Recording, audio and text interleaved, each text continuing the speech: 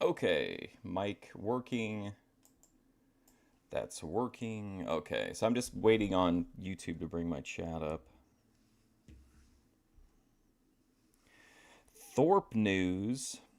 Been a gray stream twice yesterday. The first stream was I didn't get a chance to see all of this of the later stream, but the first stream I thought was what I saw of it was interesting. I'm definitely looking forward to going back and finding out more, or checking out more of it, I mean. The night stream I didn't get a chance to see hardly any of. What else is new? Well, they're gonna if they can't get to a certain point of income, like I think it was like $32 an hour, which is $16 an hour, like for each of them.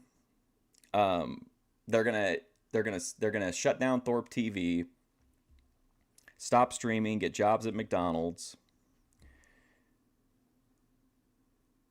And then also the night stream. What was interesting about the night stream is that Glenn Lawrence was on there, which kind of makes sense because they're trying to get back into the debatosphere. But the Glenn dynamic was really weird. Glenn was strange in chat. If you watch the stream, watch Glenn's chat. It's really weird. Hey Eddie, how's it going? And that's pretty much it. That's all the news I can think of. Somebody told me Ruby, like, it's crashed out the last couple streams, but I haven't seen them, so I can't say for sure. All right, well, today sorry for the delay. We didn't have this last week with my addiction to to the fish tank. So this is the 5th episode of Championship Wrestling of 1986. This takes place February 1st, and the broadcast we're watching is showing as it aired without the commercials, though, in Evansville's market. So we're seeing the Evansville version of this. Finally, some wrestling, yeah. I'm obsessed with Fish Tank right now. And since he's in this, we've talked about it before, but Dutch Mantel was having some health issues. He's better, but I think he's really old, so I think he's not completely, he's always at risk, I guess, but he seems like he's doing better. He's back doing his podcast. His GoFundMe did good, so I think Dutch is on the mend now. But anyway, this is February 1st, 1986. Let's see what's going on in Memphis. Let's see what Rick Casey's doing.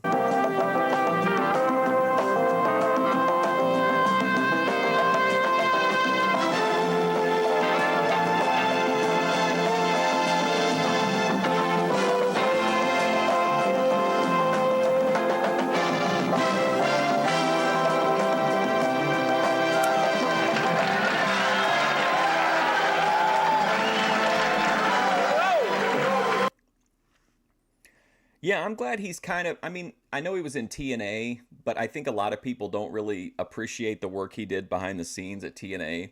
So I'm kind of glad with the podcast that like people, and myself included, like it made me want to go back and learn more about Dutch and his career. But I'm glad that people are like, more younger people especially are finding out about Dutch. And I mean, he's got beyond being a wrestler, like he just has an amazing mind for the business, in my opinion.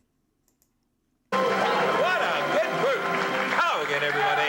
Lance Russell and Dave Brown right along ringside, all ready to go with another one of those big days of championship wrestling. David, oh, you're right. Hey, the opening match today is going to be a goodie. We're going to have the Sheep Herders in here, tag team action right off the bat. Following that, we're going to have the Fantastics in a little bit later. Rick Casey will be here. Dirty Rhodes will be here. Coco Ware, Dutch Mantel, Buddy Landell will be going against Tracy Smothers. The fake Dusty Rhodes is going to be back again. Billy Travis in an expiration of time match. It should be a goodie. That could be an awfully interesting match coming down to that one. We've got that, and always, as usual, we will have some of those special features. Done a little research you might be interested in, and we are going to be back to the ring in the first match in just a moment. Looks like we're missing the action in the ring. We've got a Pier 6 brawl going on.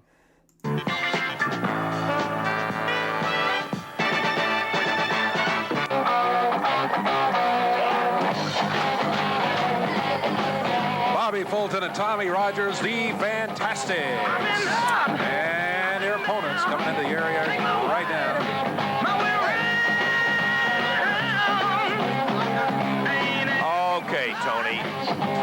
just a second. All right, Tony. Tony Faulk again? Faulk, yeah. Let me tell you something. I come out here before, and I might underestimate my opponent a little bit, and things didn't turn out the way I planned. But let me tell you, that's not going to happen again because I've been training real hard, and I know what I can do now. So the Fantastics are going to get beat right. Give me just a second. I want to check something. Oh, no, we're back on. Oh, no, that's right. Okay. Okay, all right, yeah. I just wanted to make sure. Tony Faulk has this, like, ongoing thing of coming out, but I feel like every time I see it that I'm on the wrong episode, but this is the right episode. Out here today. I wrestled them before, and I know what they do wrong. And I got a partner right here today, and we will beat the Fantastic. Tony, I was going to do this a little later in the show, but this just is as good a time as any. I did a little research in there on your record, and I thought it might be interesting to run down the Tony Faulk record at this point. As we know, it is not the best in the business, but you can see it right on the screen. Tony Faulk, 0 wins. You don't have to show that. 0 wins, 37 loses. On the loss side, 37. Well, I didn't have to, but I thought it was only fair.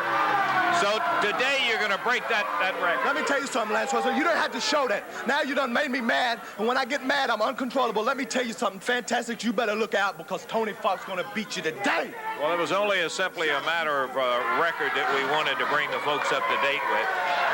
Okay, Dave, we may have history being made today. It's possible. One fall, 15-minute time limit match from St. Louis, Missouri. Tony Faulk. I'm trying to look at the ring and see, like, I'm wondering, like, how it's constructed. Like, it doesn't look like it's a stiff ring because it's got some give to it, but it also doesn't look very soft.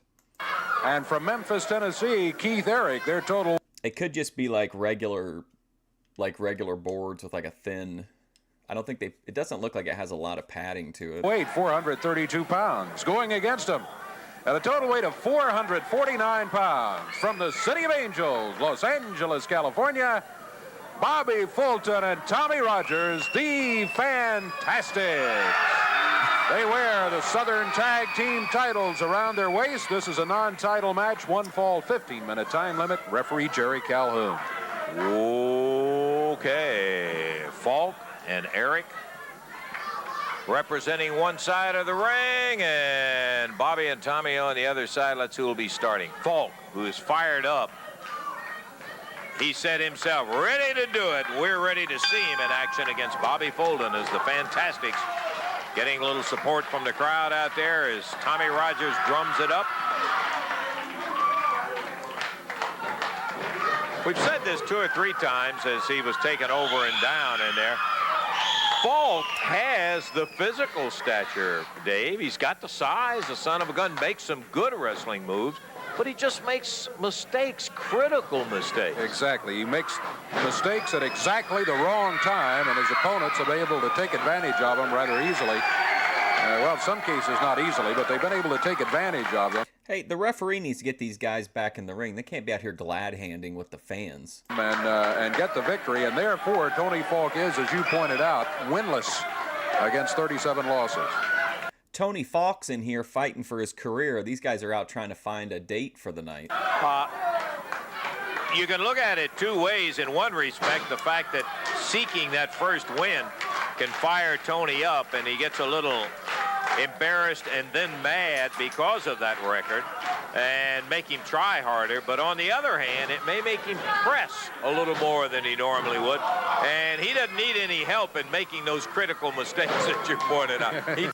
I've never understood that move. It's like, I guess it's supposed to hurt their arm because you're like landing on it, but you're really just racking yourself on their arm. Does that rather naturally. Well, we get off of Tony's back. He's in there with Rogers, grabs the hair, runs him back into the turnbuckles, clubs him with a right hand, leapfrog, beautiful drop kick. Hooks that arm over and down, goes Faulk, and there's a tag on Bobby Fulton. There was an example of one of those mistakes for Tony Faulk. And when you do that to Tommy Rogers, you don't stand in the same place or you're going to get a good drop kick right in the face, and that's what happened to Faulk. You got that. to the corner. Fulton takes a right. Faulk going after him. He's using the right fist, and Bobby Fulton says, hey, guess what? I got one myself. Keith Eric jumps in, takes one. Fantastics with a high five up there. They got it going against Tony Faulk and his partner Keith Eric, who wandered in there too unofficially. It's that kind of attitude. What was that? What are you referring to? It's like a delay from when I see the chat. Though, Davey, that the Fantastics have, that they're not at all afraid to pull it out. When you go against a team like the Sheepherders, these guys aren't afraid to break the rules if that's what it says. They'll beat the Sheepherders to their own tricks sometime. I mean, it's that kind of an attitude, I think, that got them the Southern Tag Team titles. They know when to pull it out. I think you're right. And not only do they have the titles, they have defended them. They're excellent Southern Tag Team champions. In the ring with a standing side headlock. Bobby Fulton, Keith Eric. Referee is Jerry Calhoun. Down goes Eric. Eric snapped over. Yeah, the leapfrog armbar. It's just so strange. I don't understand it at all. Down as Fulton married him onto the mat, right back up on his feet. Look at that. The change from the mat right back up. That's kind of like the transition game in basketball. Yeah, good comparison. And these two guys are a team. Maybe it's a testament to the testicular fortitude of the Fantastics. That's one thing you notice about some great tag teams that you'll see. They do work as a team, not as two individuals. Certainly that's true of Tommy and Bobby. Keith Eric on the mat. Tommy with a pretty good headlock on him. Now Keith back up on his feet. Nice move for Keith, but while he was congratulating himself on outsmarting Tommy, Tommy grabbed that left arm, put him right on the mat. Fulton hops up to the second rope. Gives it a little hot doggy, and the crowd loves that. Drops down. I'm going to contact Tony Faulk and see if we can get an officially licensed Tony Faulk t-shirt for the channel. On the arm, and there's a tag on Tony Faulk. Tony Faulk, the biggest of the four participants in this tag team match. He's back in there after starting. He did not have a lot of luck when he was in there the first time. He made a good move at that point. He used his left arm to kind of tap Bobby upside that side of the face, slipped around to the right and hooked into a standing side headlock, which that advantage has long since passed as Fulton hip toss followed by two drop kicks. Rogers comes in to help out. Keith Eric, who dropped his nose into the middle of it, just got himself a head buster from Fulton. Wonder if he's still alive. This was 40 years ago, 38 years ago. So if he was like, I don't know, what do you think? He's 30 here, maybe? I mean, he could be alive. What would he be? Pretty close to 80, though. But I'm sure he has an estate. Fulton. Bobby coming back over after Tony Faulk, while Rogers taking care of Eric in the corner. I was gonna say we're a little bit past it now, but that drop kick where Bobby Fulton's drop kick on him was perfect. He hit him right in the chest, and he did that thing where like it looks like when he kicked him, he was like he pushed off of him. Like I think that makes the drop kick look really good. How's it going, Jelly Stars? These were the days. Yeah, this is my first real exposure to like deep into Memphis, like watching like the weekly shows and stuff. But I love old school territory era wrestling. Backdrop, and boy, Bobby got him up there in the air. We started at the beginning of '86, so we've only had like a couple streams, so I think we're on like episode 5 now. Faulk rolls to the floor. Eric going after Tommy.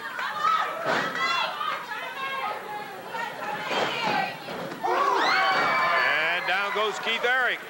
Well, we started with Mid-South, and we quickly ran into WWE. So we had to switch to Memphis or Portland. We just had a change. Nobody made a tag on either side. You know, I was wondering whether my mind was wandering or whether that was true. That's true. The referee was like, where? There's so much going on. you oftentimes will overlook things like that. Well, there again, I guess to go back to basketball, no harm, no foul. That is, you had one each man in there, so. There was the tag, and Bobby Fulton is the one that takes over as Eric goes to the eyes. A right hand from Faulk. Tony hammers the head in. He is a big dude. I mean, he's much bigger than Bobby Fulton. Not like muscular-wise, but like height and build-wise, he's much bigger. Past 5.5-minute mark, and Fulton goes into the corner. He faked, he put his foot up. Faulk thought he was going to stay there. Faulk was making a move to ram that foot, and he stepped out of the way and went right to the corner. Good move, Fulton. Tommy Rogers taking over. Tony Faulk flying through the air again. He's been doing that a lot today. The Fantastics have been accommodating him. Together they go. Tony Faulk and Keith Eric both hit the mat. Great drop kick by Tommy Rogers on here. Double pin. Both Eric and Faulk cradle down. We're going to have to revise our research there. It changes it now. That's true. It's now 0 and 38. 38. That's exactly. There it is. Right 0 there. and 38. We have updated our statistics on Tony Faulk and his record. Let's make sure we update Tony Faulk's record. So Tommy Rogers, the dark-haired Fantastic, is 5'9".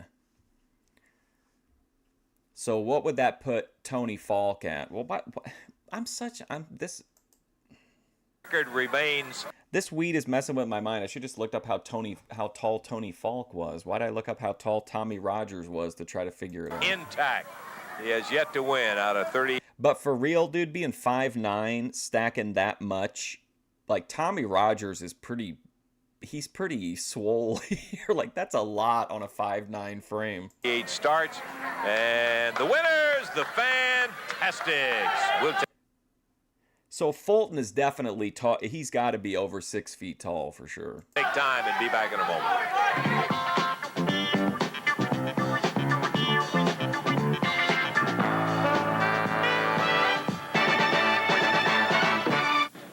A reminder, Championship Wrestling in Borden, Indiana on Thursday, February the 20th. A great card with Dutch Mantel, the Fantastics, Bill Dundee, Rick Casey, and Nature Boy Buddy Landell. Monday, February the 10th, Here's EFD. in Lewisport, Kentucky at the Hancock County High School. Tickets on Southie High School. I want to tell you about Wednesday night in Evansville. You will see a great card including Southern Tag Title Fantastics and the Blade Runners. A grudge match with Nature Boy Buddy Landell and Dutch Mantel against Casey and Dirty Rhodes.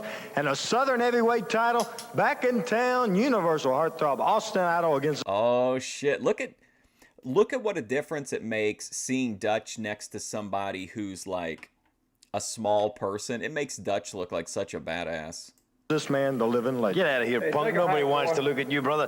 Now, let me tell you something. Everybody's taken up the challenge, Dutchman, since we run who out of 10? Jerry somebody. Jerry, yeah. You can't remember The him? name escapes me right now. Then there was another one come along. His name was Steve Curran. He's gone. Now, Austin Idol, he's taken up the challenge. Everybody wants to be the king of the hill. Wrong, Daddy. There's only 3 kings of the hill here, Daddy. The Dutchman, the Nature Boy, and the Superstar. Idol, you don't have what it takes. The Patriots thought they would have taken the Bears. They didn't have it, Jack. They run all over them 44-3, Daddy. And that's what's going to happen right here in Evansville. We're going to run. Okay, it looks like Tony Faulk is alive from what I'm seeing here, googling it. It says he's 6'1", and then also if you're curious, Bill Dundee is 5'7", which is, I mean, nowadays 5'7" in professional wrestling is not that uncommon, but like being 5'7" in the territory days and being a top person, that's pretty impressive. Run all over the competition. We're going to run all over you, Daddy. And especially looking like Linda Ronstadt. Idol, I'm personally doing it to you and my friend. This looks like Linda Ronstadt and Hank Williams Jr. did a collaboration. And the Dutchman and the Nature Boy gonna do it to two, what did you call them? Low down? Two low. What is worse than one low-life Texan like Casey? Two of them, and you throw in Dirty Rhodes, and that's what's worse than one. It's two together. For the uninformed, Dutch Mantel is still the international heavyweight champion. I'm a big fan of the the Hoss cowboy characters. I know that I think the last effective one I've seen was like Bradshaw, unless I'm missing somebody. But I think that's like an archetype you don't see as often. But I think Stan Hansen and Terry Funk and Dutch Mantel. It's they look like bar brawling cowboys. The Blackjacks. And I'm going to stay as long as I possibly can. I may even retire with it. But I want you people to watch real close. Watch your TV, because I'm going to show you people what happens to other people like Dirty Rhodes who stick their nose into other people's business. Now, Rhodes has got a bad... Trevor Murdoch, I don't know if you remember him or not, but I think he still wrestles. But Trevor Murdoch had that kind of a feel to it. He just spit tobacco juice everywhere. Bad habit of doing that. He's doing it here. He's done it all over the country. But me and Buddy Landell found a way to cure people from being real nosy, because he came in there and we left him laying like a stuck pig, boy. He was bleeding. This shirt Bill Dundee has on is... It's really not what I picture a bad guy to wear. Head to toes. And we're going to do it all over again. Casey Rhodes, get ready. We're coming.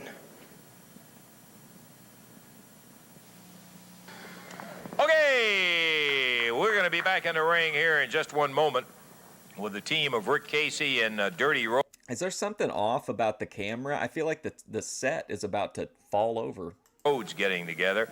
Casey was teamed with Coco Ware in a match with the Sheepherders. That automatically spells doggone good match, rugged and all that sort of thing. But I want you to watch and see what happened. We got some highlights out of it. Morgan climbing up on the rope. He kind of half fell and half jumped. Morgan, not the most graceful guy in the world, lost his balance a little as Coco was shaking the rope. And look at the warrior go. Boy, he is battling it. The Birdman slams Morgan. Boyd down on the floor. Casey getting up. Dirty Rhodes, I think, is down. Half these guys are on nose candy. Yeah, it did look crooked. Yeah, I'd say a lot of them probably are. You're right. 80s wrestling, for anything, for drugs, for sex, for all types of depravity. 80s wrestling is certainly up there. Here comes Dundee. What is this? This will be a disqualification. Dirty in there. Referee says ring the bell. Coco, one of my all-time favorites. Here comes Buddy Landel. Dutch Mantel. There's the fake Dusty Rhodes.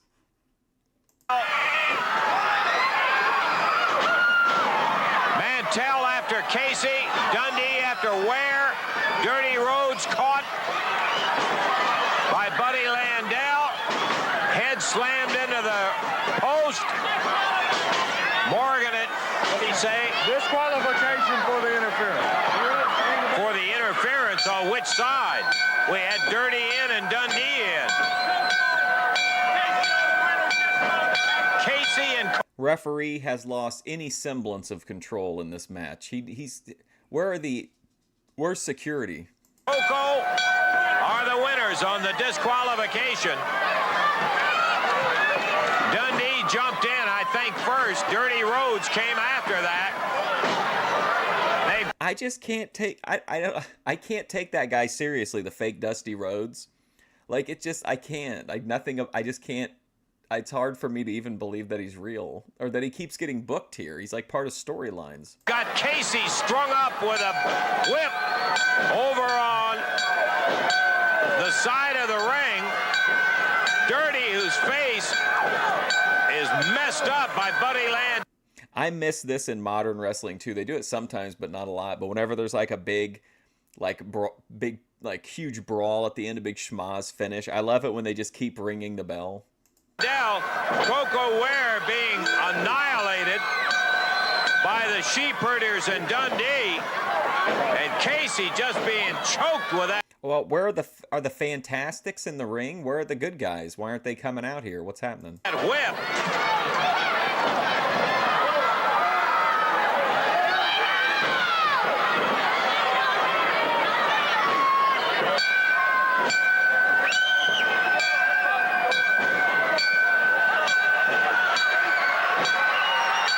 Dundee, Landel on dirty roads. Here come the Fantastics.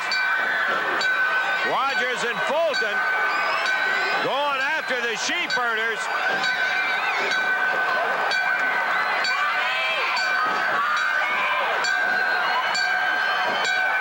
Billy Travis. Could you hear that lady in the crowd that was like, Bobby, yelling at Bobby Fulton? This is what I like. When you, at the end of the show, you would get like or when they had like a thing like this, you'd have some people would come out like they were half dressed after their match, and that made it seem real. Like, holy shit, that's why it took so long. He was getting dressed. Hickerson, the spoiler. And the rest of them take off. They brought this guy in. He looks like the manager of a bowling alley. Who the hell's that guy? Oh, was that wild, huh? Yeah. Good night. That was something else. Hey, we got some action coming in right now. Rick Casey and Dirty Rose getting ready for our next bout, Davey. It'll be one fall, 15-minute time limit. Introducing from parts unknown at a total weight of 458 pounds, the Invaders. And going against them at 527 pounds total weight from Austin, Texas. He's got the Dutch Mantel hat on. I can't. I have a love-hate relationship with Dirty Rhodes. I feel like I greatly dislike the fact that it's a thing, but at the same time, it's so ridiculous that I can't help but kind of appreciate it. Dirty Rhodes. Like, I would buy a Dirty Rhodes action figure from Mattel. And his partner from San Antonio, Texas, Rick Casey. Yeah, more masked wrestlers. That looks weird to me. It looks weird to see a guy with a mask and then, like, Speedos on. This match will be one fall, 15-minute time limit. And once again, referees Jerry Calhoun. Okie-do. Climbing out. Casey starting, and Here we go. the taller of the Invader number one, will be opening up against him. We've seen them, what, once? They've been here once before. I don't recall whether they won or lost in that match. We've seen them before, but they...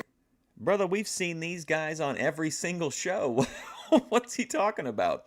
It's either the Invaders or it's the one singular Invader. But I think they've been on all 4 shows we watched previous to this one. have been with us about 4 or 5 weeks ago. Rick out of San Antonio, Dirty out of Austin, Texas. Ooh, nice move by Casey. He had a backhanded chop on the Invader. Upper arms, both of them, by Rick Casey and Dirty Rhodes. Dirty stays in there. This guy reminds me of like a Marx brother. He doesn't. I can't take him seriously. It's like watching either a Marx brother or a Three Stooge. One of the Three Stooges. I guess something about this guy's just weird to me. Has the Invader over his shoulder. Like he's trying to decide where he wants to place him as he slams him down to the mat. Just pick a place, huh? I think he was trying to kill a fly with him. He slammed him down on top. Dirty, an interesting kind of a guy. I love to be around him. What an idiot. What was the point of that? Like, that was terrible. You've got the guy worn down. Why would you throw him over to bring in the completely fresh guy? What a clown. He's got a great sense of humor, and he is big. The guy on commentary should make a reference to the fact that Dirty Rhodes suffered a head trauma. And that's why he has the gauze on his head. And that's why he's making terrible decisions like that. He is 301 pounds. I was just thinking, sitting there looking, he doesn't look that. I mean, when you look at the guy on television, he does not look to be as massive as he is, but he's got huge. Is this guy saying that he doesn't think Dirty Rhodes looks like he weighs 300 pounds? If you see him on TV, I'd say he plenty looks like he weighs 300 pounds. Huge legs. Casey. Is he clean? He really went to work on him. This is the shorter of the Invaders. High up in the air over his back. Rick Casey. The upper arm. Referee says, yes, sir. Saw it. I was right there. It was okay. The Invader off the rope. Dirty Rhodes gets him with the upper arm. Rick and Dirty both bearing scars of previous battles as they're living proof right in there now that it ain't easy. Rick Casey. Whoa. You just let the other Invader have it. I guess. I don't like that either. There's nothing about Rick Casey says he's a badass and would go over and punch the other guy. He's a baby. He's like a clean cut baby face. Don't do that shit. He didn't like his looks over here in the corner, and he smashed him. Boy, we missed Now Dirty Rhodes would do that for sure. that son of a gun on camera, but I am here to tell you, he put him all the way over to the interview set with that shot. Woo! Casey doing a number on the Invader number 2. Last roundup there. The Bulldog turns him around. Count is 1 and 2, and that's it. What a lousy finisher. What was it? The last rodeo? Dirty Rhodes an assist as he kept the other Invader out of the way.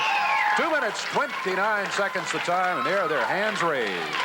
Invader number 2, and he was caught in that side headlock as Rick started the wind-up for the Bulldog in there. He tried to drop his legs to put the brakes on and stop him from it, but no way. Rick had that head of steam up there, and he busted him down, got the 1, 2, 3, and came out with the victory in there. Kind of an interesting behind-the-scenes thing that's been taking place, and Dundee, he not only is cocky and a lot of other words you could use to describe him. He's vindictive too. He won the loser leave town with Lawler, right? And he not only is not satisfied that Lawler is no longer wrestling in the area, he didn't want him to breathe. I think he got an injunction to keep him from appearing in any kind of thing. You lose the loser leave town, that means you can't be anything. In addition to that, to where he could not sell, not he, but the company that markets the Jerry Lawler cassette, that the neat video little cassette, right? Independent media, and he got an injunction where that when you lose, stay out. So he looks. Don't look at me. They felt the same way. Not only that, it was their money invested in the marketing. So independent media in an action up in New Jersey. Well, we've got an interesting piece I want you to see right here. I'm here on the courthouse steps where just moments ago, the Bill Dundee injunction preventing all sales of the Jerry Lawler video was lifted. Attorneys for Dundee argued that Jerry Lawler's agreement to a loser leave town match and his subsequent losing extended to the selling of anything connected to the king, namely the Jerry Lawler video.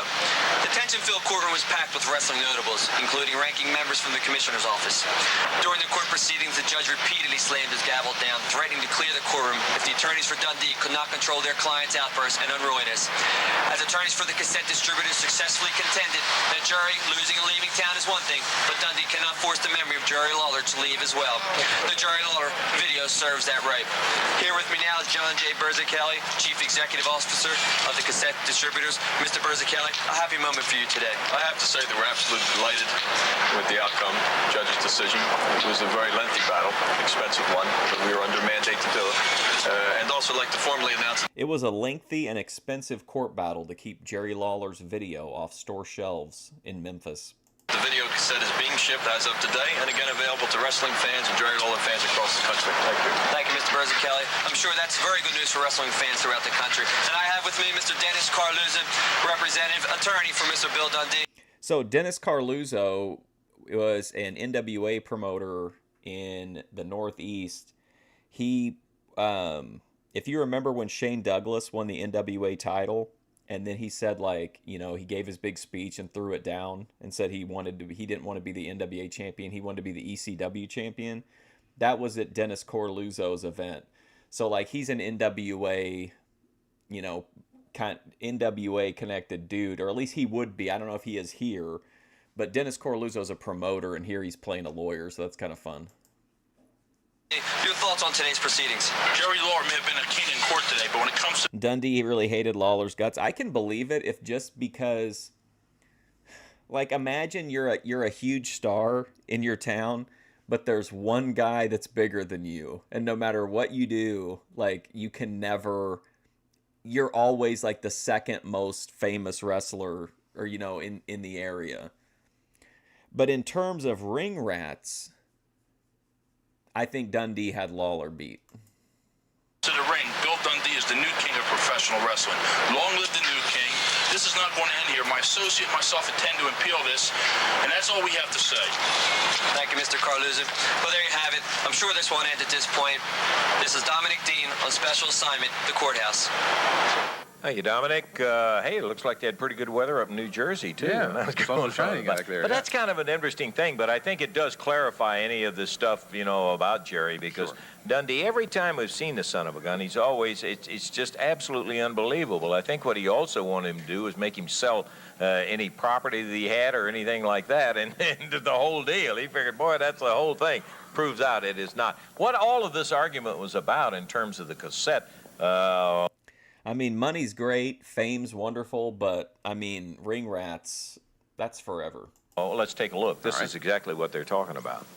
Nothing more appropriate than we should take just a moment to talk about an outstanding new video that you may want to add to your collection. This one is called Jerry the King Lawler, Wrestling's Royalty, Volume 1 of the Collector Series. Now, in this tape, you are going to find all of the great highlights of the outstanding life and career of Jerry Lawler. Yes, sir, it's available right now. I'd make it a point. Don't procrastinate. That is, put it off. No, sir, get it right now. Now, don't forget, the lawyers of Bill Dundee spared no expense trying to block you from seeing this. This is the tape Bill Dundee doesn't want you to see, and the case could be appealed and overturned at any time. So call now before Bill Dundee takes away your right to see this video. You can do it by calling 1-800-524-2507. That phone number again is 1-800-524-2507. How much? $29.95 plus $5.95 postage and handling.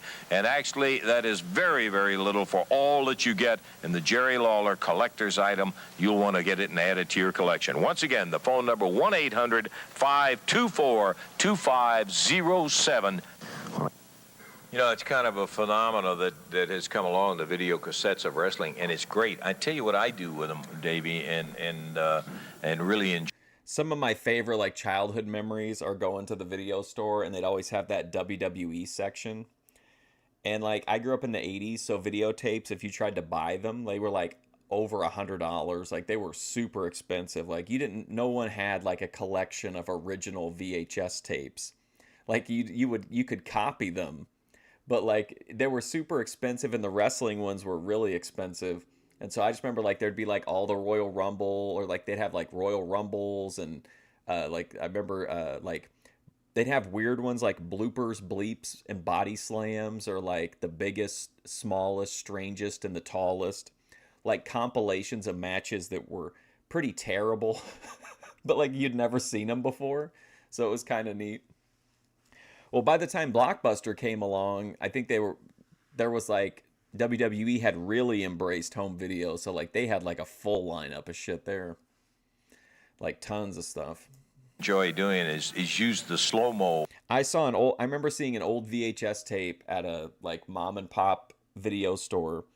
And its big selling point was that it had footage of a match when King Kong Bundy had hair. On the tape, you know? Yeah, so you can watch all the great action. Yeah, and you can pick it out and you see things like these drop kicks, and boy, you just sit there astounded at the tremendous agility and athletic ability these guys have. And the power of the drop kick, especially, yeah. Okay, we wanted to run the that particular piece from New Jersey to clarify that to what we're all talking about was the Jerry Lawler cassette. Sure. So you can now buy it. Right. Okay? We're going to take time out. We're going to be back in a moment. Dave Brown has no idea what's happening. He's probably going through, like, a divorce or something. And on Thursday, February the 20th, Dutch Mantel, the Fantastics, Bill Dundee, Rick Casey, and Nature Boy, Buddy Landell. You will see wrestling in Lewisport, Kentucky. Looking forward to Monday, February the 10th, Hancock County High School in Lewisport. You will see a super card, including the great stars of championship wrestling. Advance tickets at high school, tickets on sale at Lewisport Pharmacy. Wrestling coming up in Evansville. Listen to this great card Wednesday night. You will see Tojo Yamamoto against the Raider. Billy Travis against Pat Rose in what should be a great match. Larry Hamilton, newcomer to the... Is this dude seriously going to look right into the camera and tell us that a Pat Rose match is going to be good? Does he not understand that we can see Pat Rose on television? The area. Again. Remember when that guy came in and he claimed he was the son of Pat Rose? I think I'll think of that every time I see Pat Rose. It's Tony Faulk. Then what should be a great wild tag team battle when Buddy, Nature Boy Landell, and Dutch Mantel wrestles against Dirty Rhodes and Rick Casey. You will also see a Southern Tag Team Championship match, Fantastics and Blade Runners, and the classic confrontation main event, Austin Idol and Bill Superstar Dundee. We'll see you Wednesday in Evansville. While we're in the researching business on Tony Faulk, we did a little research on the Dundee Hair helmet detective. What's up, Deninsky? Yeah, he's like if EFD had a hair helmet. Coco Ware feud. I think it may be interesting to see the people, for them to see this. You remember when Dundee and Coco Ware, it was all involved in trading out a match for a shot at Ric Flair. Let's take a look at this as a matter of history. Dundee, I will put this Mid-America belt on the line right here on TV. Oh, my God. I know what he's doing here, but you've got to be shitting me. Bill Dundee's trying to pull off the Bruce Lee bodysuit. Oh, my. Look at this collection of characters. Wow. Now, this is pro wrestling. What a madhouse. If you sign me... He's like, at least Uma Thurman made it look good in... Kill Bill. I mean, is that what Kill Bill meant? Kill Bill Dundee for wearing this outfit? Your contract against Ric Flair. Okay, let me get this straight now. You put this belt on the line. If I'll sign over, if I can't beat you, you beat me. You wrestle Ric Flair Monday night. You're right. Woo, that's me. We can beat him.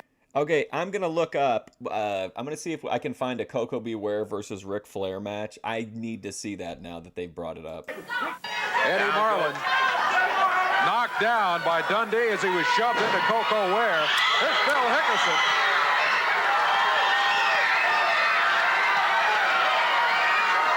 Now we got Dundee and Hickerson battling on the floor. Here's Jerry Jarrett.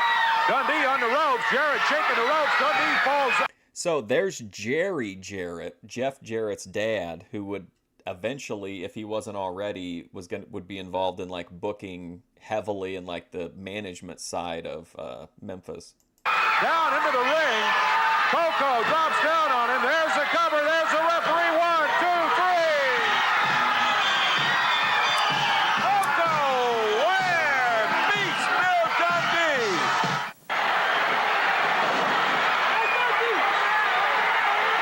Crowd hollering. Dundee comes roaring in, throws powder in Dusty Rhodes' eye. I'm smoking Tangerella.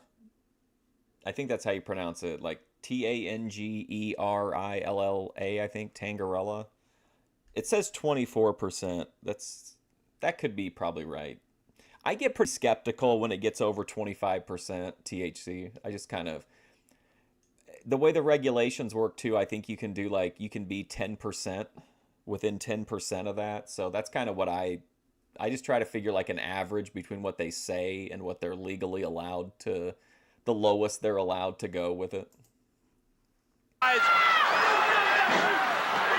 This is right in the middle of the Ric Flair Coco Ware match. Meanwhile, taking advantage, buries one on Coco. 1, 2, 3.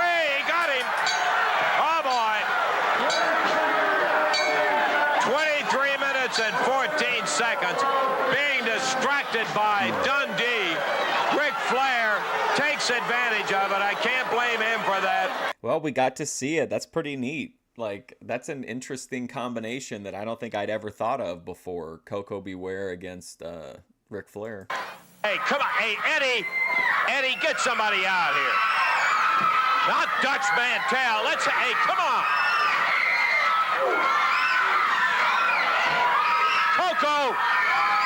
boy, I'm telling you, Coco Ware got triggered by watching that. He comes roaring out here. Decks Dundee. I don't blame him for being hot. Man, people were getting triggered even all the way back to the 80s. Dundee may have cost him that world title in there, but this is 40 years of triggering. Hey, did you know, Daninsky, that Boogie 2988 said the N-word last night on LolCal Live and had like a big crash out? not the way to settle it. And I got me a whole bag full of money. And I'm going to share it with all you rednecks. You're going to share some of your money? Right here. This is full of gold coins. What is he got? Is he like Jack and the Beanstalk or something? Why is he carrying his money in like a little magic pouch? Brother, and I was going to share it with all you rednecks. Because I got the spirit, Dave. Look at that, Dundee. There are nothing but pennies. What's wrong with you? Where are the bills at? Where are the big bucks at? Oh my God, this is fantastic. Coco Beware as Santa Claus. There you go. Come on, get that on your hands and knees. Dundee throwing out pennies out all over the floor. I'm just like you, baby. I got the same spirit as you got. I got them all for all you people. Some for you, Jack. Oh, man. Good night, Dundee. Come on, Bill. Get off of that. Take something out. Man, imagine trying to do this now, having having a deep South redneck beat up a black Santa Claus on a Christmas episode.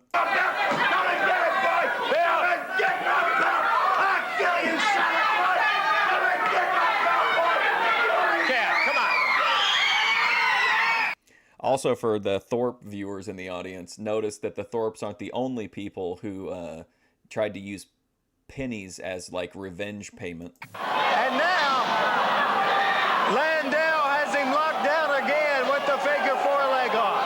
We've seen him get the victory before. Hey, Coco reverses it. What in the world does... This is really cool to me because I haven't really gotten to see a lot of Coco Beware where he's not like a jobber. You know, like I guess he wasn't a jobber in WWE, but like you knew he was never going to win like big matches and he usually just beat like jobbers, but getting to see him as like in a top guy position is actually really interesting because I mean, I never even got to see him like, I don't feel like I ever imagined Coco would ever do anything besides being like Hulk Hogan's little buddy. You know what I mean? Like he'd get a big win at Survivor Series or something from being on Hogan's team, but it's neat to see him get like big matches. Dundee does not have any business in the world. Bill Dundee came and caught him. One. Oh, no. Count of three. Is he putting people over, I wonder? Because he's gotten beat by both Nature Boys now. I wonder if he's putting people over. This is 86. Is he about to head to New York here? That'd be 80. He'd get there in probably 80, late 86, 87, if he's leaving after this. We have a new Mid-America champ. And doesn't have to carry around the bird? Yeah. So maybe that's why he's like losing to everybody, because it maybe since he's in WW, or he just got in WWF and they're showing this footage so that the people that see him there can be like, wow, this guy, you know, our guys beat him or something. I don't know. I'm just speculating. We have a new... The last action you saw there was with Randy Hales at ringside in Louisville Gardens in Louisville, Kentucky, and Buddy Landel picked up with the aid of Dundee that belt from Coco. Okay, Davey. All right, this is going to be a one-fall, 15-minute time limit match. Introducing from parts unknown at 208 pounds, the Masked Patriot. And going against him from Union City, Tennessee, 222 pounds, Coco Ware. This match will be one fall. So he comes into WWF in September of 1986. This is February. So he wraps his whatever stories up, and then he heads to Vince in September. 15-minute time limit. Referee Jerry Calhoun. Bell time. We're off and running with the Masked Patriot. First look at him going against Coco Ware. And Coco kind of going. Look at the sell job by this guy. Going at it. Woo! Boy, he is pounding and swinging. Good night. He is clubbing away. Caught him with a clothesline you can't believe. Coco Ware just ripping the masked Patriot apart.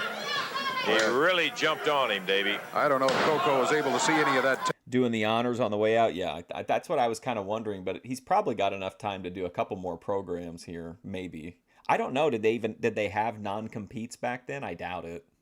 Tape or not, but if he was, it had to inspire him to come out. I don't even think they used like traditional contracts back then for these kind of regional territories. Here and go to really. Oh boy, he is really working on the Patriot.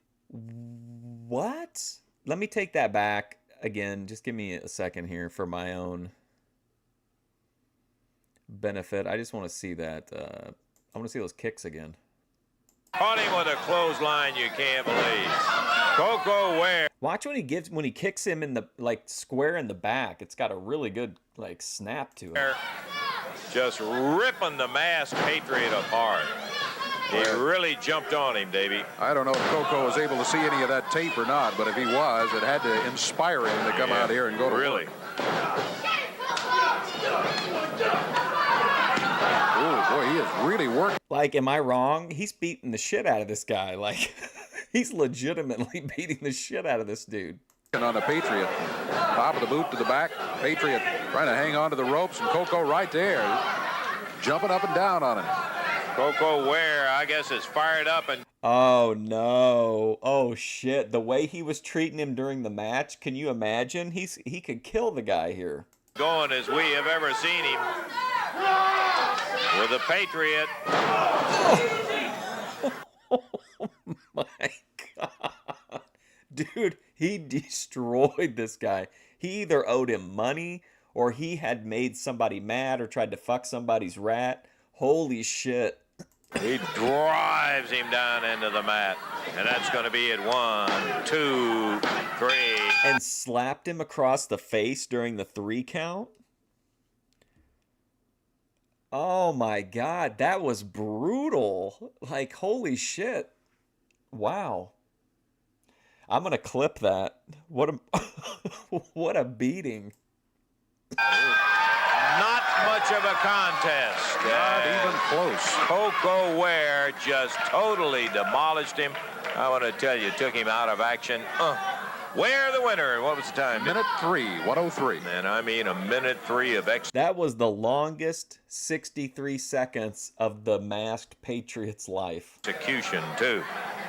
Coco Ware, as you said, may have been irritated when he caught a glimpse of that action that took place in Louisville when Buddy Landell got that Mid-America title for him. We want to take a look a little bit more. Randy Hales at ringside.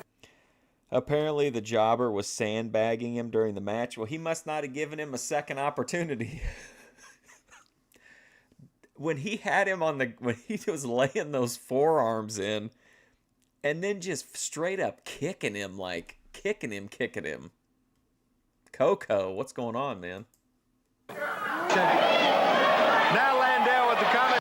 I think, again, people can maybe dismiss him because if you were just a WWE fan, you didn't really get to see it. You didn't really probably think much of him. But Coco actually has a reputation for being a legitimate tough guy. He beat up Steve Kern, which is no easy task. So I'm going to show you who the Nature Boy is. Coco kicked him off. The referee down. I don't know his rat reputation. Sorry. Jesse Allen was caught. And now Landell has him locked down again with the figure 4 leg on. We've seen him get the victory before.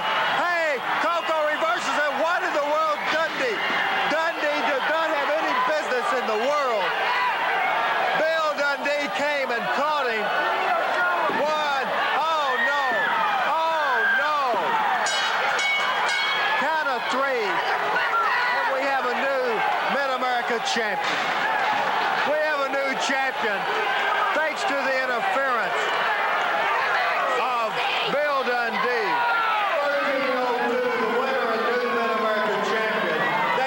I can't show any WWE stuff. Even if I show old companies that they own, they'll not only strike the video, they'll actually take the stream down midstream, unfortunately.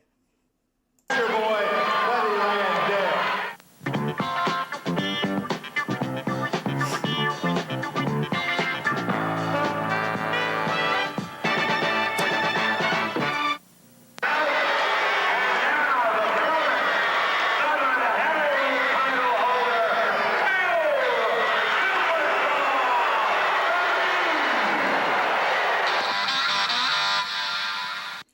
Darren Young.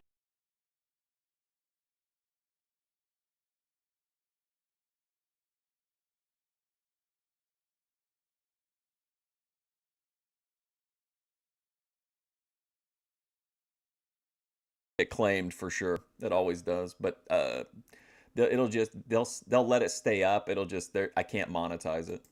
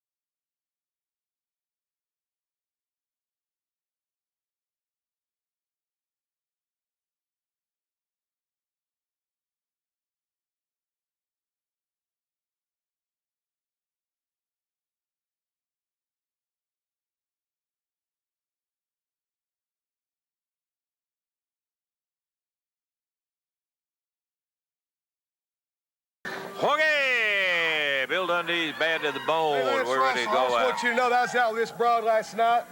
I feel like Abdullah is kind of like a Memphis. Would be like a good fit for Memphis because he's not the best like wrestler, but he's great for like vibe and like storytelling and stuff like that. And he obviously bleeding everywhere. But yes, I'm visualizing Coco versus Abdullah the Butcher. Driving around in my new Mark 7, and she was a magician. Can you believe it? I'm driving down the road. She rubs me on the leg, and I turn into a motel. Get it? Okay, Dave, let's have the introductions to the match. Expiration of time match coming up here. Introducing at a total weight of 453 pounds from Springfield, Tennessee, Tracy Smothers, and his partner from Louisville, Kentucky, Billy. He's been on a couple shows recently, I think, here. Tracy Smothers has that we've watched. Travis going against him at a total of 453 pounds from Oil Trough, Texas, Dutch Mantel, and his partner from California, wearing the Mid-America Championship belt, Nature Boy Buddy Landell. This match to the expiration of time. Jerry Calhoun will be the referee. Interesting team, Mantel and Landel. Okay, referee says 1 in, 1 out. We'll find out who it's going to be. As Buddy Landell steps out, Dutch will be starting against Tracy Smothers. Smothers with the size, Dutch with the vast experience. No question about that. Billy Travis, Tracy Smothers, both young wrestlers. But you know, it's... Wonder if I could find enough interviews that we could do a whole episode just about ring rats, a tribute to ring rats. Funny. I don't think of Travis, you know, being... last year he's a rookie, his first year in the business. He was Rookie of the Year with the wrestling fans. I think it's a background he has. He has a varied background already in professional wrestling, and he's had some mean partners and mean opponents in that year. Tracy Smothers standing side headlock on the Dutchman over to the corner. There's a tag on Billy. Hot Property. Handful of hair by Dutch Mantel. Referee caught it and stopped that. Is that somebody's nickname, Hot Property? Little mare down with the Dutch, but he's rolled up his shoulders, gets a 1 count, and he kicks back out of it. Tag on the Nature Boy and Landell. Slips in, and the referee's trying to get Mantel to get out of there. Boy, this Landell has been something else since he came back into the territory.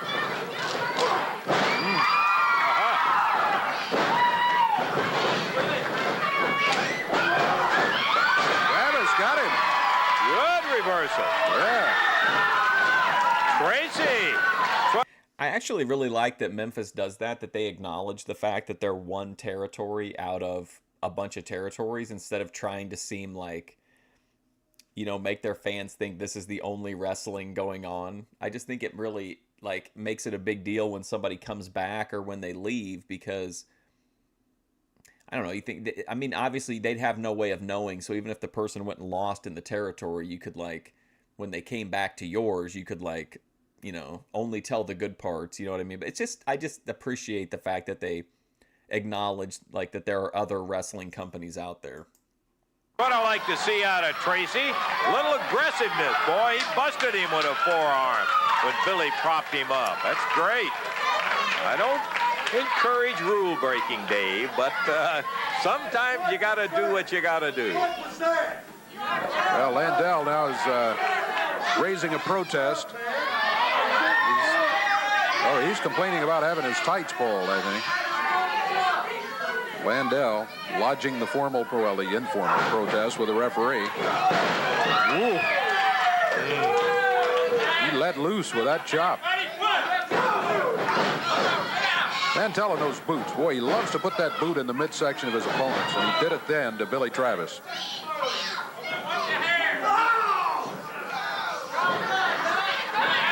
Rugged team, Mantel and Landel, and look at that back hair. Travis, right? Oh my lord! Oh my gosh! Yikes! That is a lot of back hair. Back at him, handful of hair, puts him down on the mat. I think that pause caught it while it was rustling in the wind. Expiration of time, so whatever we got, we're going to use it for wrestling action.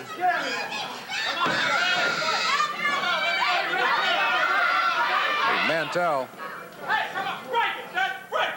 That's to break the hold. He was pulling the tights, extra leverage, and the referee caught him.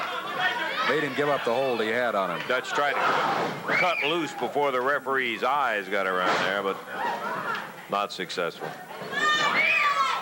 Extra leverage? How do you get any extra leverage off of pulling a guy's tights? And he just did it because he's a bad guy. He didn't cheat because he had to. He just did it to fuck with the guy. Oh,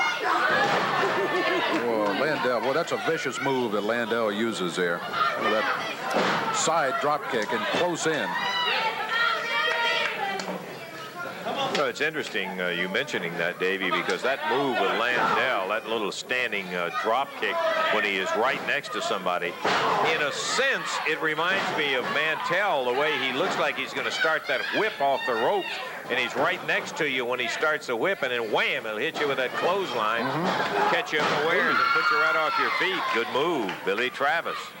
The Dutch slipped back in, got caught in a side headlock, shoulder puts him down. Oh, how quick. Sneaky nature boy. Popped him with a knee right in the back, and Mantel drops him down. Dutch Mantel taking full advantage while the referee's distracted. On the mat, 1, 2, I believe he's got him. Look at him trying to save Billy Travis a little bit of face. I hate that shit. I know. I understand why they do it, because then the fans are like, oh, he like half a second and he would have made it. But to me, I don't care for it. I hate the instant kick out after the 3. I don't like it at all. I feel like it almost negates, everybody looks worse from it, in my opinion. 3:56 the time on it. Well, let me tell you what, that was 3 minutes and 56 seconds of good solid action in there, and you saw 2 very fine veterans. He hit you with an illegal move that's illegal for a reason. You didn't need to kick out. He didn't need to kick out, in my opinion. Even though you don't like their attitude, working together in Mantel and Landel. But I'll let it go. I'll let it go. You got it. That's only the first fall. We've got more of it coming up. Be back to it in a moment.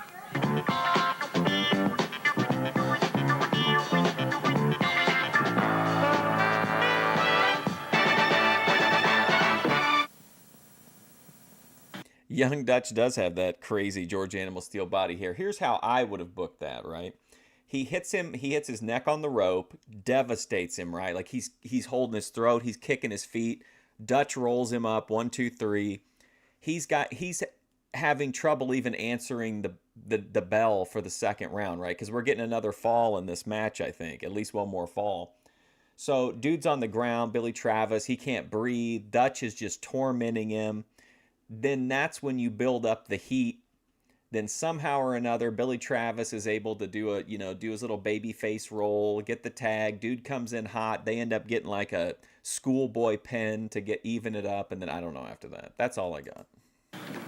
Championship Wrestling Borden, Indiana, Thursday, February the 20th. Wrestling in Lewisport, Kentucky on Monday, February the 10th. And a super card coming up in Evansville, Indiana, Wednesday night. You will see a Southern Tag title. You will see Bill Dundee, Austin Idol in a Southern Heavyweight title match. And you will also see Buddy Nature Boy Landell and Dutch Mantel against Rick Casey and this man. Brother, you're going to see a war. You talk about misinformed. I heard Dundee and Mantel had to run their mouth. But the score of the Bears game was 46. Mandel. 6-10, if that matters. But I'm going to tell you something, brother. We're not misinformed as to sticking my nose in business. Bill Dundee, you come down there and start that whole mess, brother. Landell, Mandel, you're going to have to finish it, brother. You got to play blood for blood, yeah. So Dirty Rhodes has messed up the names of both Buddy Landell and Dutch Mantel by calling them Mandel and Landel. Yeah, here, look at EFD. He's going to throw the mic in a minute.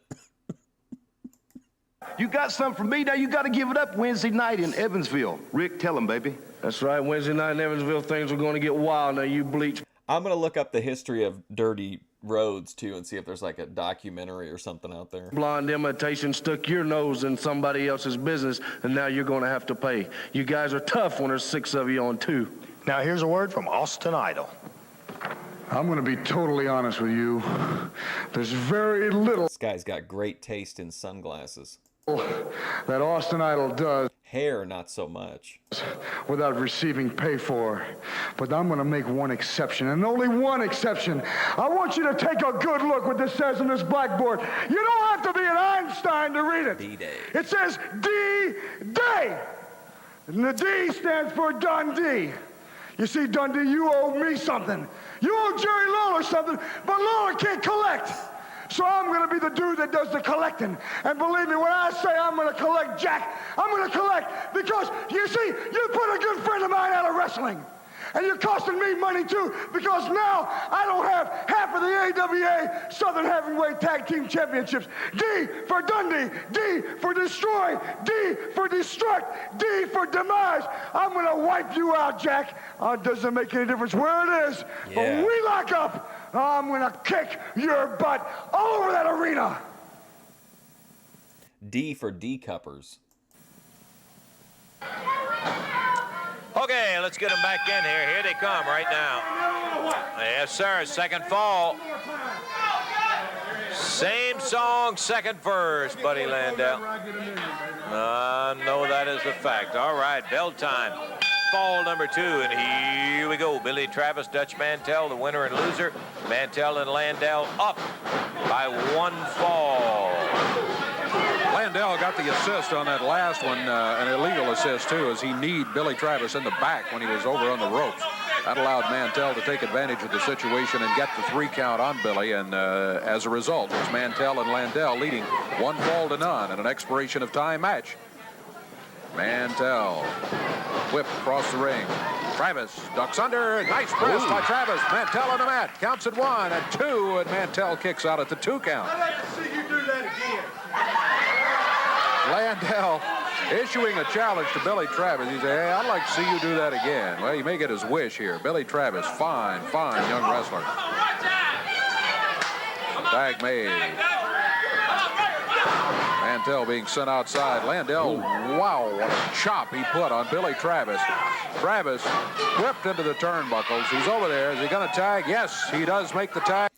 I don't know. I guess it makes a little more sense when it's somebody like Buddy Landell that's real arrogant to whip him into the other corner, but it just doesn't make sense to me. Like, this is the kind of thing that if Cornette saw it today in a match, he would really complain about it, but it happens so much in the old times, too. And here's Tracy Smothers. Tracy did not see much action in the first fall. He was in there for a while.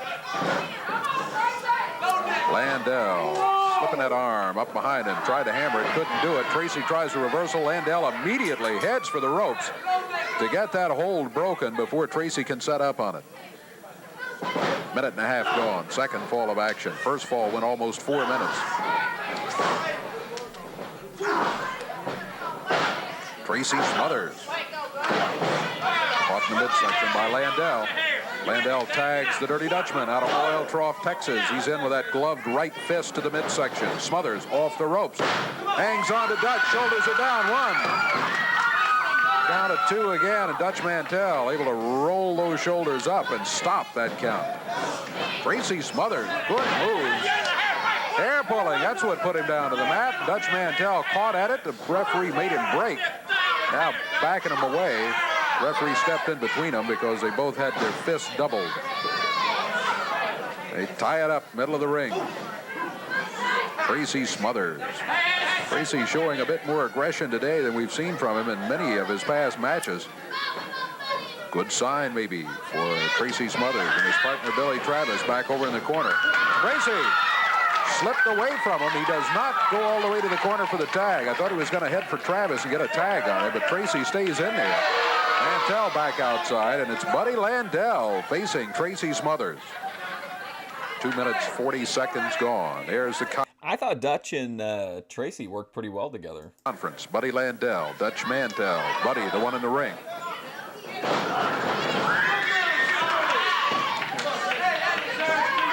Look out.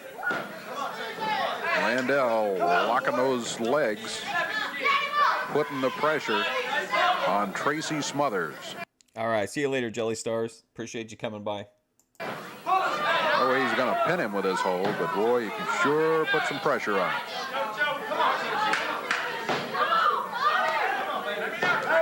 Billy Travis leaning in from outside. And hang in there, Tracy. You can get over here and get the tag.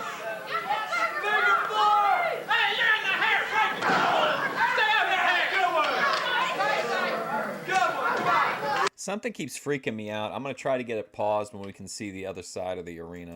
Landel tags Dutch Mantel. They've got Smothers over in the corner. Mantel, right fist. Yeah, he had it doubled up. Smothers off the ropes, holds on, and Mantel misses with a drop kick. Tracy tags Billy Travis. Travis with a cover on Mantel, but only got a 1 count. Travis, right fist. Boy, got him with an uppercut. Okay, it's this lady right here. I realize now maybe it's like some kind of a, like, I don't know, some kind, just the design, but it looks like this lady, whoever this person is right here, is wearing like a shirt with like a Joker, giant Joker face on it. Mantel on the mat. Travis gonna drop down, but Mantel had moved and. Oh no, like it's just a, okay. It's just on, like, that's their arms. I thought that was, like, the jaws, and there was the lips of the Joker, and, like, there's his eyes, and then his, like, green hair, but that it's just the person's, it's just a regular shirt. This is the classic weed brain. Billy Travis's knee hits that canvas. Dutch seizing on the weakness here, goes for that knee. He was kicking him behind the knee. He saw what happened when Travis hit the mat. Now Mantel making the tag. Here's Buddy Landel. He chops him down to the mat. Travis reaching for a tag, but he's on the wrong side of the ring. Mantel grabs him. Smothers and Landel about to get into it while Dutch is choking Billy Travis with the ropes over here. Now Buddy Landel works on the left knee.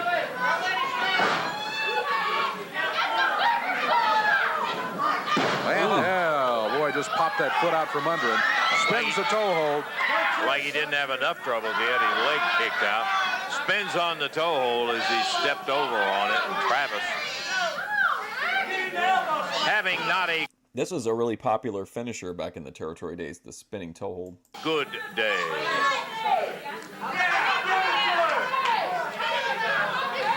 Landel takes him over close to the corner, and the tag is on Dutch Mantel. We passed the 5-minute mark in the second fall of action. We've got about 2.5 minutes to go in our expiration of time, so Smothers and Travis, if they're going to get back in one, this may be it. No, he missed it. 1, 2, no, he got that right shoulder back up again. I was going to say, if they're ever going to get back even here, well, they're going to have to get out of the hole. They've got themselves in quite a hole at this point. Billy fired across the ring. He dropped with a big elbow. Travis trying to get to the corner and tag Tracy Smothers. Dutch makes sure that he doesn't. Double hands him in the lower back, tags Buddy Landel. Landel back and Travis in the corner. Look at him go after him in there. Referee and Landel having an argument here. Tracy Smothers jumps in. He's been watching what Landel was doing to Travis. Travis, right hand, battling back against Landel. Mantel leans in there, pulled him back on the ropes. Tag made by Landel, and here comes Dutch. Dutch. Travis slips him down. 1, 2, can't make it stick. Boy, what a move. Thought maybe Billy had him. And this thing could have been evened up. Travis again using the right hand. We've got about 60 seconds to go. 1 minute left in our expiration of time. Here's Tracy Smothers taking on both of them after the tag. I mean, we have to have like a last-minute pin for the for the baby faces, right? Ended at 1 fall apiece. Everybody in the action in the ring. Landel, body slams, Tracy Smothers, Billy Travis working on Mantel in the corner. Landel drops on Smothers. Look out, he's got the figure 4 leg lock. Oh, maybe not. Figure 4 leg That's lock. it. And Oh, it's gonna nice. be it. Well, there you go. 2 straight falls. That's, I mean, in pro wrestling, that means something. Like going over in 2 straight falls in a 2 out of 3 falls match, that's booking you pretty strong. 7 minutes, 22 seconds. It's going to be 2 falls in a row for Mantel and Landel. Got the submission on Tracy Smothers in the second fall, and with the time running out, that means that Landel and Mantel have put it together for a victory. We're going to take time out, check the clock, back in a moment.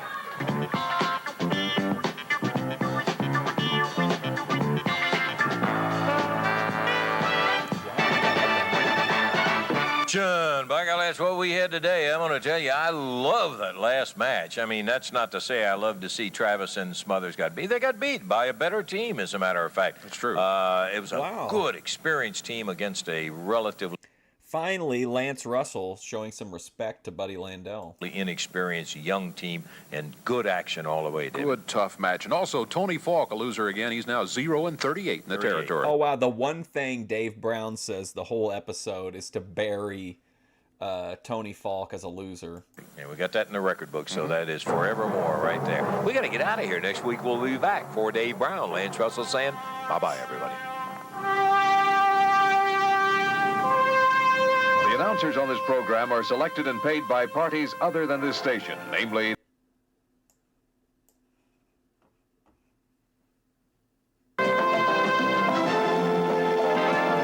All right, so this is the this picks up immediately. So that was February 1st, 1986. This is February 8th, 1986.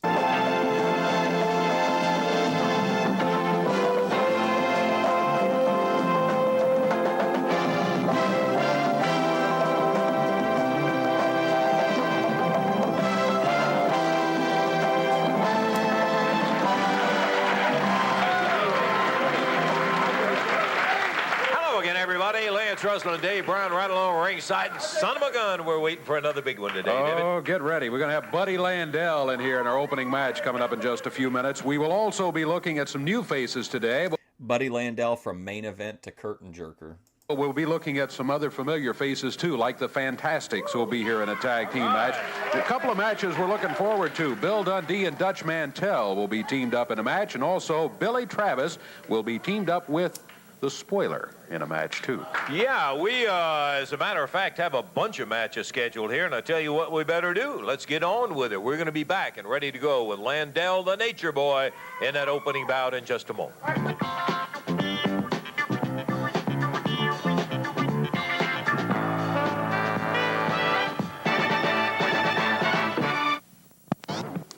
Right there is Lionel Green. Lionel Green in here to this guy face some rugged competition wow. here on Championship Wrestling today. Dude, could he pull his trunks up any fucking higher? Like, oh my god, dude.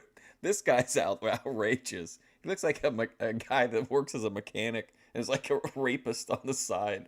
What a guy. Opponent has not, yeah, here he comes. On his way to the ring right now.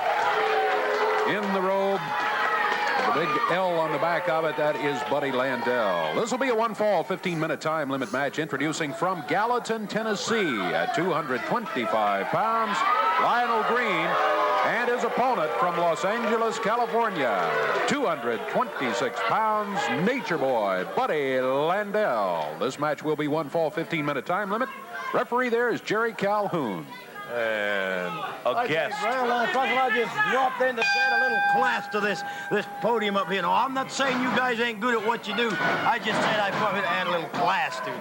That obvious. Like, maybe I'm not an athlete, I admit that, but what's the advantage, okay, in a predetermined sport? What's the advantage to pulling your trunks up that high? Like, Buddy Landel could still punch him in the stomach because it's, you know, it's not real in that way, in the competitive way. Like, I don't understand the advantage of pulling his trunks up so high. It just looks ridiculous. It doesn't look like he's fat. It doesn't look like he's doing it to like hide a gut or anything.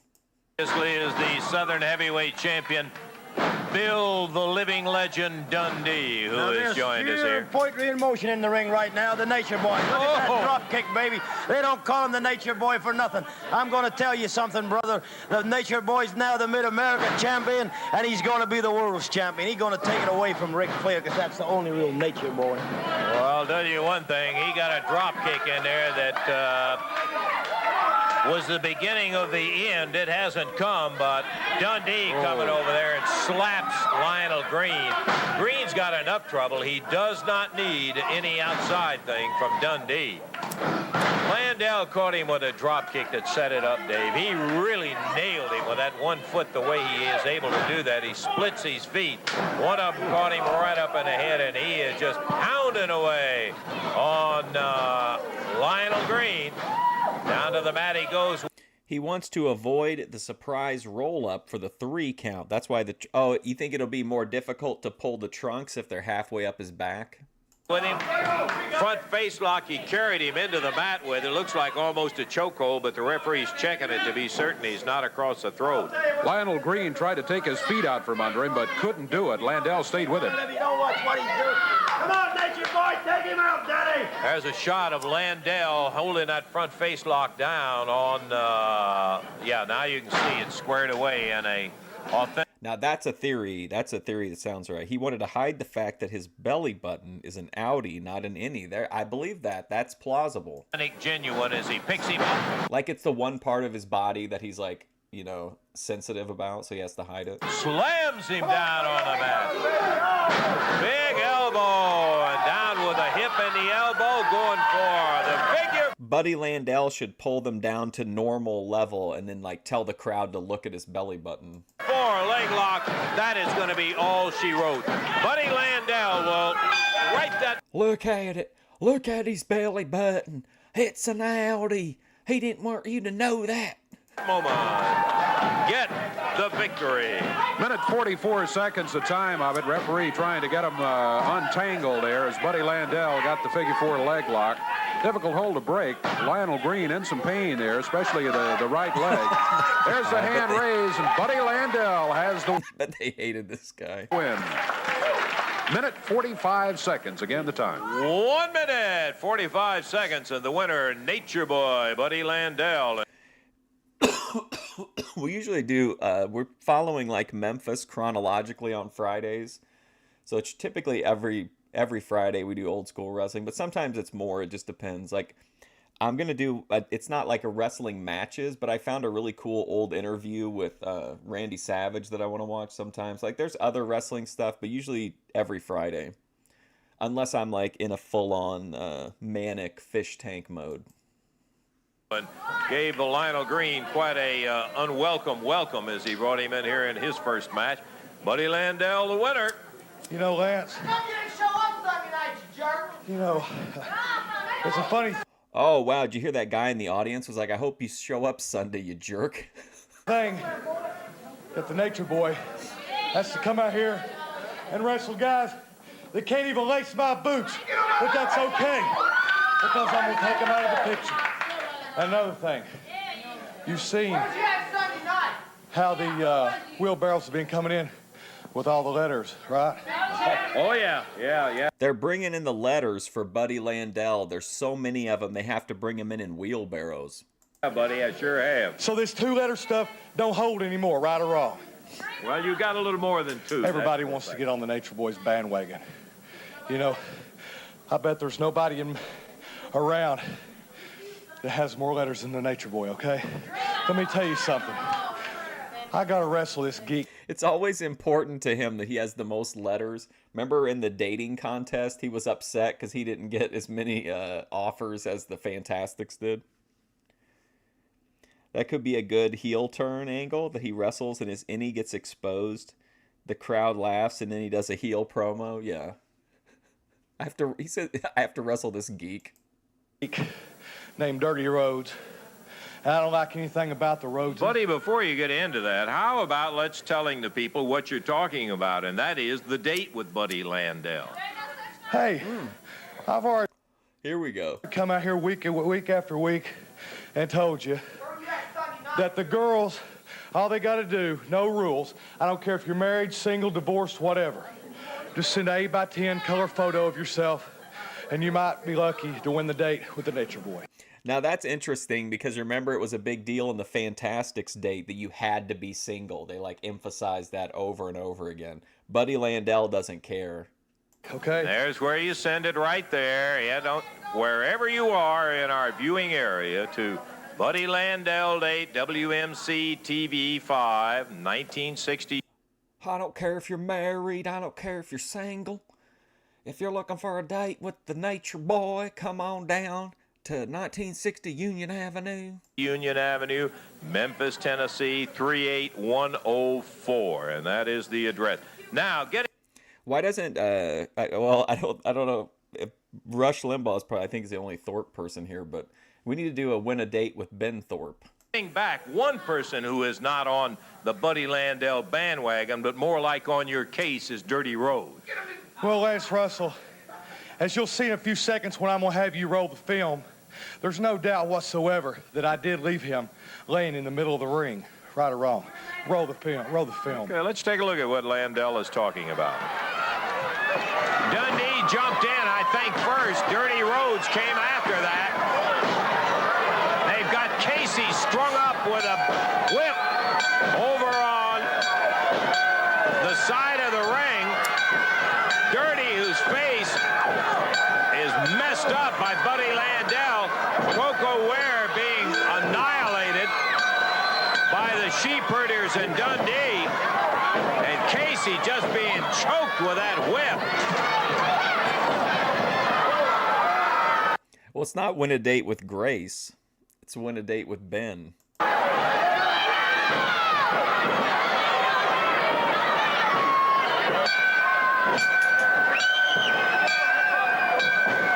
They had like a mini argument, I guess, because Ben wanted to get on Tinder and he wanted a premium account, and they don't have a lot of money right now, so that was like a real problem. Dundee,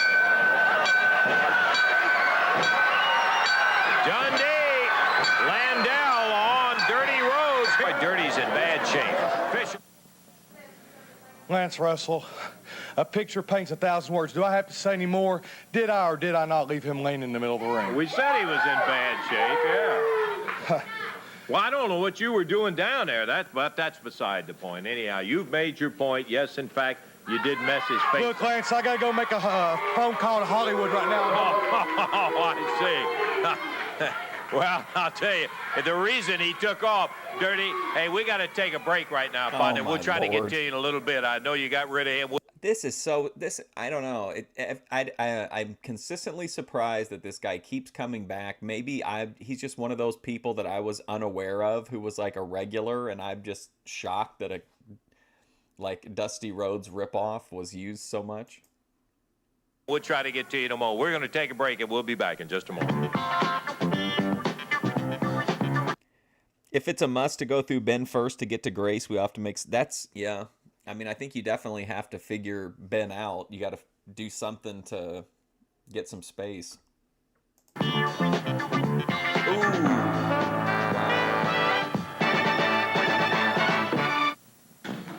Okay, we're going to be back into the action here on Channel 7's Championship Wrestling in just a moment. Boy, Wednesday night, the Coliseum, 7 big matches. I'll get to them in just a moment. Do want to tell you Monday, that's this coming Monday, February the 10th, Lewisport, Kentucky. We'll have complete information on that also coming up a little bit later on. Boy, this one Wednesday night is so big. If you'll watch the rest of the show, you'll see it. There's even been an added match when Bill Dundee and Dutch Mantel will be in there against Rick Casey and Dirty Rhodes. You'll hear all about it. First, I want to talk about an international heavyweight title match.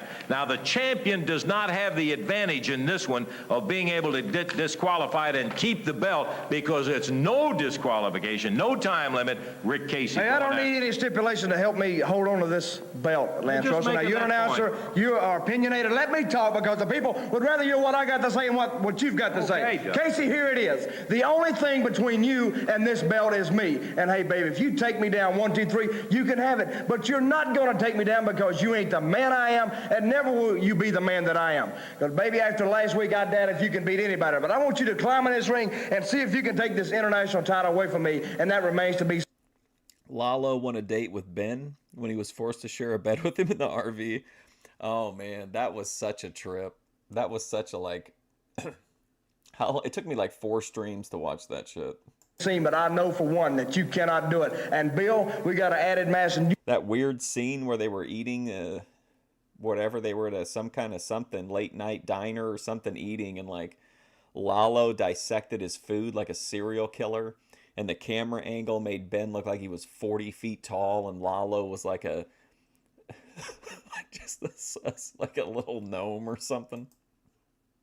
I want you to tell these people about it. Yes, sir, you do. First, you got the main event, the Fantastics. You got a big partner in that Gaddafi. Right. They call Gaddafi. Now, I'm not selling the Fantastic short. They don't whoop the sheep herders and run them out of town. That sticks in my craw because they were from down under. Well, I'm going to tell you something, Fantastic. You are going down with a superstar in Gaddafi. Then we got this Casey and Rhodes. They think they're going to jump me from behind, Daddy. Just keep watching this television show and see what kind of cowards. Candlelight dinner with Ben while eating some 7-Eleven pizza. Yeah, right, Daddy? Right. Well, I'm just going to tell you something. The Fantastics is a bad night for you. And for you, Rhodes, and you, Casey, it's a bad night for you because you ain't seen the day you can whoop us. Thank you. You know, they're going to learn they can't keep sticking their nose in other people's business because when they do, they're going to get it knocked off, and you're going to get it knocked off right there at Evansville, IND. Wednesday is the time. I think I clipped it. I'm almost sure I did because it's exactly the kind of content I like. But there was a funny video where, well, no, I think I clipped Grace doing the grocery shopping for it. So she bought groceries, and then they went somewhere in the place where they were at, like in the store or something, and sat down. And then they just ate all the groceries that they just purchased, and then they left. Like, I just thought it was really interesting that, like, literally all the groceries they bought, they ate, like, before they left the store even.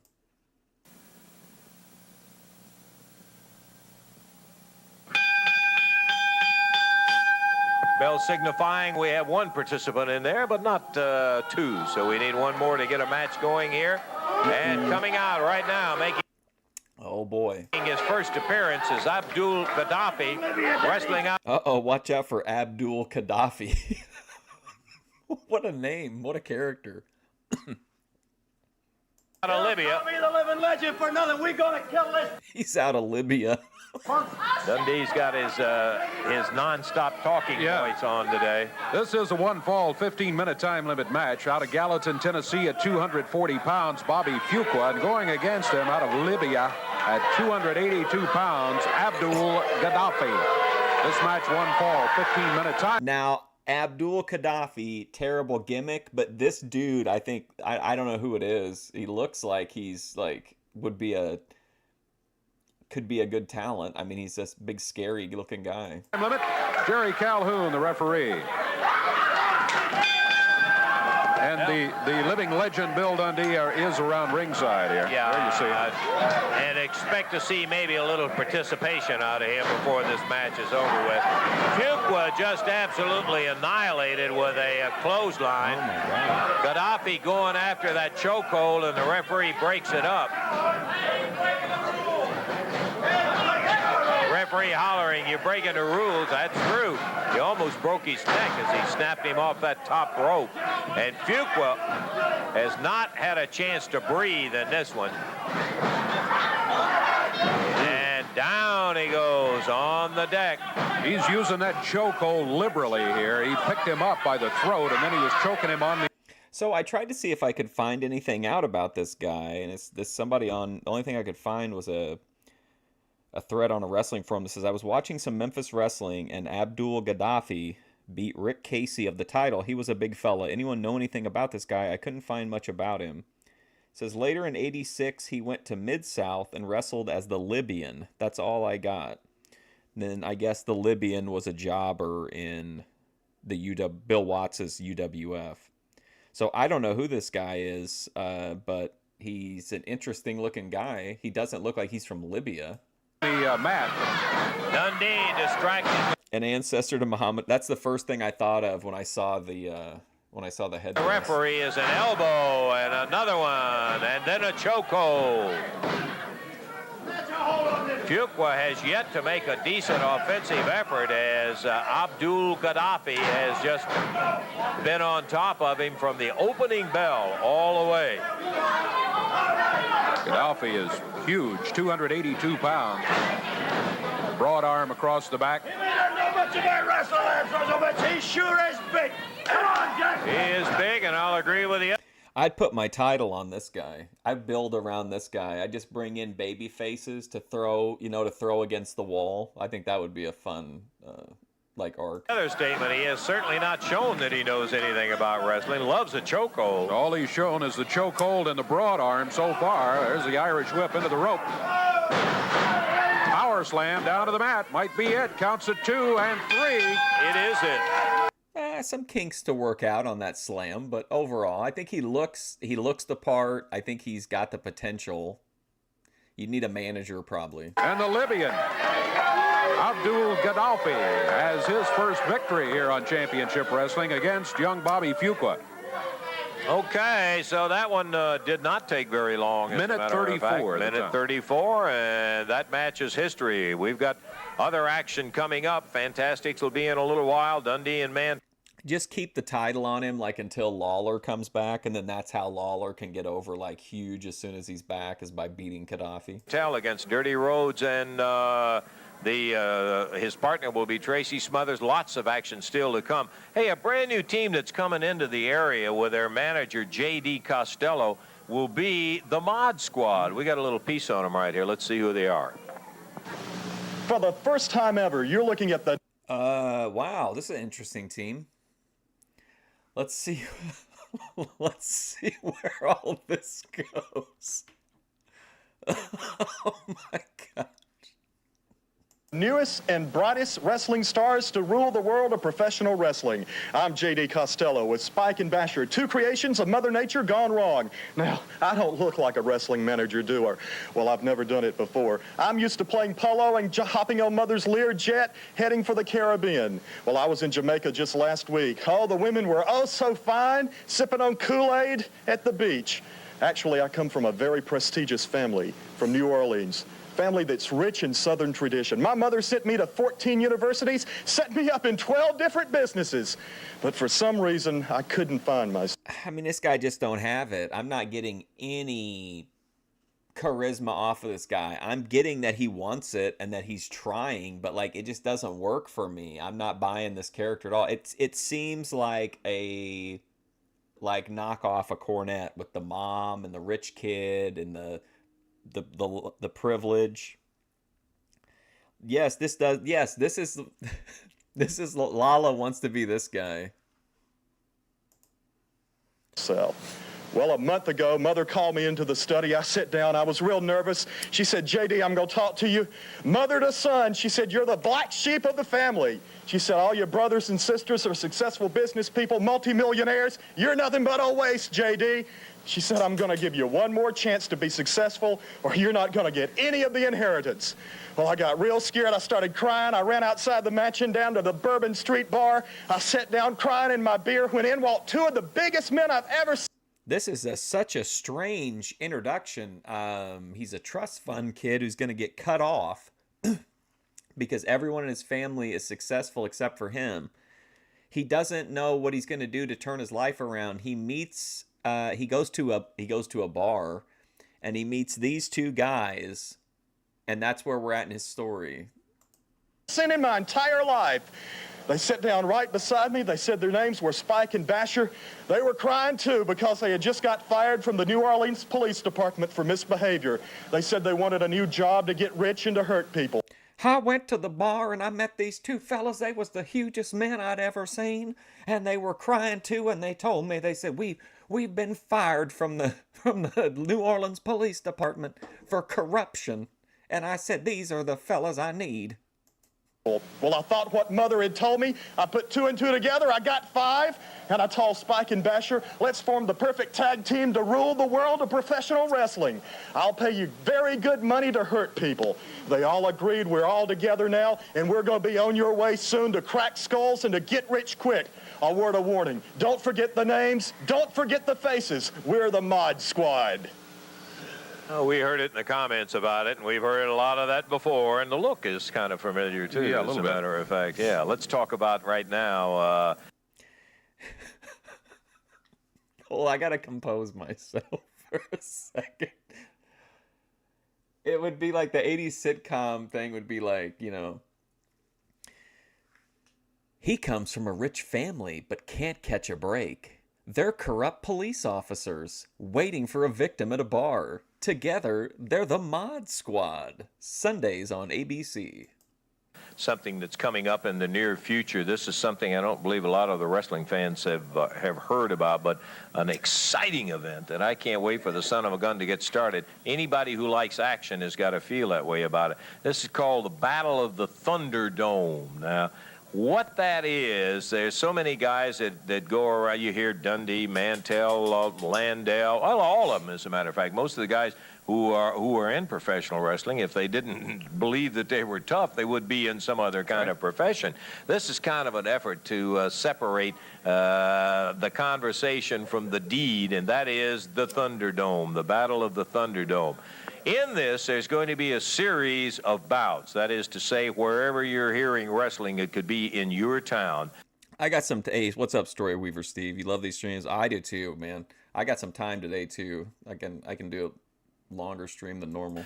Where all of the guys come in and longer wrestling stream than normal, not longer than my normal other type of streams. Participate in this in a situation where they wear whatever they want to wear, whatever they think is going to suit them best to climb into the ring to come out a winner. They will wear that in and go at it, my friend. There will be a winner.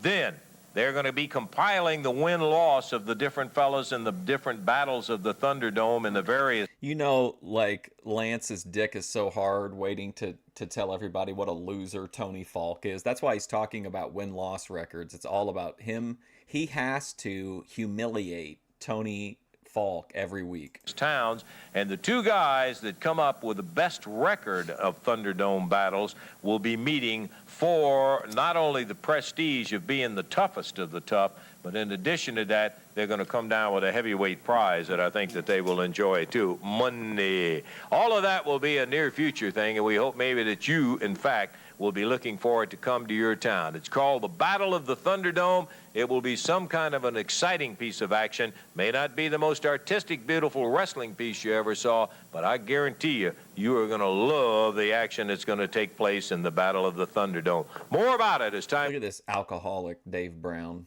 contributing nothing. Goes along. Right now, time out. Back with the Fantastics in just a moment. About to go to a dispensary and do... I need to. I'm I'm mild. I'm low for what I consider to be low.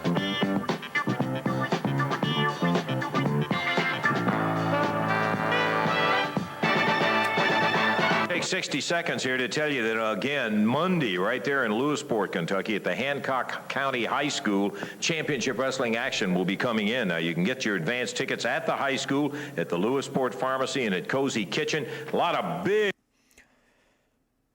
I heard Hancock, and I thought of Bert from Fish Tank. Wondering if it was male paraphernalia. Big names going to be there. Fantastic's going to be there. Superstar Bill Dundee, Dutch Mantel, lots of them going to be right there Monday in Lewisport, Kentucky. On down the road, Thursday, February the 20th, Borden, Indiana, right there at the high school. And by golly, you'll hear more about that later on. Now, how about the 7 matches coming into the Coliseum Wednesday night? Yamamoto against Mr. X. Pat Rose and Tom Branch facing Frank Morell and Billy Travis. Thunderbolt Hamilton goes against Tony Faulk. We'll be looking at Dirty Rhodes and Nature Boy Buddy Landell. International heavyweight title match. No disqualification. Casey and Mantel. Fantastics going against Bill Dundee and a brand new one, Gaddafi. And then Casey and Rhodes against Dundee and Mantel.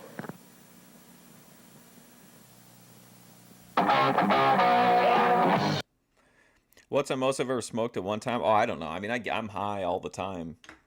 The most edibles I've ever taken, like in a single sitting. I had a 1,500 milligram edible one time, and then like an hour later, I took another 1,000. But I don't say I took 2,500 because there was an hour in between, so it's not like I took them all and got all of the force at one time.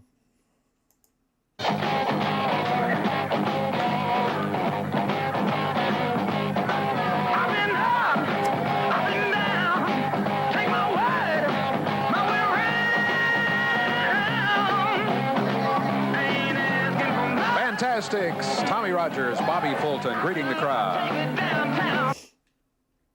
1,000 milligram bar one time was good. Yeah. I think that's how I think like that should be what an edible like chocolate bar or something, if you get it at a dispensary, should be. I think you should just get like 1,000 milligrams at a time. But some states you can't even, like, that's like over the possession law, even if it's legal. Their opponents are already in the ring. New team that they'll be going against today, Dave. Evil-looking team. We'll show them to you in a moment there. First, watch the Fantastics as they say hello to all the fans, which they give a lot of the credit for their success in the territory here.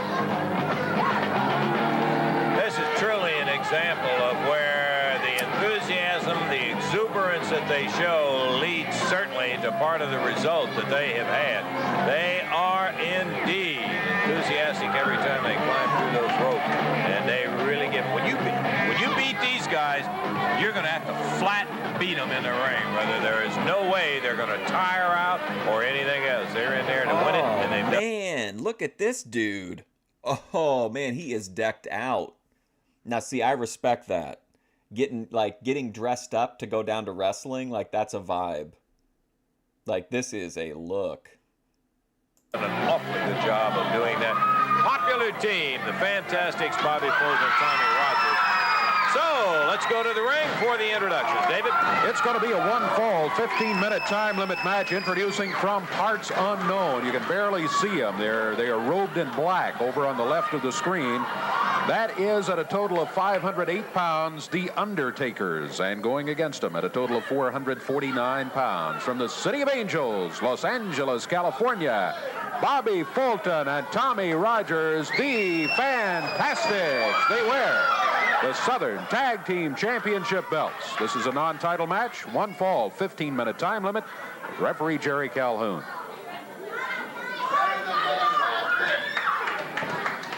And the Undertakers, both of them big. This is the shorter of the two, but we're talking a matter of just an inch and a half. They're both about the same size.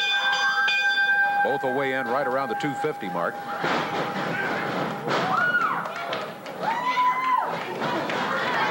Tommy Rogers, well-placed right hand. Break during their entrance. Behind, and when the Undertaker drew back to go at Bobby Fulton. Tommy hooked him up in a full Nelson, turned him around, now bars the arm. And the Undertakers, maybe Vince was watching and taking notes. Yeah, 2 of them too. 2 Undertakers. over at the ropes where he can tag Bobby Fulton and does. Tommy, hold it on, stretching that arm out. There's that stupid ass leapfrog arm breaker thing. One of the favorite moves of the team of the Fantastics.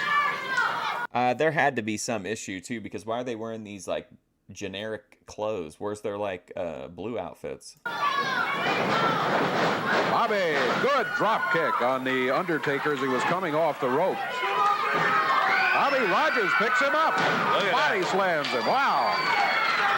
Talk about a young man being in good shape. You're looking at it. Tommy Rogers. Yep. Do you remember the Machines?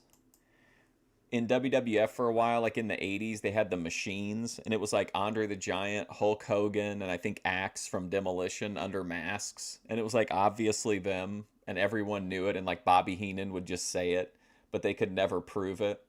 They were supposedly like, they were sold as like high level Japanese wrestlers when they were in the WWF.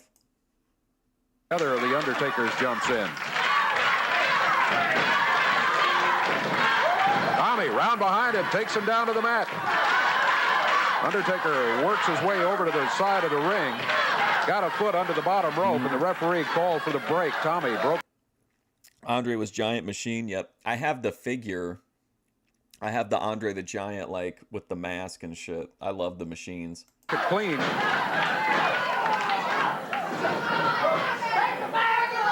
Bobby Heenan would be like, don't think you're fooling anybody under that mask. We know who that is. And Gorilla Monsoon would be like, oh, be serious, brain. This man has a reputation in Japan. He's been wrestling there for years. You know, we should be honoring him, not making accusations. Another tag as the Fantastics continue to work well together, and they will. They've been wrestling together long enough that they really have it down slick. Armbar as Bobby Fulton. They should have put Billy Jack Haynes under the mask as like a borderline personality machine. Takes the big Undertaker down on the mat, drops a knee right at his throat. Referee is checking there, but the left shoulder is up high. I was trying to remember their names. Do you remember the name for like the Hulk Hogan one was Hulk Machine? Like literally was like the Hulk Machine. They didn't even remotely try to hide it. Off the mat, and now the Undertaker puts a foot on the bottom rope. Referee says, not going to break it just for that. He just barely was touching the rope. Oh no, I mean I agree. The 80s and 90s, well, the 70s are probably my favorite era, just because I love territory. I love like rough and tumble wrestling, but I love the 80s and the 90s. That's my favorite era of wrestling. I just try to find stuff when I can in any era of wrestling that's like at least entertaining, because it makes me kind of like feel connected to the past. But I don't get into it now like I used to. Here's Tommy Rogers back in. Tommy with a left arm barred. 2 minutes, 30 seconds gone in this one. Undertaker works his way over to his corner, gets the tag on his partner. This is the taller of the two of them. Tommy Rogers works his way over to his corner and makes a tag. Bobby Fulton snaps him over. I wonder if these are just the Invaders in a different costume. Nice suplex. Boy, wow. That nice, though. Tommy up on the middle rope. Ooh, 1, 2, and 3. Ooh, boy, Tommy really came flying off the rope, smashed down on top of him, held him for the 3 count at 2 minutes, 52 seconds. The winners, the Fantastics. Be with them in just a moment. Jerry the King Lawler's cassette has been met with great reception from wrestling fans. If you haven't thought about adding it to your collection, despite the best efforts of Bill Dundee's legal team, the Jerry Lawler cassette is climbing the charts. why don't you do that? Here's some information about this great hour-long cassette on the King. Nothing more appropriate than we should take just a moment to talk about an outstanding new video that you may want to add to your collection. This one is called Jerry the King Lawler, Wrestling's Royalty, Volume 1 of the Collector Series. Now, in this tape, you are going to find all of the great highlights of the outstanding life and career of Jerry Lawler. Yes, sir, it's available right now. I'd make it a point. Don't procrastinate. That is, put it off. No, sir. Get it right now. You can do it by calling 1-800-524-2507. That phone. I feel like at some point I need to find this tape and we need to watch it on one of these Friday wrestling streams. Number again is 1-800-52. We keep hearing about how great it is. 24-2507. How much? $29.95 plus $5.95 postage and handling. And actually, that is very, very little for all that you get in the Jerry Lawler collector's item. You'll want to get it and add it to your collection. Once again, the phone number 1-800-524-2507. Earlier, Buddy Landel was out here bragging about the date with Buddy Landel's mail. Let me tell you, the fantastic date with the Fantastics mail. Yeah, Jerry Lawler's house might not be one where you just want to put in any cassette you find laying around. Has been absolutely tremendous, Bobby. Well, you know, I tell you, we appreciate all the people writing in about the Fantastic Mail. We want to say one thing right now to all the people out there.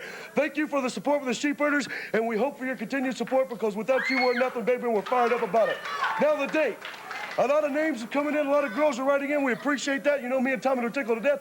And I'll tell you, there's a lot of pretty girls, and I wish there would be a lot of winners in this date, brother. I wish we'd get the biggest limo in the world and load all these girls up, because me and... Hey, listen, ladies, I wish I could have fucked all of you. That's pretty much what he's saying here. Tommy sure would party, brother, with the best of them. You all are going to have the opportunity to take two of the girls that are decided by Young and Associates as the winners, writing in 100 words or less. Bill, what are you doing out there? We're trying to tell the people about the fantastic date. Lance, it's hard to come out here and talk about anything because you're always interrupted. No. Bobby, Tommy, I like both. I have nothing personally against you. I used to drive up and down the road with this punk, right? Then all of a sudden he wants to be a star. He goes and he gets this guy right here. Then they call himself the Fantastic. That's fine. But the only bad thing is, Daddy, you're doing all the stuff that Bill Dundee used to do. He shakes his little booty, you shake your little booty, all them silly little girls scream. I'm the guy that started all that. These people are good people out here, Dundee. I don't know what happened to you. Well, I'm just telling you, Bobby. I have no beef for you, Tommy. I'm just telling you something. I'm telling you, you want to be so bad like Bill Dundee, you can taste it. Hey, well, I'm going to make... Bill Dundee has to make sure everyone knows that he was shaking his little booty long before Tommy Rogers. You, Bill Dundee, Daddy, but not today. I'm going to tell you, don't shake your little booty, don't do the strut, and don't wear them fancy jackets, okay? Hey, let me tell you something, No, Dundee. you ain't telling me nothing. Hey, this is 1986, brother, and you don't tell me what to do. I'll tell you. Yep. I'll tell you what, Mr. Russell, every time Dundee sticks his nose in it where his business don't belong, Dundee, I'm not going to do what you tell me. This is 1986. We're in America, brother. Nobody tells any man when to shake his little booty. To do. These people are the people that I listen to, and they tell me to go on. They tell me what's this stuff. Oh, no.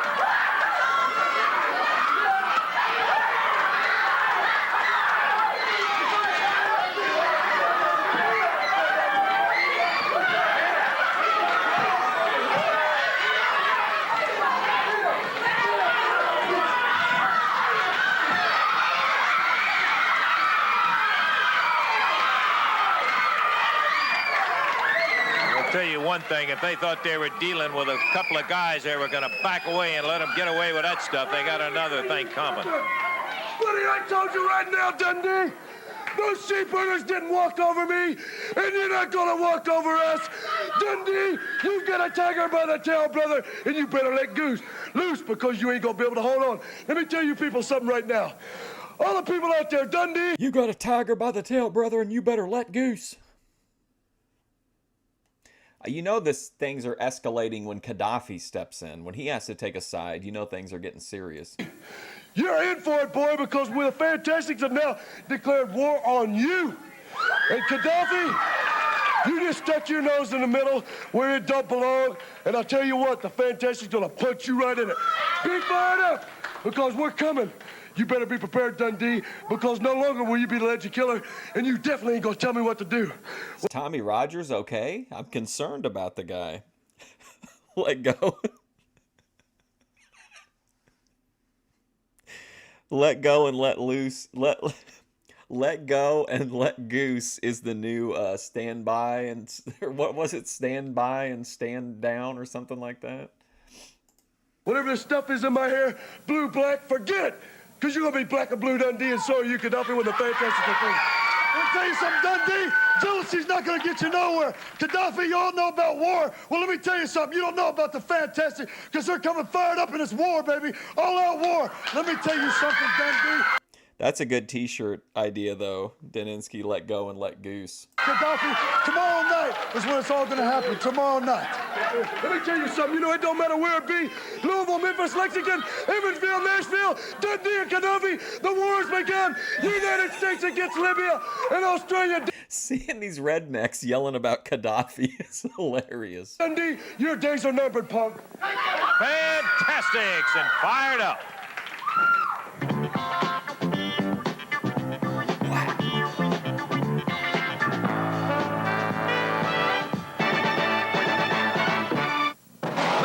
Coming up, one fall, 15-minute time limit match. Introducing, at a total weight of 524 pounds, from Springfield, Tennessee, Tracy Smothers, his partner from Austin, Texas, Dirty Rhodes, and going against him, at a total of 443 pounds, from Oil Trough, Texas, Dutch Mantel. Dirty Rhodes. And my complicated relationship with Dirty Rhodes continues. from Australia, the superstar, the living legend by his own account, the superstar Bill Dundee. This match, one fall, 15-minute time limit. Jerry Calhoun says ring the bell, and we are underway. Tracy Smothers giving way to Dirty Rhodes to start, as Dutch Mantel will be starting for the team of Dundee and Mantel. Really a good, rugged competition here with Dundee and Mantel, two very, very hard veterans, and big Dirty Rhodes with a relatively newcomer. He is not, but in relation to these guys, Tracy Smothers is that. Dirty Rhodes, the biggest man of all in this tag team match, in there against the Dutchman. Mantel pulling the hair from time to time. Whoa! Sound like we had a cable break underneath the ring. We heard it snap, and while one of the ropes has not caved. Okay, so Dirty Rhodes, his real name was Roger Smith, and he wrestled as an intern, an assassin, a super assassin, a flame. So maybe he was somebody who was under a mask a lot in Memphis, but like the interns, the assassins, those super assassins, those are like notable tag teams, I'm pretty sure. The interns for sure. So that's who he is, Roger Smith. It looks like he was like a frequent tag team and under a mask guy. Just a little bit. I had to finally break down and look it up. Just look it up. Yeah, they're certainly loose, so they're going to have to be careful. I believe one of the cables snapped underneath. That's the counter pull to the ring, underneath the ring. I think that's it, because all the ropes are loose, indicating there's not enough pinching on the top of the post there. Minute 20 into the action. Bill Dundee, Dirty Rhodes makes the tag. Here comes Tracy Smothers. First official look at him in the match. Sidemare, and Smothers takes Dundee over and down. Big, fine, physical specimen Smothers is. We have said before that Tracy is such a nice guy. He had a hard time developing aggressiveness in the ring, but it's matches just like this that are going to teach him a lot. Dirty Rhodes showing his inexperience here, rushing into, he got baited into the ring. Now his boy's getting beat down because he couldn't keep his temper under control. Rookie mistake. Dundee grabs the bullwhip of Mantel's and beats on Smothers' back. There's a tag on Dundee as Mantel gives him a final shot right to the head. If a wrestler raked Dutch's back, he'd get a handful of peach fuzz. I could be imagining this, but didn't we see in an earlier episode of this, like Dutch complained to the referee that somebody was pulling his back hair? Or was I just wanting that to happen, so I like manifested a memory?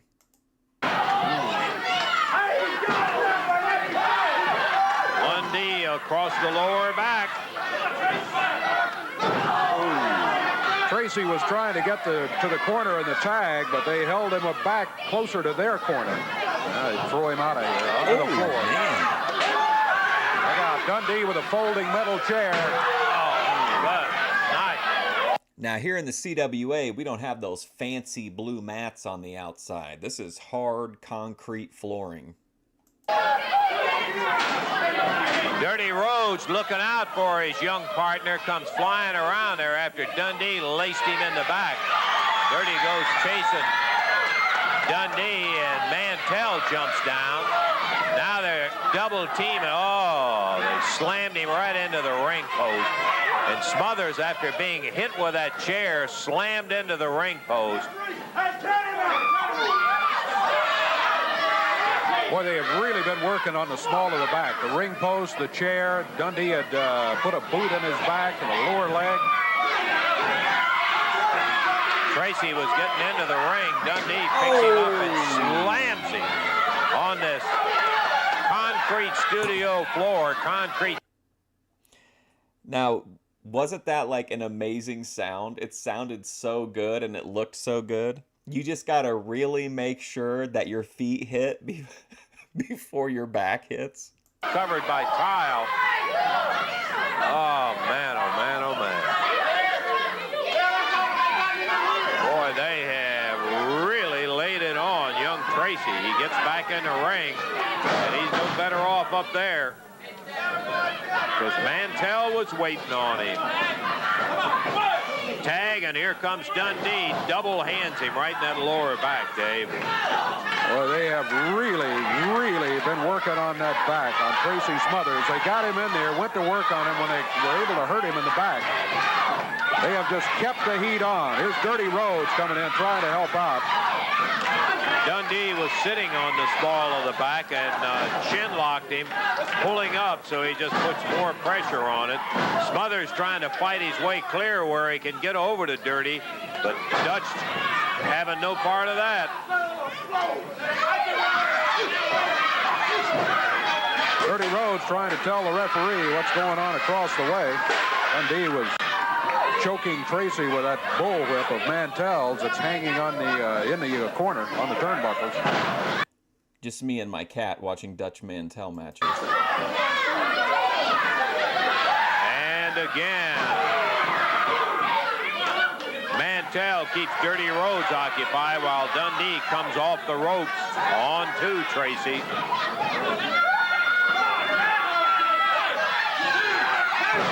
Once again, they go on that lower back.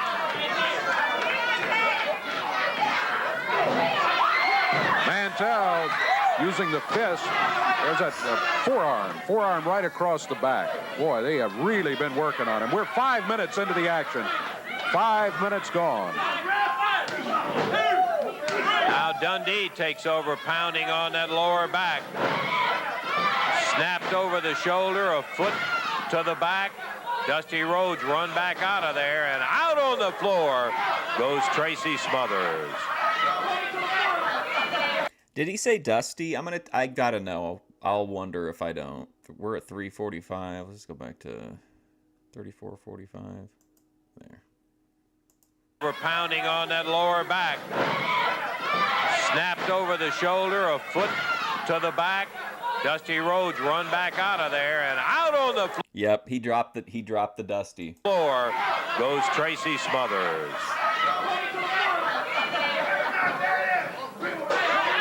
And again, ran him into the ring post. Yep, using that ring post. Dundee and Mantel.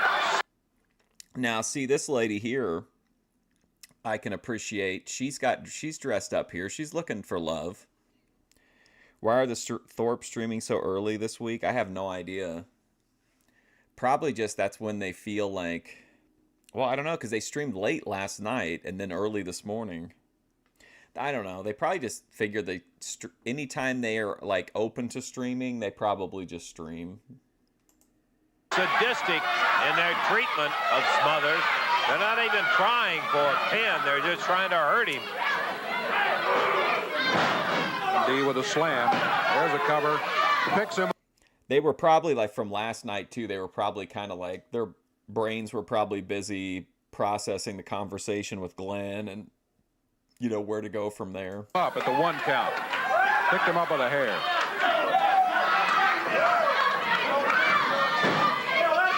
NWA wrestling from the territories in the 70s and early mid-80s was legendary. Oh, absolutely, yeah.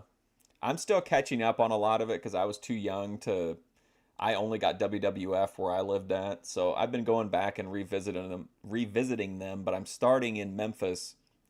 This is like my first time watching very much Memphis stuff, but we started in the beginning of 1986, and we're like going chronologically.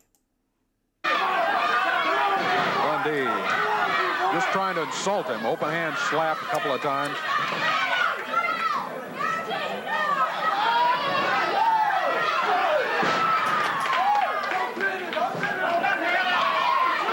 Did you watch the stream last night, South to West? Like Glenn Lawrence was like almost kind of ball washing and saying like he was going to do everything he could to help the Thorps and all this stuff. It may have went sour after I fell asleep. I don't know. Dirty Rhodes really unloaded on Dundee with a right hand, but Dutch Mantel has Tracy Smothers. Dundee over the top rope. That's going to be it. Disqualification has just occurred here as Dundee was over by the ropes. Tracy Smothers went over the top rope, and you can't do that. 6 minutes, 25 seconds the time. A victory by DQ for Dirty Rhodes and Tracy Smothers. Look out, Mantel. That bullwhip round behind Dirty Rhodes. Well, now they've got both of them occupied, and Smothers takes another vicious shot from Dundee with that chair. I've seen a lot of Georgia Championship Wrestling, and I've seen some Championship Wrestling from Florida, but not a lot. But I can't watch them on here. Anytime I try to watch a territory that WWE owns, they'll not only like demonetize the video, or not allow monetization on the video, but they'll also like end the stream. Like they'll just shut the live stream down. Slams him into the ring post. I'm pretty much limited to Memphis and Portland unless it's like spot show stuff or like fan cam. If somebody had like fan cam stuff, I could probably watch that on here without getting dinged. And Tracy just absolutely being annihilated by Dundee.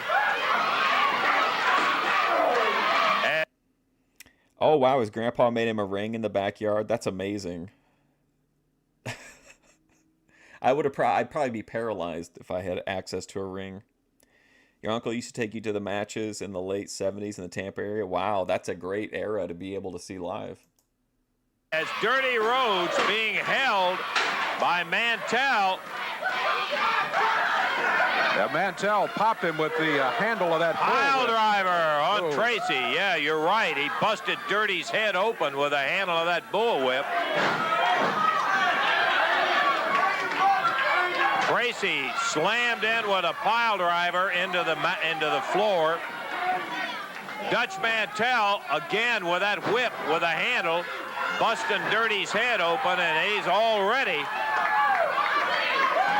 got it bleeding as Dirty is nailed with a chair. And we've seen enough of this. We're going to get some help in here. Let's take a break right now. Let's take a break and we'll be back. Let's get. I could be wrong, but I think also that we could probably get away with Smoky Mountain as far as just being able to live stream them without them being taken down. So like eventually I'm open to doing that too. I've seen them all, but I think that's one of my favorite. Like, I guess I don't know if it qualifies as a territory. It definitely functioned like one.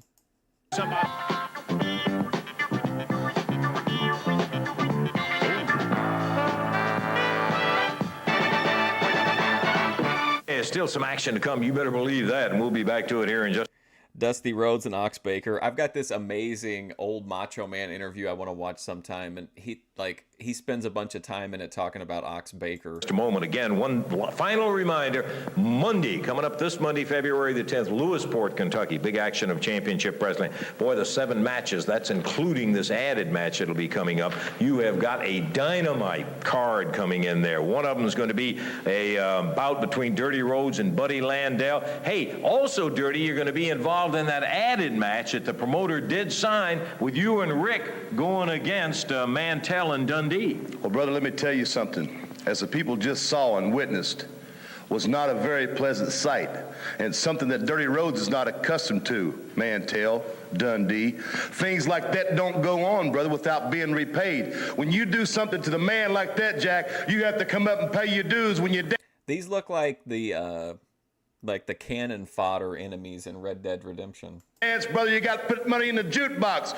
And when you do the things that you did to me, brother, you have to pay in blood. Now, Lance Russell, I want to tell the people right there in Evansville, Indiana, brother, before we go that final match, there will be 2 straps changed, brother. Buddy Landell, I will beat you for the Mid-America title. And Rick, you tell them just exactly what you're going to do to that dirty, low-down Dutchman. Yeah, it's no disqualification, so although Mantel brushed it off, that means he can't get disqualified and keep the belt. That's exactly right, Lance. You know, everybody just seen right here, and Dirty said, just like he said, it wasn't a very pretty sight, but it's about time somebody gave them a little taste of their own medicine, right, like they did. Okay, now I got a very important match coming up before this special added match. Right. Dutch Mantel. Let me tell you something, baby. The cards are finally going to fall my way because it's no disqualification, no time limit. You can't disqualify yourself to keep that belt. I've worked very hard to get it, Lance Russell. And I tell you what, when I come to Evansville, Indiana, I'm not going to let my people down out there. All those fans that's been supporting me. I'm not going to let them down, Dutch Mantel. I'm going to take that belt. And then it's going to be... I don't care for Rick Casey. I don't like his... He's better. He's getting better in the ring, I guess. He's being a little more... animated in the ring, but his interviews are terrible. That final bout. Also, want to mention the main event. Tommy Rogers and Bobby Fulton, the Fantastics, will be going against Dundee and Gaddafi. They're trying to use the chair as a stretcher to get Tracy out of here. Dundee and Mantel aren't making the task any easier as they keep pulling that whip off of there. Eddie Marlin is out with Rick Casey and Dirty Rhodes as they're picking up. There they go. Yikes. Rick Casey going after Dundee. That looked like there was no thought put into how will this work. It was just, let's try it and hope for the best. What a disaster. Dirty going after Mantel. Eddie Marlin with the referee trying to get to Tracy Smothers to get him out. But finally, Mantel and Dundee getting a little back what they deserve.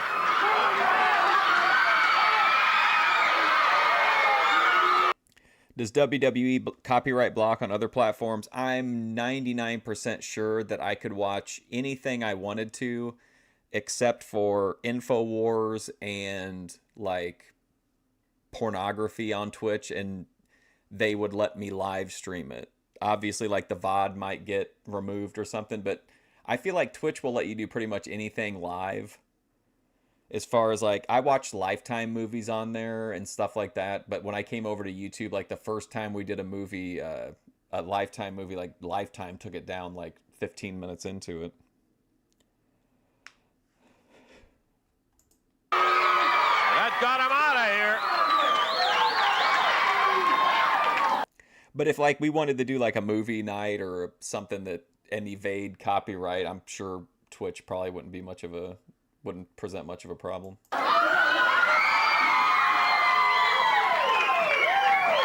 Once again, they're trying to move Tracy out. Boy, Dundee came right off that ring, dead right in the middle of his stomach. I've even shown R-rated movies on Twitch and never had an issue.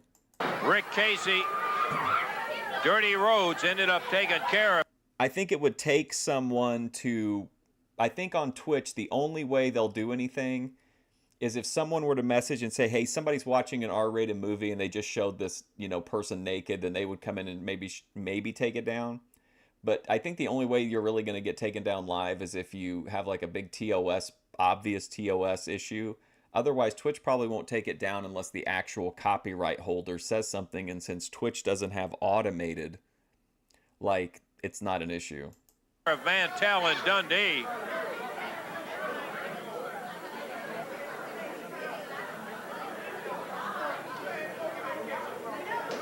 And now with the referee, Rick Casey and Eddie Marlin, they're getting Tracy back to have him looked at.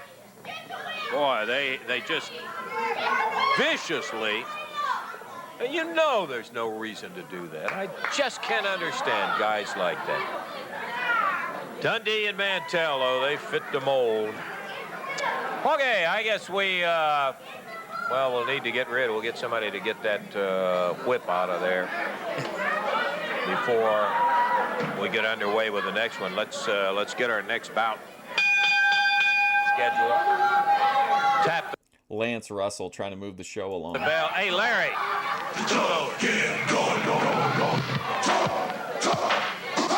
Get Larry Hamilton over here. Last week we didn't have a chance to. Partner, my golly, I'll tell you, it's good to have you right here, Larry. Step right over here with me. We didn't get a chance last couple of weeks ago to introduce you and really have you by here, but we're delighted to have you. Thunderbolt Hamilton's reputation preceded him, and son of a gun, you really lived up to it so far, Larry. Well, Lance, I appreciate that, brother. I like to say something. Everybody's wondering what the Thunderbolt is doing here in the territory. I like to say a couple things. First of all, Bill Dundee, Dutch Mantel. Like, in my experience, Twitch is more concerned with,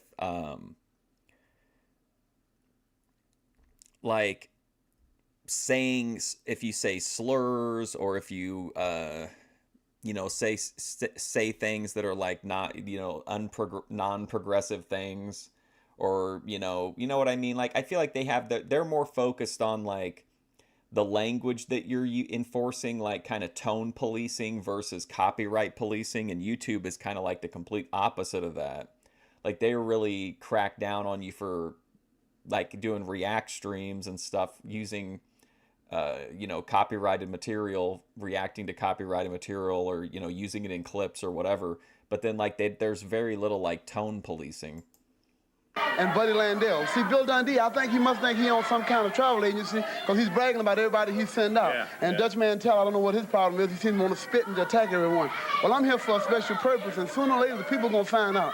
If the Fantastics, two of my favorite guys, brother, they got more light than them you can ever... Like, people think you can get demonetized or whatever on here if your videos have the N-word in them, but there's actually language in the monetization that tells you whether or not specific uses of that word and similar words are monetizable or able to be on the platform, period.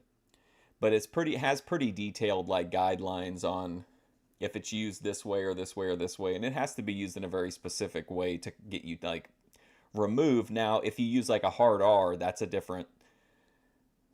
a much different category, but again, it doesn't preclude your video from being up. It just depends how it was used. And like, if you're presenting someone else doing it as like for educational or archival or whatever reasons, then they have a little bit looser guidelines too. And if they need my help, Rick Casey and Dirty Road, hey, I'm here, and let me say something, brother. When the going gets tough, the tough gets going. I got a little work to do right now, Lance. Okay, Larry, thanks for stopping by. Good luck. We're going to look forward to seeing you not only today, but in many matches to come. Larry Thunderbolt Hamilton. Davey, how about the introduction? All right, this is going to be a one-fall, 15-minute time limit match. Introducing from Memphis, Tennessee, at 235 pounds, David Haskins. And going against him from Tampa, Florida, 232 pounds, Thunderbolt Hamilton. This match will be one fall, 15-minute time limit. Referee Jerry Calhoun. David Haskins going against Thunderbolt Hamilton. Larry Hamilton. Hamilton, nice takedown. Got the arm bar. David Haskins on the mat. Haskins, nice move. Puts Hamilton in the ropes, but Hamilton with a shoulder butt puts David Haskins down. Good drop kick by Hamilton. through the air here around the ring. Thunderbolt Hamilton ends up with the advantage on it, though, as he's got David on the mat and got that left arm stretched out and barred.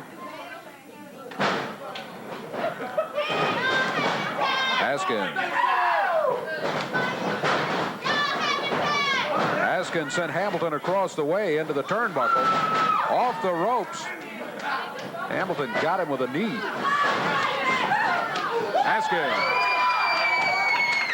bringing the foot up and slamming Hamilton. He's got a cover on him. Count of one is all he can get, though.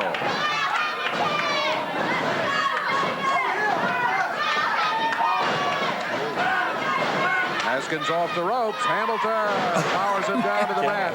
Count is at 1 and 2. He got him. Minute. That was like a decent little short match, but man, it got a little wild there at the end. 22 seconds of action.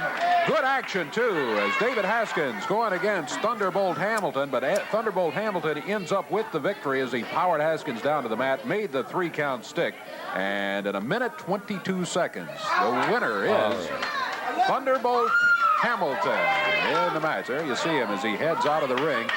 Victory in hand here over David Haskins. David Haskins certainly not an easy opponent, as a matter of fact.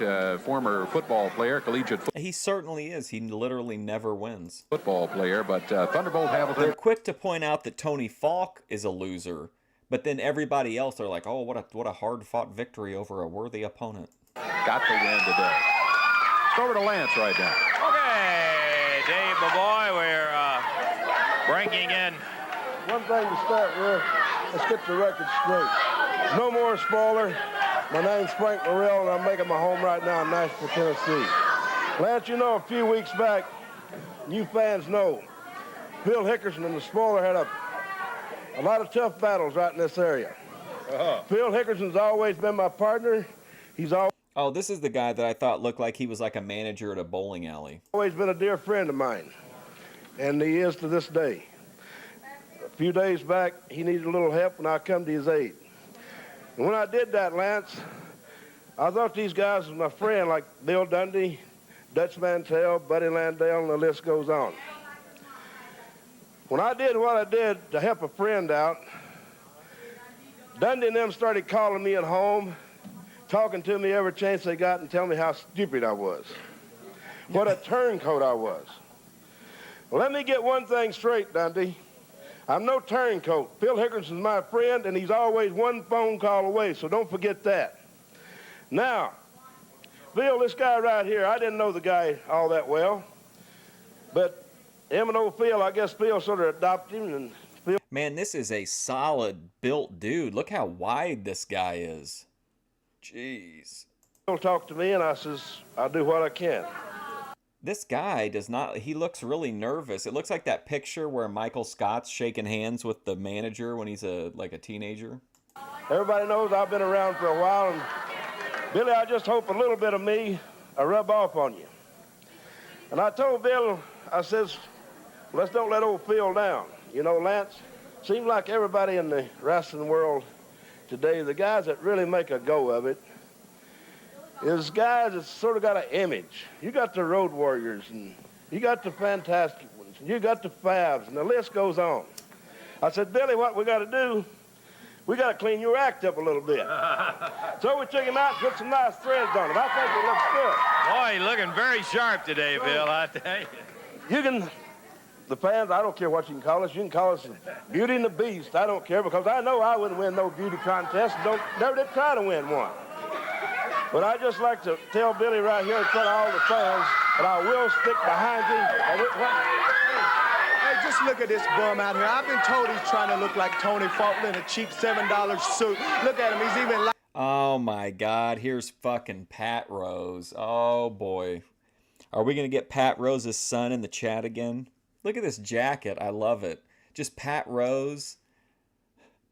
I thought it said Fat Hose when he first came out, and then in the state of Florida, I was like, what a badass jacket. But it's Pat Rose, and then just the state of Florida. lighting his hair. You could never look like me, Billy Travis. You'll never have this much class. And as far as this bum, he said he's going to make you a star. He can't make you a star. He's nothing but Phil Hickerson stooge. That's all he is, and he's a bum. All right. Let me tell you something, Travis. Wearing a pretty little suit, coming out here with a matching tie. Oh my gosh, look, they got Tony Faulk in a suit. Don't make you no man, and hanging around him don't make you no man either. They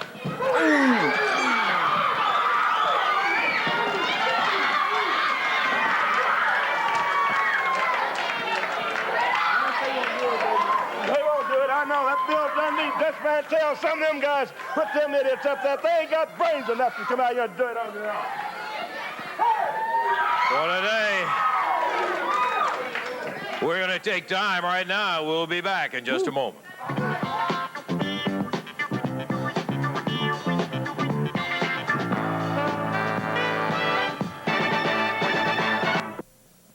Okay, by golly, I'll tell you what, we had some heavy-duty action going in there with Thunderbolt Hamilton, who impressive with his battle with David Haskins. Well, he was indeed. Haskins not easy competition for anybody, but Thunderbolt Hamilton did in fact take the win earlier today. But what's the motivation here for Dave Brown? He's been hyping up Haskins or whatever his name is the whole show. I don't get it. Buddy Landel defeated Lionel Green. Lionel, young wrestler out of Gallatin, Tennessee. Buddy Landel beat him. It was Abdul Gaddafi in here. He's a big one wrestling out of Libya. He won his match. Bobby Fulton and Tommy Rogers, the Fantastics, winning their match over a new tag team called the Undertakers today. They're rugged too. Then it was Bill Dundee and Dutch Mantel going against Dirty Rhodes and Tracy Smothers. Dirty Rhodes and Tracy Smothers get the win by disqualification, but they got the win officially, and that's about it. Oh, you know what? I didn't even think about it till just now. But I'm fairly sure that in the documentary, or maybe it was the A&E biography episode or whatever about the Undertaker, that they did actually buy the name from the Undertakers for the Undertaker. I could be wrong, but I swear that was in like either one of the Vice documentaries or one of the A&E shows or something. But I distinctly remember that now. Because Dutch Mantel and Bill Dundee really hurt Tracy Smothers, and they intentionally, and they also opened up a cut on Dirty Rhodes too. And then it was that Thunderbolt Hamilton match we were talking about against David Haskins. Thunderbolt getting the victory here today. All kinds of action in the ring, and of course a lot of that action with Dundee, Mantel, and Tracy Smothers took place down here on the concrete floor. Boy, I'm here to tell you, it sure did. They got poor Tracy in the back with a chair. They jumped on him. They did everything in the world in it, trying to carry him out, as we said. Dundee comes leaping off of the ring apron, jumped right smack in the middle of him, and while they were trying to carry him out, using that chair as a stretcher in there. Just ridiculous. And they got him in the lower back, and it's one of those things that you just absolutely, I mean, at least Dave's right about that. It was completely ridiculous to try to put it in. That Dundee did that crazy-ass stomp dive. Finally, we did get a little help in there, and Casey came in, and he and Dirty Rhodes raised some lumps up on Dundee and Mantel, and it wasn't all one-sided, that's for a fact. Okay. Well, we had another big action championship wrestling program with some new faces. We'll continue to bring you the very best in championship wrestling action. We hope maybe you make it a point to tell a neighbor down the street, hey, tune in. You're going to be watching some great entertainment. And by golly, I'll tell you what, we all...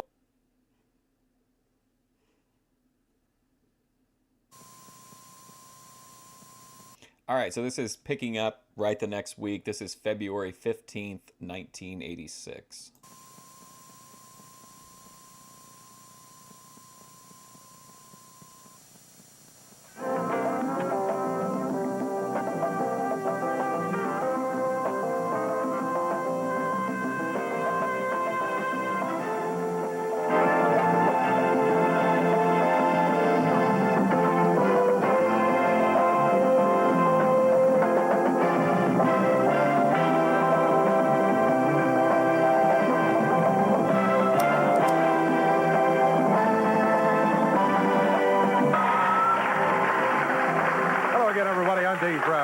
We're ready to go with another big Big Dave, Championship Wrestling. Lance Russell taking the day off today. He will be back with us next week. Coming up today on Championship Wrestling, we've got the Libyan Abdul Gaddafi here in a match today. Also, Thunderbolt Hamilton. We've seen him the last few weeks. He will be back with us today on Championship Wrestling. Dutch Mantel, Buddy Landell will be teamed. They'll have the superstar, the living legend, Bill Dundee in their corner with them. And also we'll have Rick Casey here teamed up with Dirty Rhodes for another tag team match. Lots of action coming up. Many more things that we'll be telling you about as we go along, too. You stay with us. We'll be back to get it underway with Championship Wrestling right after this.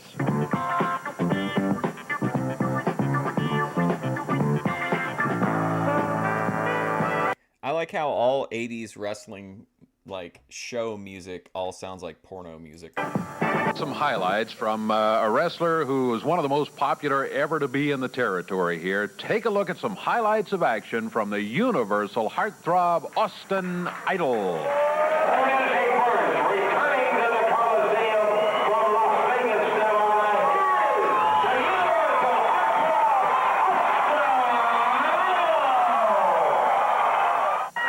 Could this be the figure four coming, Lance?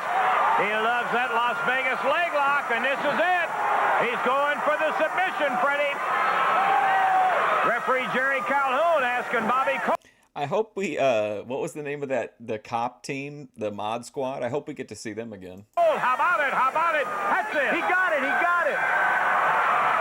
Gets whipped across the ring. And out of the way. And Idol right back on him. Picks him up.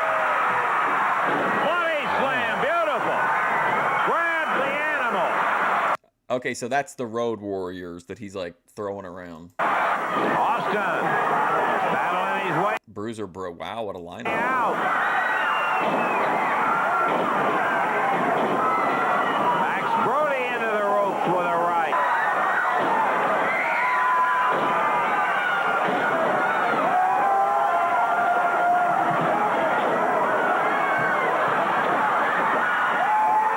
Look at here. Powerful Austin Idol picks up the 350-pounder, slams him down, goes after Brody. Lawler back. Austin to the second rope.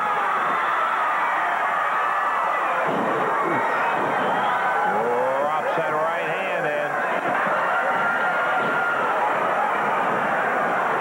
Off the ring apron.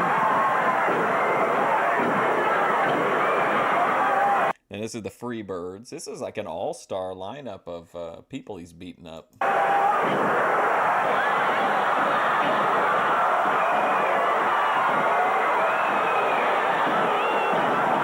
at Idol go. There's your winner, Austin Idol. All right, and coming in right now is the man from Libya stepping up to the ring for this one-fall 15-minute time limit match. Introducing first from Memphis, Tennessee at 216 pounds, Jim Jameson. And going against him from Tripoli. Gosh, I wonder who's going to win this one. Abdul Gaddafi or, like, what's the guy's name? Rick Jones? Rick Jones? Some just completely generic name. Libya, 282 pounds, Abdul Gaddafi. This match will be one fall.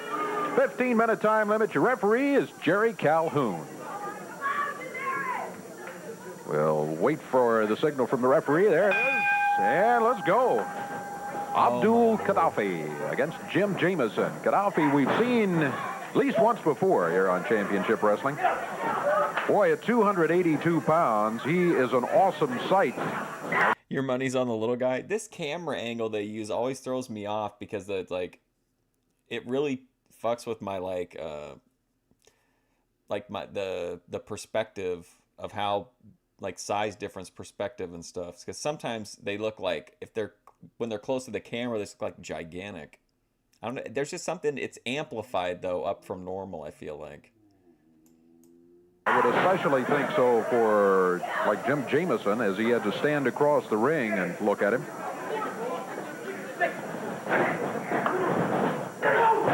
Big, powerful forearm across the back. And again. Watch your hair, watch your hair. Gaddafi, at the times that we've seen him, has not used finesse.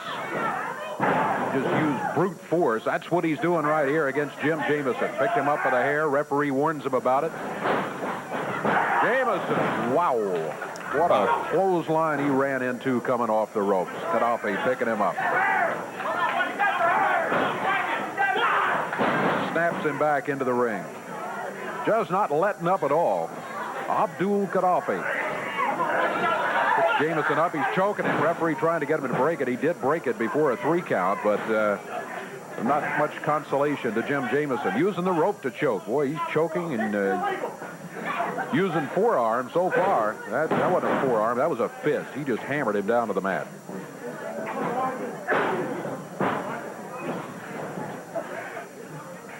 Yeah, I feel like as long as you kept this guy to kind of like using those big like clubbing forearms and some just like basic punches and just basic power moves, I feel like this guy could be pretty passable as a like super formidable villain. Gaddafi put him into the rope. Clothesline again. He just stopped him cold, just dropped him in his tracks. There he is with that chokehold again.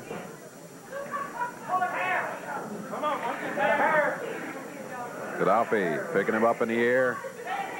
And a body slam. Gaddafi drops down right on top of it. Still not going for the pin. Picks Jimmy up. Jameson really hasn't been able to get going in this match. He's been dominated by Gaddafi. Jameson moves out of the way. Good move on Jim's part.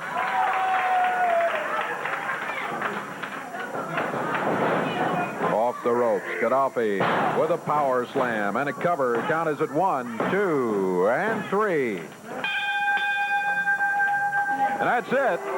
Yeah, I mean, he did his job. I also like that they kind of have to let it be known that like this guy can take damage too, because you don't want like fans to be like, oh, the only reason this guy's like impervious is because nobody can get, this guy didn't get a hit in on him. But like we saw him run into the turnbuckle and like completely like brush it off. So he didn't actually have to take any damage from the guy to actually get a little bit more credibility with the audience.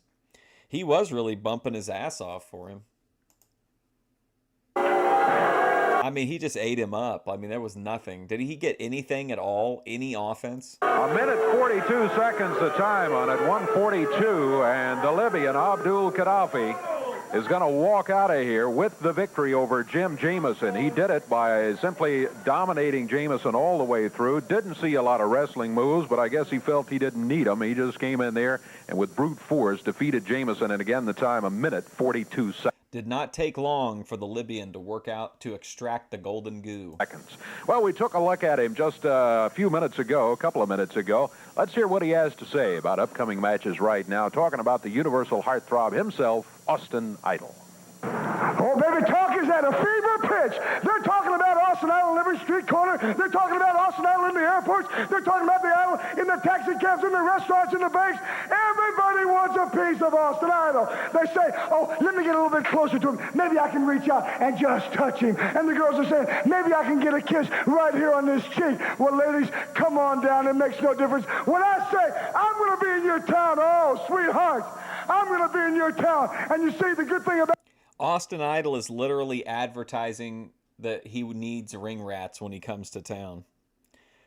Yeah, I saw that. I actually like the booking of the evasive maneuver a lot. I thought that was good. But yeah, I was going to say, I don't think he hit him, and he probably shouldn't have, really.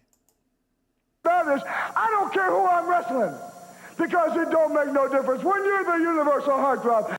I think if you only have especially if there's only one guy that does it, I don't even think there's anything wrong with like a King Kong Bundy style squash match where literally all you do is just like, jump the guy before the match and like smash him in the corner and then just like do some like dive down onto him and crush him and get the pin. I think that's pretty effective too, but only if it's one person that does it. The women's pet and the men's regret. Nothing really matters, does it? Believe me, I'll be there.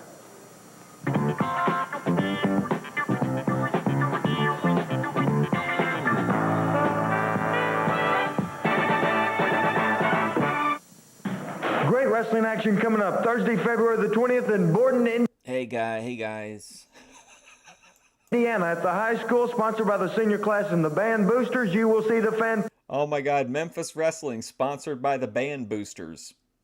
Fantastics, Rick Casey, Dutch Mantel, and Bill Dundee, the living legend. Wrestling Monday, March the 10th in Leachfield, Kentucky. But we want to tell you about coming up Wednesday night, supercard of 7 matches in Evansville. You will see a Southern Tag title, the Fantastics against Pat Rose and Tony Faulk. A Southern Heavyweight title, Bill Dundee defends against Universal Heartthrob Austin Idol. And Rick Casey and Dirty Rhodes with the Midnight Rider against Dutch Mantel and Nature Boy Buddy Landell, Bill Dundee in their corner. Get out of here. We don't want to talk to you, Dick. I'm going to apologize to all you folk. Yeah, I'm human. I got sick. I couldn't make it last week, so Eddie Marlin rescheduled the match for me and Idol because I want to beat his brains out. But the thing that I'm mad about, Jerry Lawler says in an interview, plays it on television, all of a sudden the Midnight Rider shows up and you're telling me that ain't Lawler? It's Lawler, all right. Well, I hope it is because we're going to beat him up, take his mask off, and we're going to own this company, Daddy. What a trio this is. Like, what a look. Because he's got a contract that says he won't show up nowhere in no building because I run him out of town. And I bet my bottom dollar, guys, it's Jerry Lawler. Well, I just hope so because I'm taking you out, Idol. I'm pulling that hood off, and we're going to own the company. Talk to him, Nature Boy. You know, let me tell you boys one thing. If you're trying to be the man, you're only playing catch-up ball, Daddy, because we're telling you and showing you the difference between major leagues and the minor leagues. That's exactly what we're talking about. And Bill Dundee, if I had a good-looking old lady like him at home, I'd be sick and lay out every once in a while too, Daddy. And Dutch Mantel beat riff-raffed Austin Idol from pillar to post, and there ain't no doubt about that. And the rest is all going to be history. Tell him, Dutch. Let me say one thing. When you're in a union, you got to pay dues. So Casey and Rose, we're putting you in a union, and now it's time to pay some dues, and you're going to pay them directly to me, and you're going to pay them to Nature Boy Buddy Landell. You might have a midnight ride out there, and everybody knows it's Lawler, but it ain't going to be enough to stop us, Jack. That's right. Hey, Randy, how's it going?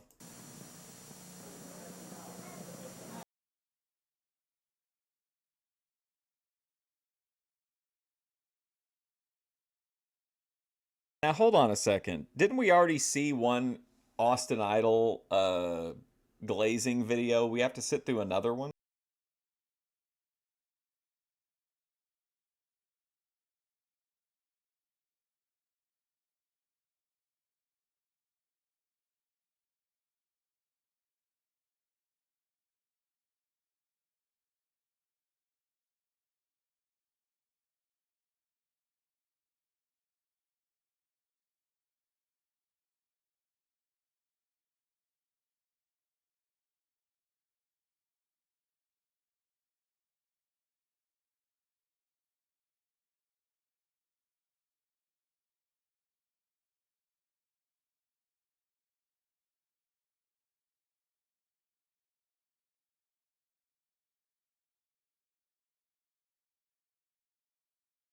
Whenever Bill Dundee sees that he's shaking his little booty, he's going to be up. He wants control over all booty shaking in Memphis wrestling. Hot tub stream.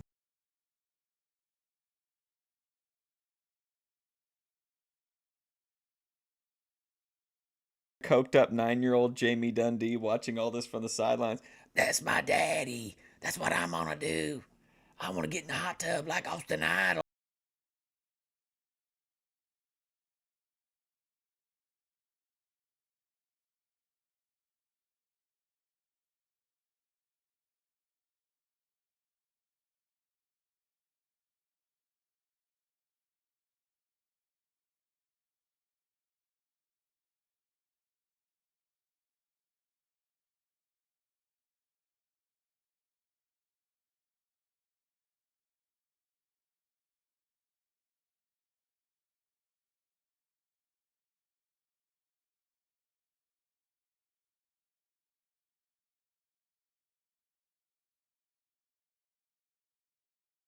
Heartthrob there, the man from Las Vegas, Nevada. Standing in the ring right now, it's Keith Eric, and we're just about set to go with more championship wrestling.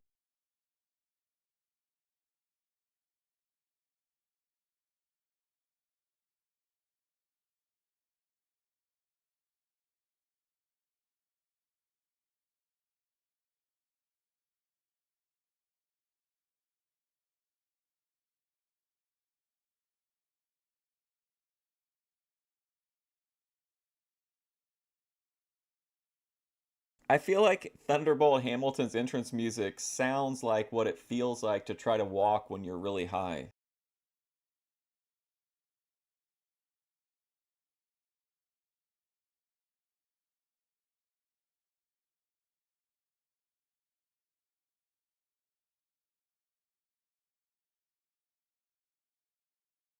Wait, what about what? Up into the ring, and we are just about ready. One fall, 15-minute time limit match. Introducing at 206 pounds from Memphis, Tennessee, that is Keith Eric, and going against him from Tampa, Florida, 232 pounds, Thunderbolt Hamilton. One fall, 15-minute time limit. Jerry Calhoun is the referee for this single match. Thunderbolt. Boy, since he's been in the territory, he has looked good. He's been around for a few weeks now. Keith Eric he's going against. Keith, a young wrestler. Keith's got quite a bit of experience, has gone against some of the toughest competition anywhere around. Hasn't had a lot of success against them, but he's gone against some rugged wrestlers. Thunderbolt stalking him. Keith Eric put him in the side headlock. Thunderbolt backs him to the ropes. Across the way. Wow, shoulder butt by Keith Eric. Thunderbolt lets him go by this time. Oh. Did he just take a hit? It looked like he headbutted him right in the balls. Thunderbolt ran right into him. Looked like Thunderbolt was trying to set up for a drop kick, but he couldn't get him in position. He shoved him back into the ropes, and Keith Eric took quite a shot to the head there. Don't slow down, Thunderbolt. Thunderbolt. Ooh, drops him over the back. Nice move.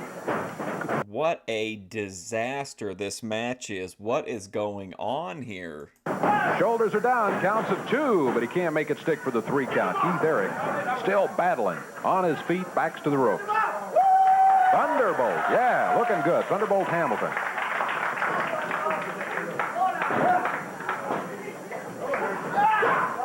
Oh, boy.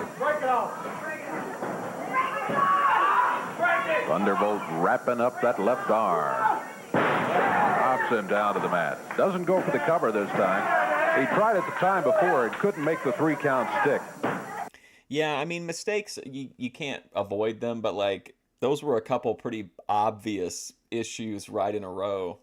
He's going to work on that left arm. And that, like, terrible, even, like, giant haymaker punch he threw for some reason. Break a little bit. Thunderbolt has that. Eric made a nice move. Got a head scissors on Thunderbolt to break the hold. Hamilton takes him right back down to the mat again. Took him down with the arm. Keith Eric yelled he had his hair pulled. Didn't look like it from this angle. Referee didn't see it. The crowd says nope. It was clean. No problem. Eric back up on his feet now.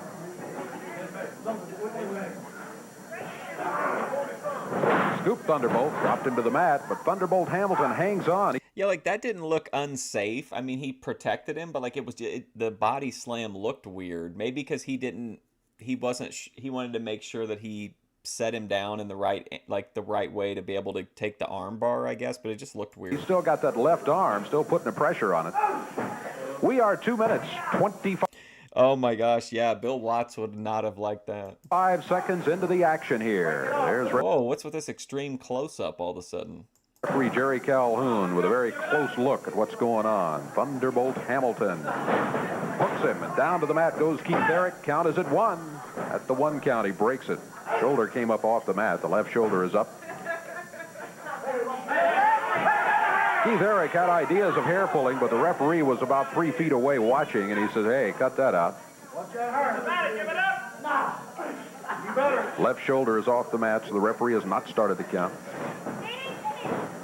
Thunderbolt wrapping up the arm. Keith Eric trying to reach for the hair to stop the maneuver that Thunderbolt... He's wrapping up the arm. He needs to wrap up the match. Hamilton was putting on him.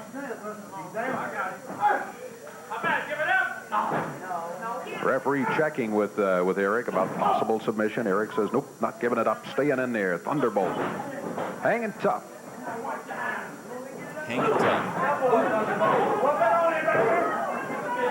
Thunderbolt goes to work with the right hand and the left hand. Keith Eric staggered back to the ropes on one knee. Now back up on both feet. 3.5 minutes gone. This is the longest 3.5 minutes. This match just needs to end. Thunderbolt in the side headlock, but still had waist lock on Keith Eric. Oh my gosh. He grabs Eric, powers him down to the mat. Shoulders That's are it. down. Count is at 1, 2. He got it. Nice move by Thunderbolt Hamilton as he gets the win over Keith Eric here. Thunderbolt in control most. Honestly, when he hit that weird, remember he had the pinfall on him? I can't remember what he did. He did some kind of a slam and kind of held him down. It looked like he was going to force the pin, and he probably should have. If they would have ended it there, that would have been a much better match. Most of the way, Keith Eric did give him a battle in there from time to time, but in the end, it's Thunderbolt Hamilton, 3 minutes, 50 seconds. He came out in a great mood. He won. Now he's going back in a lousy mood. And he walks away from the ring with the victory on this championship wrestling match. Dave Brown needs to call that out for the shit show that it is if he had any journalistic integrity, but he doesn't. You know, he's just an alcoholic. A lot of folks around the territory, most folks around the territory, I guess, have been asking, what about the King? What about Jerry Lawler? Well, we've got an update. Oh, are you the one that doesn't like the belly-to-belly as the finisher? Right now, on the King, here he is, Jerry Lawler. Just want to come here and take this opportunity to say hello to all the wrestling fans out there. It's a pleasure being back on the Championship Wrestling program, if just for a few minutes, and not exactly live. They were able to send the camera crews out and make this tape with me to kind of update the fans out there as to exactly what's going on in the A 60-minute Iron Man match? Oh my God. You could use that to like torture people at Gitmo. life of the King. As you can see, I am still among the living, much to the dismay of Bill Dundee. I'm sure he wanted to get rid of me once and for all, and I think that Bill Dundee thought that when I lost the loser leave town match that I would just go off to some other part of the country, move, sell my home, and leave this area entirely. But I can guarantee you I'm not going to do that, and I can guarantee Bill Dundee that I'm not going to do that. And, brother, if you're still here when I get back, you're going to be the first man that I look up. I can promise you that, Dundee. Now, the second question, or the question I get asked most often by the fans, is exactly how long do I have to stay gone from this area? And the stipulation in the contract of the loser leave town match was for a Dave Brown calls it down the middle? Oh, bullshit. Dave Brown is the worst. period of 6 months. Dave Brown's had like one good episode out of all these that he's done anything of any merit or note whatsoever.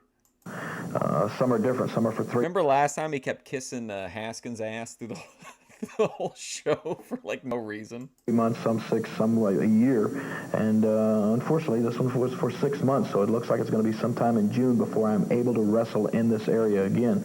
In the meantime, I am just having to, as I said... After Ben has to go work at McDonald's, he's going to issue a video like this every once in a while just to let us know what's going on with him. I'm not selling my home. I still make my home in Memphis, Tennessee. I'm still going to be living in this area. But what I'm having to do is I'm having to fly to different parts of the country to make a living wrestling. And I got some bookings, as a matter of fact, starting in February. I'll be wrestling in Honolulu, Hawaii, San Jose, California, Los Angeles, Las Vegas, a lot of different cities. And while that may sound glamorous and while this may sound like some big, exciting cities, believe me, I would much, much rather be wrestling right here for you people without all of that horrendous traveling and that kind of schedule that you have to keep to make those trips and to make that kind of a living. So it's not a pleasant thing. I am really looking forward to this time going by as quickly as possible, because the thing I want most is to be right back here, right on this show every week, and wrestling right in the arenas for you people, the greatest wrestling fans anywhere in the world. Thank you for thinking of me, and we'll be seeing you again soon.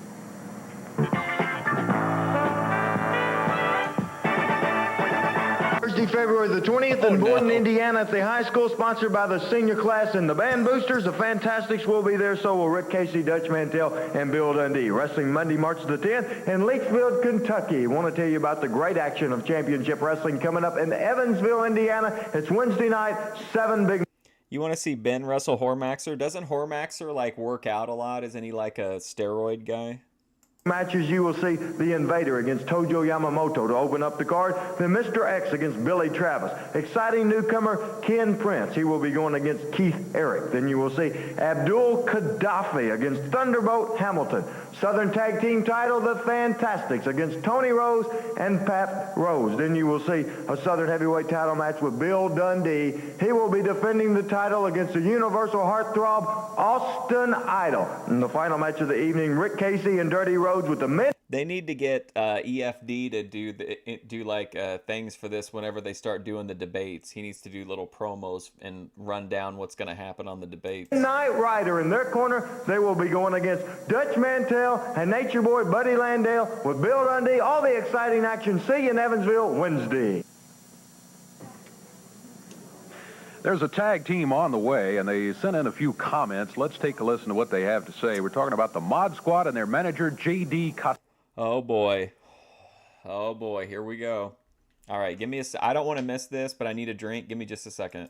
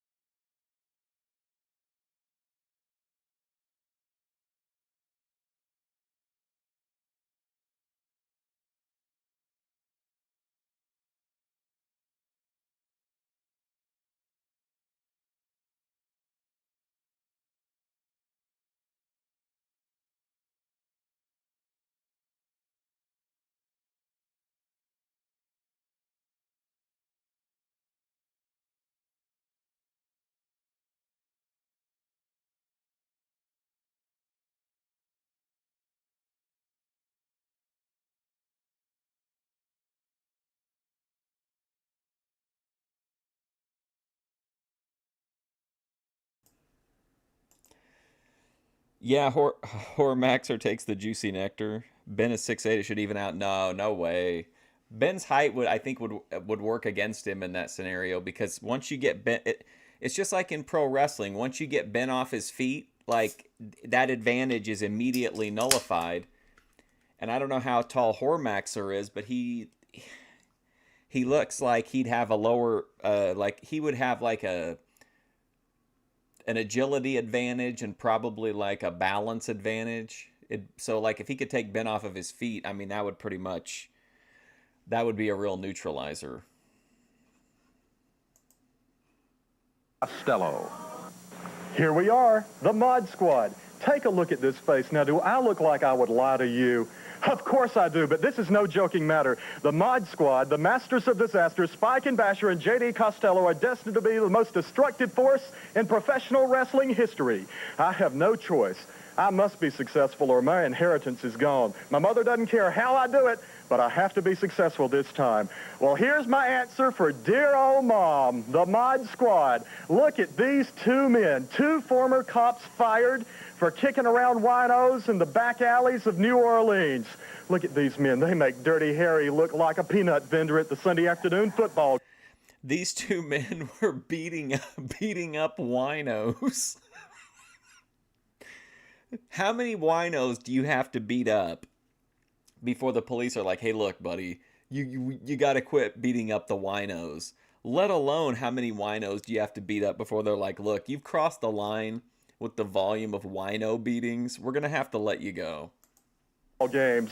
Mom, I've got the perfect team to rule professional wrestling now, and I'm paying them top money to hurt people. They're the two of the toughest guys in New Orleans. I would even say in the entire state of Louisiana, the entire country of America. I'm the brains. These are my machines programmed to do as I say. I'm like E.F. Hutton. When I speak, you had better listen. Now, I know I look too intelligent. I look too handsome to be in the world of professional wrestling, but this has to work. A mother's going to be very upset. If it doesn't, we're all going to have to get regular jobs and have to be out there with all you common people. Well, and the guy looks like he's trying to do a Jim Cornette gimmick, but he's dressed like Slick.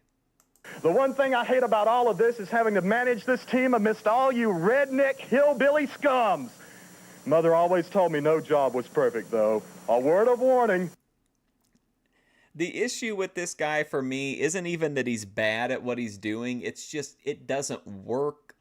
He's a good performer. He's like able to do like decent storytelling and keep like an interview going. But the issue with him is that like he just doesn't have it's not believable. You know this guy is acting. Like there's zero doubt about it that he's acting. When you watch Jim Cornette, you know you're watching a performer, but you believe in the moment that he believes what he's saying at that time. This guy's Burton off. He's just having fun, being a goof, living out like a fantasy of being on a wrestling manager or whatever. He's like the least believable wrestler I think I've ever seen.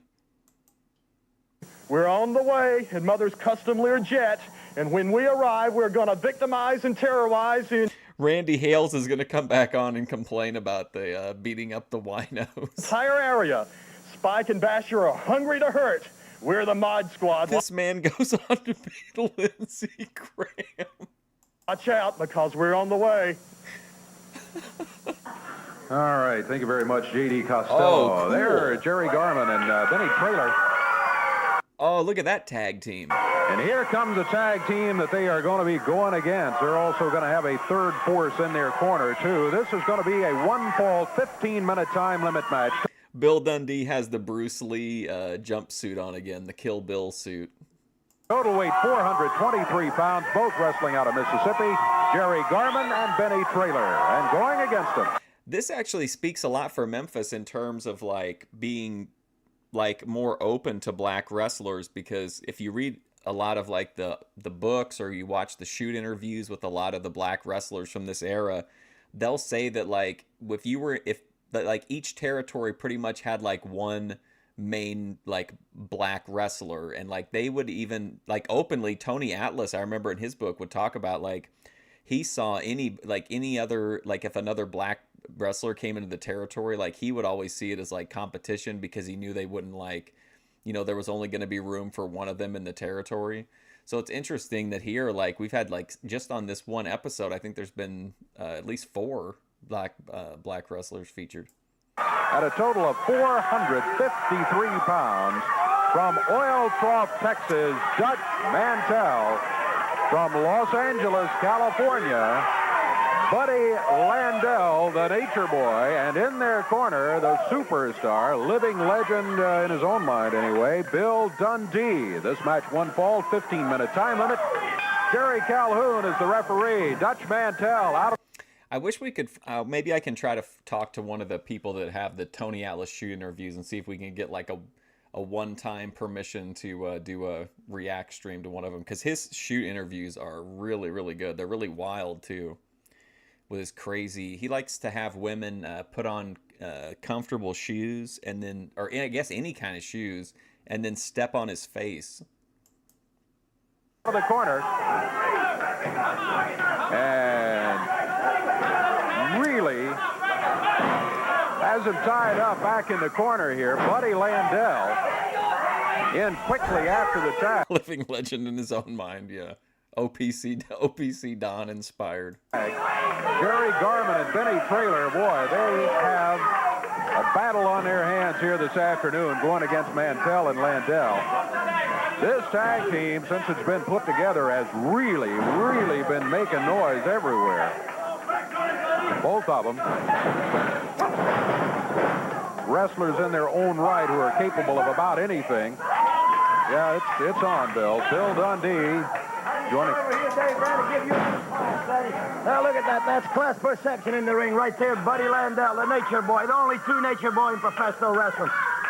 Now, I'm not taking nothing off Garman Triller. They're great young athletes, and I use the word young, brother. They are young. There's no doubt about it. Garman and Traylor.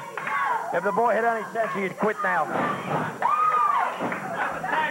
Dutch Mantel coming in after the tag. Nature Boy Buddy Landell back in the corner, but he breaks and Mantel takes over. Garman and Traylor. Oh, don't envy him, I tell you. The face walkers, yeah. Man, he put out a video. I think it was like maybe came out at New Year's last year, the year before. And it was a woman that, I'm not kidding you in any way whatsoever. She was like punching him in the face repeatedly while he looked at the camera. And then she started like stomping his head while he was looking at the camera. And when she finished, he was just like, Happy New Year. It was like the craziest video. Fighting for his life. I'll try to find it. He's fixing to get right. There we go, baby. There you go, Dutchman. Don't pin him, jerk him up, Dutch. There you go. I gotta go give my boy some encouragement. Well, I don't know how much encouragement they need. Mantel probably should have tried for a pin right there. It looked like he might have had it, but no, he wants to hurt him.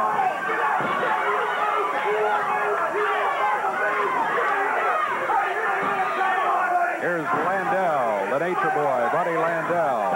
He uses a chop, and it's a powerful one. You can hear it halfway around the block.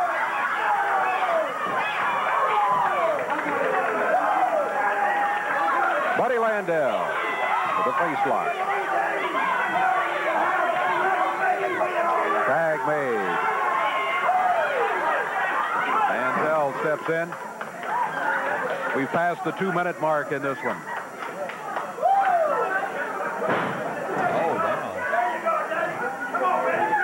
I'm not sure what happened there. That was kind of, it looked like it was going to be something, and then it wasn't. Landel hammered him with a right Bill Dundee in the Bruce Lee outfit is so outlandish. fist. He had it doubled up. That guy would see himself as like a Bruce Lee type of a character is just ridiculous. Dundee from outside adding his assistant.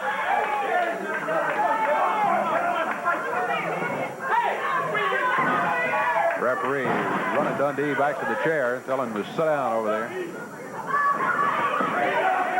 Buddy Landel has him covered up. You stay there! You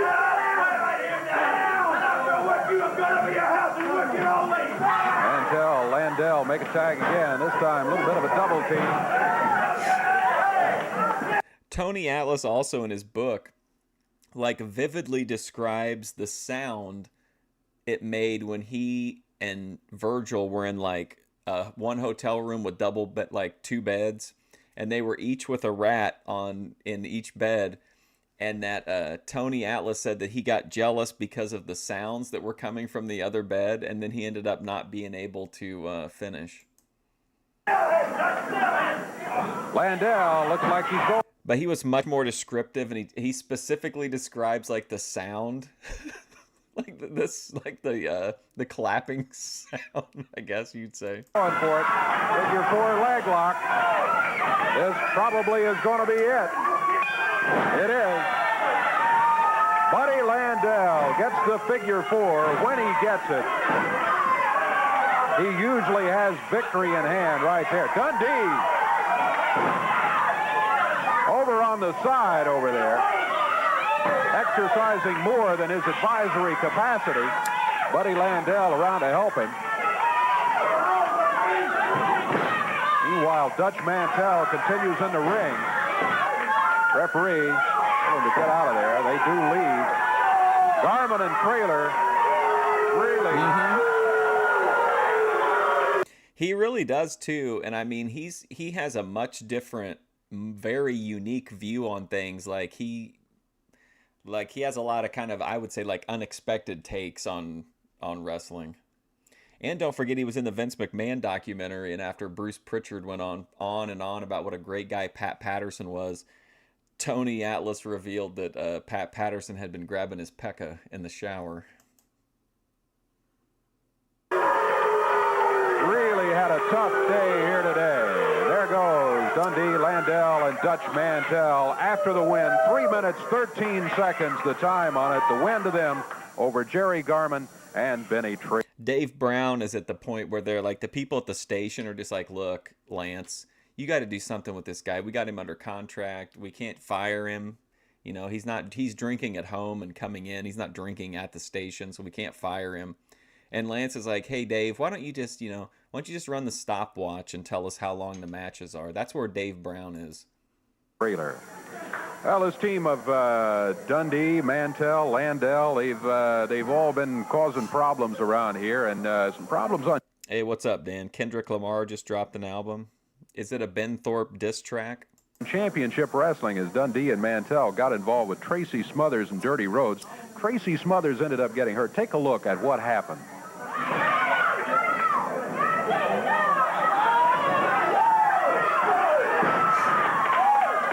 Dave Brown is mailing it in. At least he's holding it together. He's not visibly drunk this episode. Dirty Rhodes really unloaded on Dundee with a right hand, but Dutch Mantel has Tracy Smothers. Dundee over the top rope. Disqualification has just occurred here as Dundee was over by the rope. Tracy Smothers went over the top rope, and you can't do that. 6 minutes, 25 seconds to time. A victory by DQ for Dirty Rhodes and Tracy Smothers. There's that lady that's usually dressed pretty nice. Look out, Mantel. That bullwhip round behind Dirty Rhodes. Well, now they've got both of them occupied, and Smothers takes another vicious shot from Dundee with that. What's my opinion on the new red pill arc the Thorps are chasing? I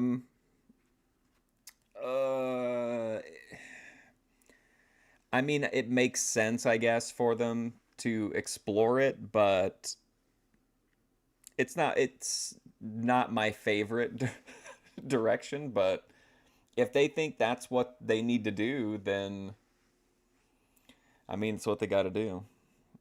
I mean, I've got 9 viewers, so I'm probably not going to give a lot of advice. And what's my opinion on you wanting Ben and Rich from HFF to get on stream and riff? I think there's potential there. I don't know that I'd want them to riff, though.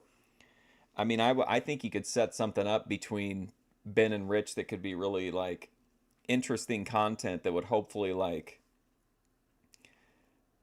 result in, like, each channel being able to build some content on their own based off of that content, and then kind of, I think there's a good storyline in there. Did Dave Brown know what was to come in the WWE, so he's trying to get canned? Ben's trying to turn Grace into a kind of pearly thing style red pill trad girl. Good luck. I think that's a tough sell, yeah. That chair slams him into the ring post.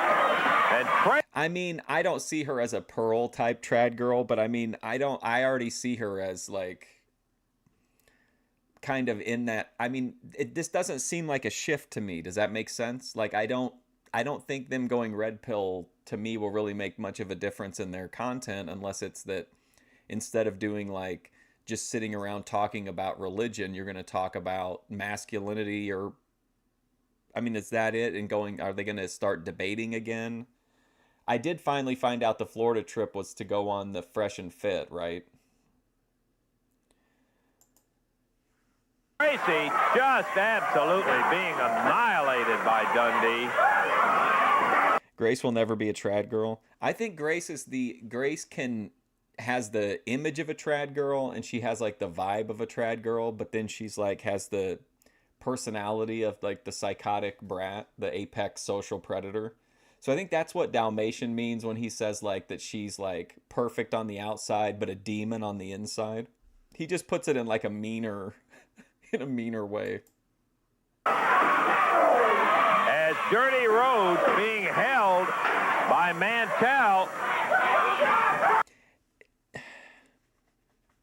I mean, I think at the end of the day, if they did do like just rush Ben versus Rich and like a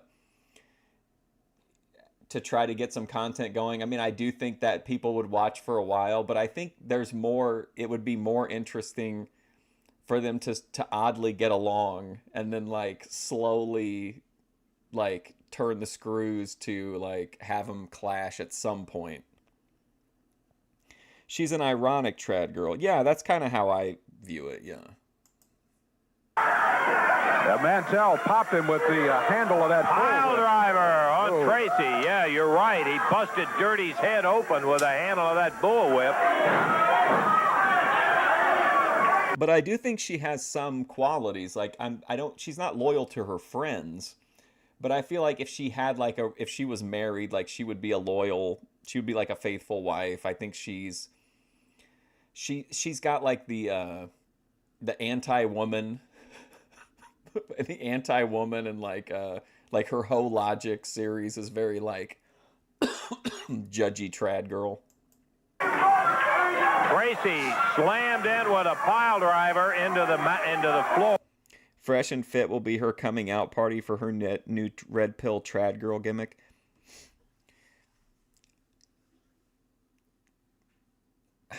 I don't know how to phrase this. Like, if you're gonna do a gimmick or you're gonna do a grift, like, why tell your chat about it?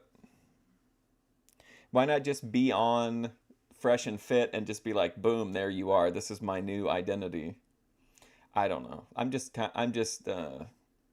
kayfabe kind of guy. Or Dutch Mantel. And I'm really high. Again with that whip with a handle, busting Dirty's head open, and he's already got it bleeding as Dirty is nailed with a chair. And I think Ben and Rich could get along because they could excuse a lot of each other's behaviors, and they're each kind of not used to talking to a lot of people who are positive toward them. So I feel like they would kind of get along on that basis. But then eventually, like, they're just not spotlight sharers. So I don't think it would last for too long.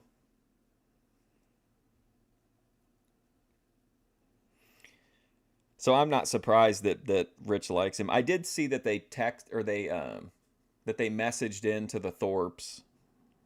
This is probably the third time they've gone with the red pill gimmick. They're just going to run through multiple ideas until they find something that works. They fizzle out. Well, did they ever set up a deadline for if they don't make $32 an hour?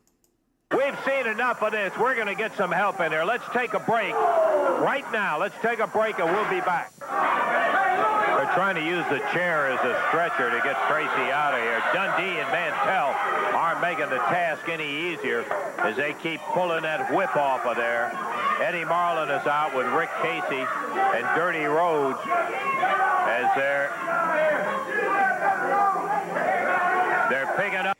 If Grace really is going to do like a like red pill trad girl gimmick, I think one thing she could do that would help build that help build that image and maybe become something that could generate at least a little bit of income would be just to every morning do like a completely wholesome, like, you know how she starts off her streams where she's like, hey besties and that kind of thing. Just do one of those things, but just do like just do a short and put it up like every morning, but keep it like completely wholesome. Don't put any of the stream any of the actual stuff from the show. Just do like a cutesy trad girl short saying good morning every morning. I bet people would start watching those. Up. There they go. Oh.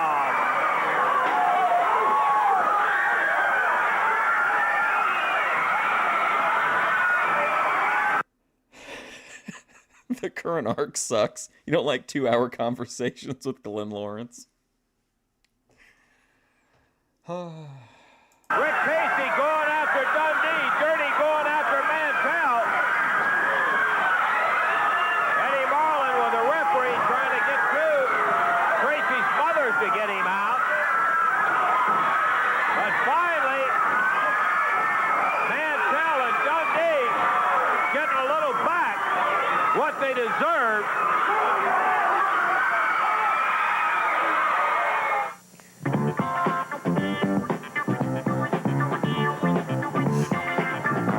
Glenn seems so weird to me. Like in the chat when I saw him typing, he seemed like a... I mean, did the debate with Ben really did it change him fundamentally or what? He just seemed really like almost groveling sometimes. As the entries keep on coming in, I want to just give you a quick reminder here that you can still send in your entry for the Fantastic Date with the Fantastics. 2 young ladies will be selected for the upcoming date with the Fantastics, and it is not too late. You can still send your entry in. Speaking of the Fantastics, Bobby Fulton and Tommy Rogers, take a look at them right here.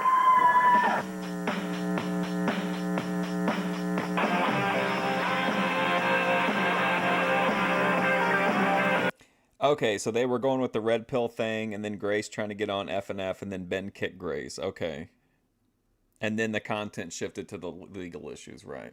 So we're kind of just like, we're just kind of looping back pre-kick.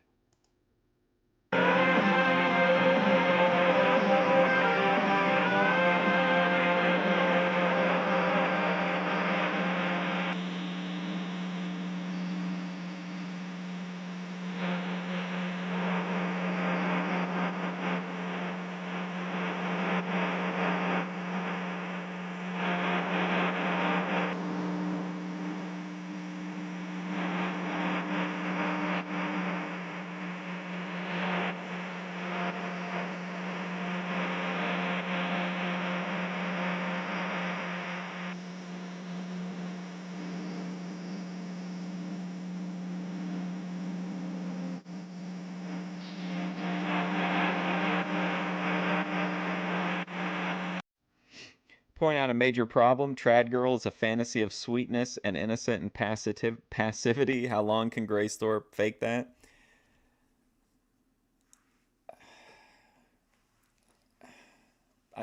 Okay, so like guys like Dalmatian and OPC and Dan, I think, has even confirmed that he wouldn't mind if Grace took control. I think these guys want the Trad Girl exterior, but like behind closed doors, they want like the woman to be in control.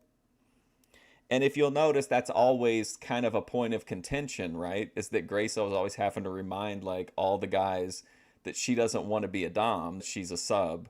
But then no one ever like approaches it from that. Except when Lalo came back and he tried to be like super masculine for like the first part of the RV ride. But anyway, I'm just saying, like, I don't think that shatters the fantasy, because I think they kind of like it. Just like how Ben pretends like he doesn't like it, but he does like it when Grace pushes back on him sometimes. You just have to get that balance of pushing back enough without like hurting the feelings. But she is like a femcel, like, so that's kind of a pretty big. That's a trad girl, like, that puts a lot of points into the trad girl tree, I think.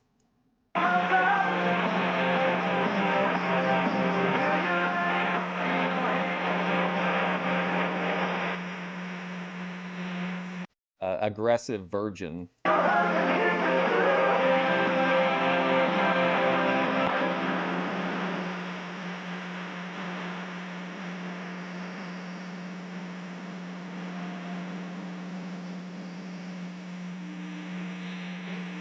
Oh my God.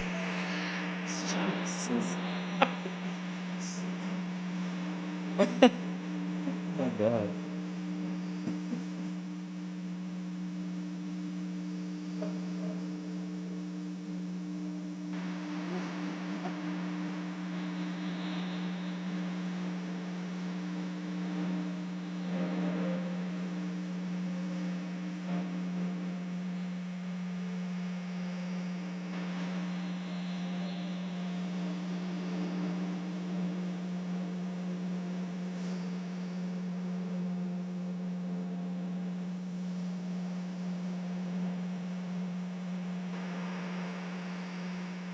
Bobby Fulton, Tommy Rogers, the Fantastic. Hey, Lance told you a little bit last week about upcoming match here called the...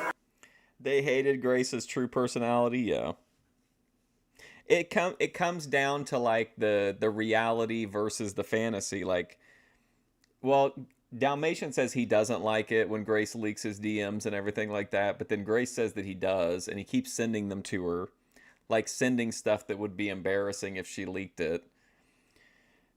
I'm just saying, for people who act like they want like a passive trad girl, like they don't, their behavior on the streams doesn't line up with that at all, in my opinion. Thunderdome match. This is going to be a series which will be occurring here. Bill Dundee. It's just really interesting to see how things that, like, in 1986, that was hyper masculine, that was hyper straight, that was like, so that's how it was intended to come off, of being like, wow, here's these two really straight dudes, really masculine straight dudes. And seeing how stuff like that ages is just kind of interesting. We may have a few words about it right now. This is going to be a series where... Oh my God, ring rats lined up. You know it, Randy, for the Fantastics. Shit. You can go into the ring wearing anything. They're banging everybody in Kentuckiana. Take whatever you think's necessary to win, and whoever's the toughest is going to come out of there the winner. See, Dave Brown, everybody in the wrestling profession, it doesn't matter whether it's in this area or it's worldwide, if it's New York, if it's the Carolinas, wherever it is, somebody says they're the toughest, the best there is. Now, when it comes to wrestling, Ric Flair's Do you think Lawler will get a position in the Trump administration? He did meet Don Jr. the best because he's got the NWA Wrestling Heavyweight Championship of the world. So you can't take nothing off him. That's where you go into the ring and you wrestle one man on one man. But this, the Thunderdome, baby, this is what they call the Thunderdome. This means there's no rules. It's like a battle royal, but the only difference is there's 20 guys, maybe 30 guys. Whoever wants to get in it can wear or bring anything they want. If you think it takes a baseball bat to win the thing, you just bring a baseball bat and you hit every... Bill Dundee cosplaying as there. It does kind of look like Eric Bischoff. So this whole Thunderdome thing, all it really is remember in WCW they had the bunkhouse stampede matches where you would just have people come out in like they'd have on like torn jeans and a bandana around their arm and like a wife beater or something. Like they were dressed for a street fight. That's what this sounds like. Everybody in the head with it, and when you're the last one winning, you're the winner. But then they're going to have a whole series all over the country, and the guy that wins the most, the last two guys wrestle, Dave Brown. So it amounts to this. You start off with 40 or 50 guys, maybe 20 or 30, who's got enough guts to get it. It gets down to one man. If he wins two and somebody else wins two, then you haven't settled nothing, have you? So then you got to get in the middle of the ring, and then you slug it out. And I think you're looking at the one that's going to win some of them, because I'm the man. If you can get a shot of this and read what it says on this T-shirt, folks, I'm the living legend around here, Daddy. You know why I'm the living legend? Because I'm the man that beat Jerry the King Lawler, the only man to run that sucker out of town. And you're looking at it, Daddy, and I'm going to be in the Superdome. I'm going to be in the Thunderdome because I'm the best there is, Daddy. Well, Bill Dundee is quite confident that he's going to take it, the Thunderdome. Steve Lombardi. Oh, man. And again, like, can you believe pretty much everyone agrees in all the books and shoot interviews I've ever seen that like the kings of the rats was either Ricky Morton or Bill Dundee. So like that guy Bill Dundee probably had like thousands of ring rats over his career, and he wrestled forever. And in somebody's book, I can't remember who it was, but they were talking about how like he had rats whose grandmas were his rats. Like that's how long Bill Dundee, he was in the same area for like all this time and just pretty much took over the entire rat industry. The bunkhouse matches were pretty lame. He wrestled in ripped jeans and a ripped sweatshirt. Yeah. Matches coming up. And his cigar always looked like it had been smashed. Like he picked it up off the sidewalk. There's another gentleman that I think might have quite a bit of confidence going into the Thunder. I watched a Steve Lombardi shoot interview recently, Randy. It's on the YouTube page called Title Match Wrestling. They have a bunch of like full-length shoot interviews that you can watch for free. And Steve Lombardi's was actually pretty decent. Dome series of matches, too. He came riding in from San Antonio, Texas. He's Rick Casey. You stayed with me through thick and thin. I hate Rick Casey. You watch me lose, you watch me win. You pick me up off of the ground. You never one time let me down. They're not a sponsor. I know it sounded like a prepared statement, but it was, I thought about that when I was saying. I was like, "Oh, this sounds like I'm going to give out a promo code at the end."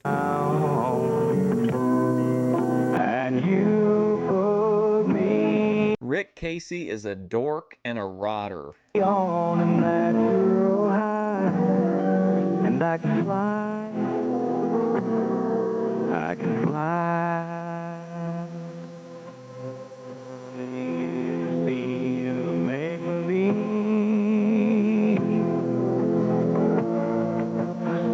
Yes, that's also discussed quite a bit, how Memphis had a different, I mean, it was the 80s and pro wrestling. I don't think these guys were checking IDs, but like Memphis especially had like a really bad reputation for like underage rats. As a falling leaf, you gave your hand to me that day, and you did it.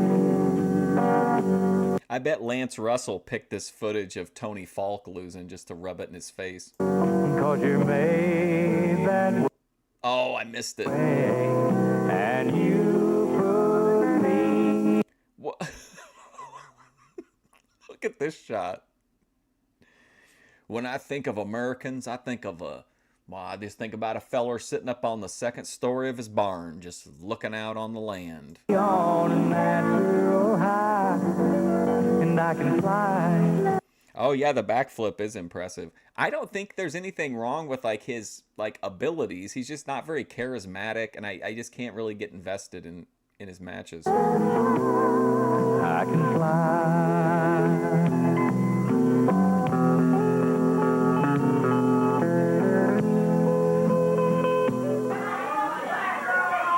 Rick Casey will be coming in here. Right there he is, as a matter of fact. As we speak, he steps through the door on his way for this match. This is going to be an Oh boy, here comes Dirty Rhodes. expiration of time match coming up. Now, an expiration of time match means there may be one fall, there may be 3 or 4. As long as there's wrestling time remaining, we're going to have some action for you. Rick Casey still greeting the crowd. Right. I think he's a great athlete. He needs something extra.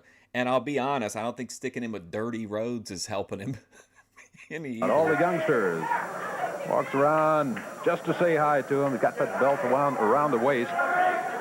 His opponents and his partner in the ring right now. Again, it's an expiration of time match, introducing from parts unknown at 508 pounds total weight, the Undertakers, and going against him at a total of 527 pounds, from Austin, Texas, Dirty Rhodes, and from San Antonio, Texas, Rick Casey. This match will be to the expiration of time. Jerry Calhoun is the referee.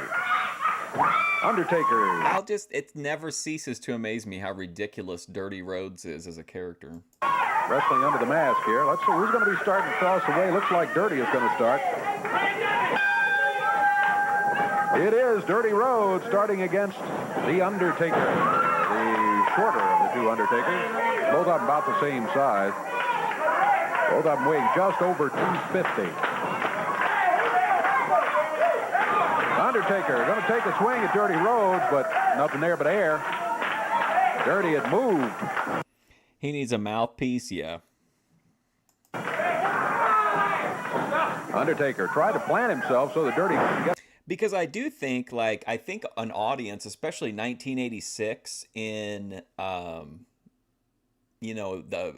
Memphis area, would probably be pretty open to kind of like a strong, silent cowboy type, or just a strong, silent, tough guy. But then you've got to get him, you have to be able to tell a story with him, so you could have some kind of manager.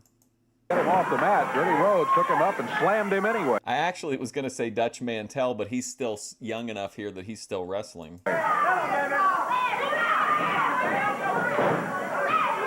Casey and Rhodes, couple of guys out of Texas, one from Austin, one from San Antonio. Dirty puts the Undertaker down to the mat, shoulders it down, counts at 2. 2 counts all he gets.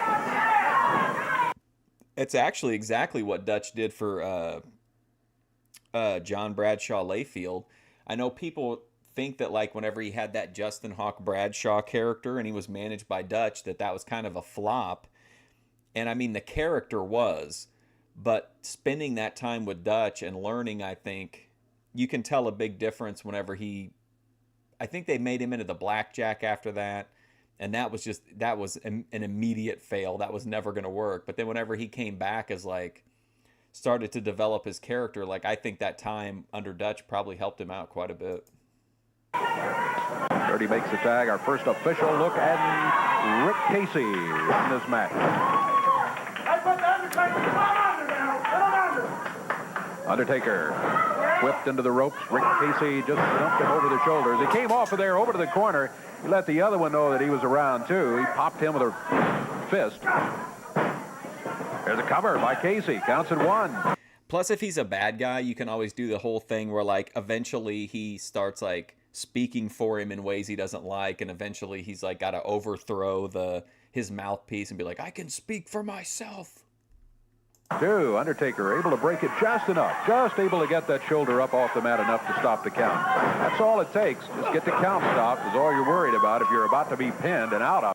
I just realized we might get an amazing line. We might actually hear that Dirty Rhodes gets the pinfall on The Undertaker.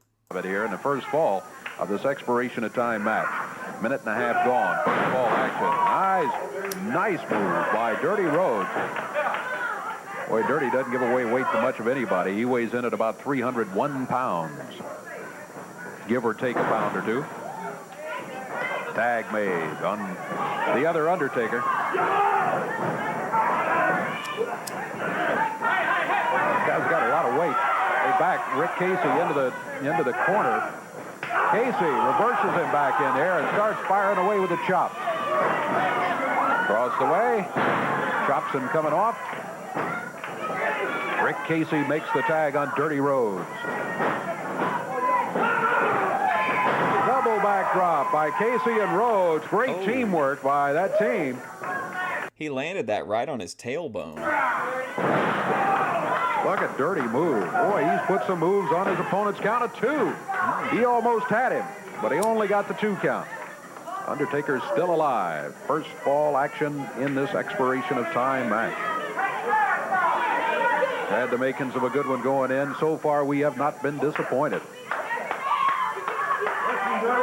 Dave Brown at ringside. Lance Russell off today. He'll be back with us next week. Hope you will be too. I talked about it earlier, and I don't know 100% for sure all the details, but I do think that actually they paid them back in the day to get the name The Undertaker. I don't think these people probably had it copyrighted, but from what I understand, they were working regularly, so like they had already established the, you go, if you went into court, you'd be like, hey, we've been the Undertakers in wrestling for, whatever amount of months or years. So I think they just kind of did it just to avoid any issues, but I do think they bought like the name. Hey, what's up, Kyle? Rick Casey climbing the rope. Drops down on the left arm. There's a chop and a cover. Counts 1. 2 count again is all they can get. Boy, that just gives you an idea of the size, the strength of this Undertaker team. There's Rick with a cover. Count of 2 several times during the match already. They have had the 2 count, but that 3rd count, it's like the last yard to the goal line. That's the toughest yard, and that's the toughest count. Number 3. Dirty Rhodes back in. Reverse neck breaker. Puts the Undertaker down. Dirty covers. This might be it. Counts at 1, 2. Excuse me? What kind of a pin is this? Look at this. Look at this guy. Wow.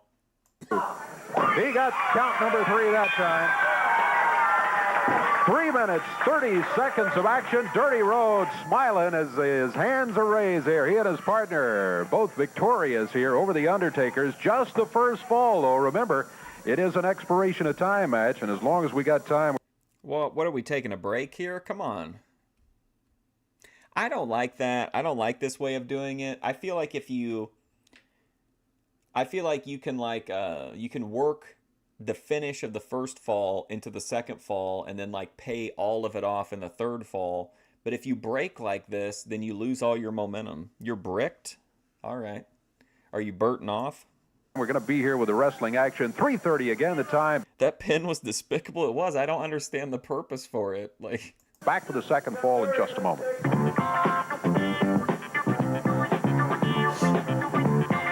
I can't believe that he hit some actually nice-looking suplexes, and instead they showed that awful-looking neck breaker.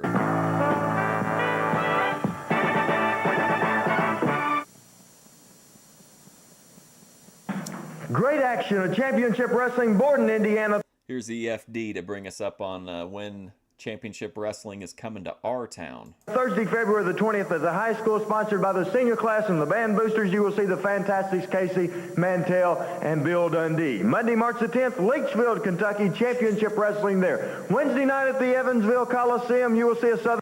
The Dirty Driver. I almost smoked my, I've got that gram of Dirty Squirt still, but I thought I completely forgot about Dirty Roads, or I would have smoked that just to be in dirty solidarity. Tag title, Pat Rose and Tony Faulk against the Fantastics.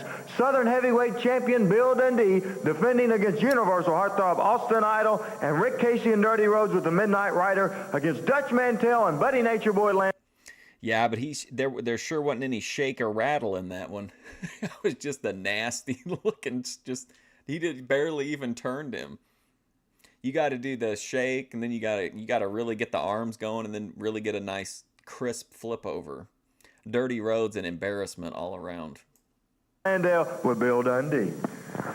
But again, I would 100% buy a Mattel Dirty Roads figure. I want to tell the people of Evansville something, brother, and they're going to understand exactly what I'm telling them. They can keep Rick Casey. I'm not buying a Rick Casey figure out there. Any combination, Mantel, Landell, Dundee, me and Rick Casey can beat you 1-on-1, 2-on-1, any way you want it. But the odds are never even, brother. You've always got that third element. And just when we think we've got you captured, brother, what are you...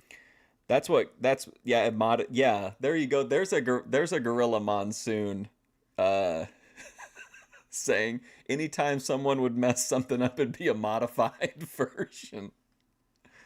This speech reminds me of, sounds like something out of a Ben and Grace discussion about her search history. Whether we're going to take on 2-on-1, 3-on-1, 7-on-1. You dudes turn our lights out. But I'm going to tell you something. Wednesday night, baby, there's going to be a national figure. We're going to keep taking dudes until the dudes shut our lights out. What's this guy talking about? People seen all over the world, baby. Somebody said the Midnight Rider's going to be there, Jack, to take care of some rats. And I'm going to tell you one thing, brother. I know this man personally, son. And my cousin, the Midnight Rider, brother, when he gets there, all you rats will go have a place to go. Okay, so he's presenting himself... He's presenting as if he's the cousin of Dusty Rhodes, who is under the mask as the Midnight Rider. Brother, but he's going to have it all covered, Jack, outside the ring. Dundee, you stick your nose in, brother, and I'm going to tell you something, brother. It's not Jerry Lawler. This dude's got long, pretty white hair, just like the kid right here. The Midnight Rider, brother, does his thing. Dos Diablos. That's in Colorado, baby. That means two devils. And, brother, he's bigger than two devils. And he's going to do it, Daddy. That's right, Wednesday night in Evansville. What an absolutely nonsensical, I don't know what that was. I don't know what that's supposed to make me think as a fan, how I'm supposed to feel about any of that. Diablo, his cousin. He talked about anything but the match that's coming up, that I could tell anyway. You're in trouble when you're relying on Rick Casey to bring the promo home. Baby, you get ready. You think you talk about two devils. Well, you see two devils here, but there's going to be a whole lot of devils on you, baby. And the Midnight Rider's going to be in the corner, Dundee, so just stick your nose in there, baby. And the Midnight Rider will just knock it off. Have you guys ever seen that video? It's like a training video for people at Old Town or Hometown Buffet. And it's like a guy cutting the meat, and it tells you like how to make small talk with people that are coming through the line. But the guy making the small talk is the most awkward dude ever. Rick Casey is delivers his promos in that exact style. Guarantee you that. So you show up in Evansville Wednesday, Mantel, Landell, and Dundee. He did. He buried him. What the hell is Diablos? Why are we talking about Colorado? What's going on here? Like, you could tell he didn't know what to say. He's like, well, two devils. They're gonna be a whole lot of devils up there. Because Rhodes and Casey, baby, we're fired up and we're coming with everything loaded.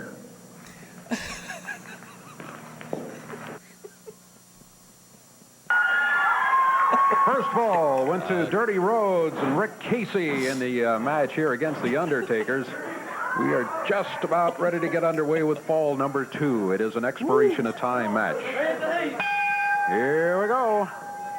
We're coming loaded. Dirty Rhodes going to be starting for his team, the shorter of the Undertakers. Winner and loser of the first fall have to start the second one. That's where we are right now. Dirty Rhodes, Rick Casey, 1 fall up, very important in an expiration of time match. That means that you got to avoid losing a second fall. And this guy's like, oh, time is of the essence in a, time remaining match. We just spent like 10 minutes hearing one of the worst interviews of all time, but he's acting like time is at a real premium. You are in good shape to take home a victory. Dirty and Rick know that, but I guarantee you they're not the type who will rest on their laurels for that first fall. They're out here, and they're going to try to make it 2 straight or more over this team of the Undertakers. Undertakers, big tag team. A lot of weight on them. Dirty Rhodes got him with the upper arm coming off the ropes. Dirty around behind him. Dirty Rhodes. Yeah, good job, Rick. Did you see him try to fire the crowd up with a few claps? Likes to have fun. He enjoys what he's doing most of the time. Seen him recently in some matches where I know he wasn't having much fun, but he enjoys what he's doing. Happy guy, likes to speak with the crowd, likes to greet the crowd. He's in there now battling the Undertaker, and he's got him down on the mat. He's in there battling the Undertaker. Makes tag. Referee confirms that Rick Casey will be the official man in the ring now. What the hell was that?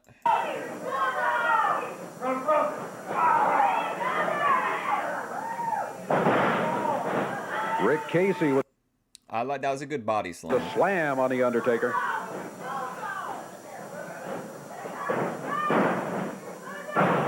Drops down on him.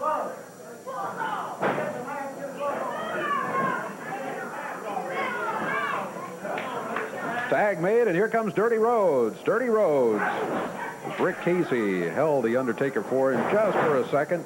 Hopped him. Hey, got him with a boot coming off of there. Bottom of the boot. Imagine you only get wrestling once a week, and it ends up being a Rick Casey, Dirty Rhodes heavy episode. Boot, that's legal. Dirty with a cover. Picks him up. He was over very near the ropes. May have had a shoulder underneath the rope.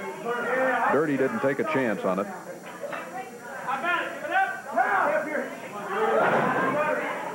Dirty. He had a knee right in his back. Put some pressure on him. Shoulders are down. Counts at 1. Left shoulder came up off the mat. I think you can see it real well from that angle. That shoulder is just not down on the mat. Randy Quaid in the audience. Very pleased. Big smile. Tag made by Dirty Rhodes. Rick Casey coming in. Dirty, a little extra. Why is his leg underneath of the Undertaker? Pressure put on there by Rick Casey as Dirty breaks the hold and steps. Wouldn't that just hurt Dirty Rhodes' leg if his partner dropped an elbow on a guy that was laying on his leg? Steps out. Rick with a slam. Tag made. Boy, Casey and Rhodes tagging in and out like a veteran tag team that's worked together for 5 years. They have not been together anywhere near that long, but they sure work together well.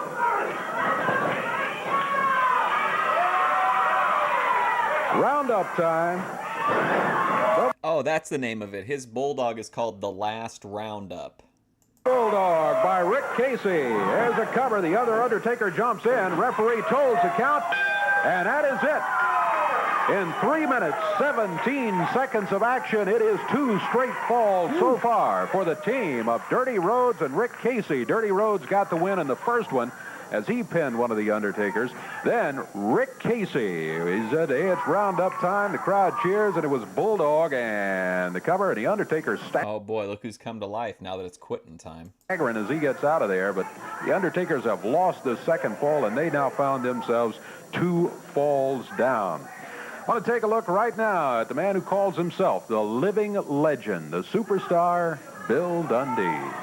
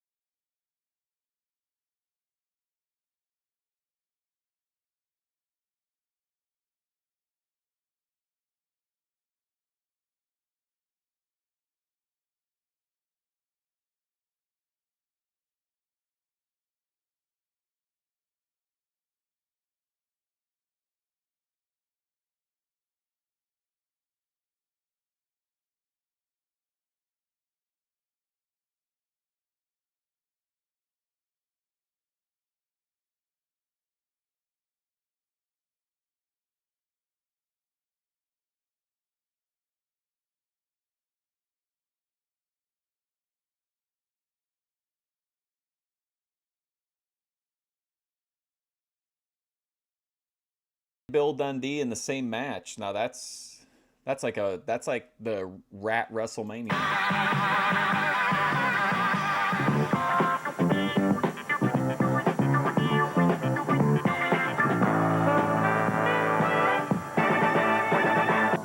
All right, good action to wrap up championship wrestling. Opening match of the day, it was Abdul Gaddafi defeating Jim Jameson. He beat him in about a minute and a half. Then it was Thunderbolt Hamilton. Thunderbolt really looking good. He defeated Keith Eric today in a match. Remember Jim Jameson? Let's take a moment to appreciate Jim Jameson. He really bumped his ass off for old Gaddafi. He really put Gaddafi over big time. Then it was Dutch Mantel, Buddy Landel with Bill Dundee. Bill Dundee made his presence known over in the corner. He interfered a couple of times. Mantel, Landell, and Dundee all combined for the victory over Jerry Garman and Benny Traylor. A little over 3 minutes was the time on it, and as usual, Mantel and Landell pretty well dominated the entire match. Then it was Rick Casey, Dirty Rhodes, going against the Undertakers. Had the makings of a good match from the very beginning, and as I said during the match, we weren't disappointed. First of all, was he even conscious during the match? All of action went about 3 minutes and 30 seconds. Dirty Rhodes got the pin in that one. Then Rick Casey came back to take the second fall, 2 straight falls for the team of Rick Casey and Dirty Rhodes over the Undertakers. That's about it for championship wrestling today, but I guarantee you there will be more of the very same next week. Lance Russell will be back with us then. Until then, I'm Dave Brown. Goodbye.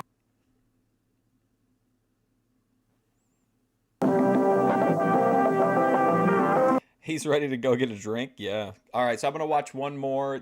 That means this episode covers the entire month of February. So that'll be like a nice little like bow on top of it.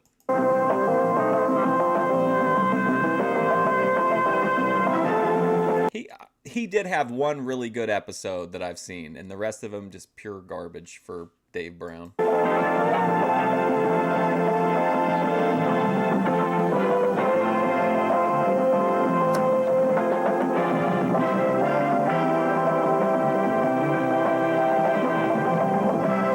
I'm hoping we finally get to see the Mod Squad in action. Hello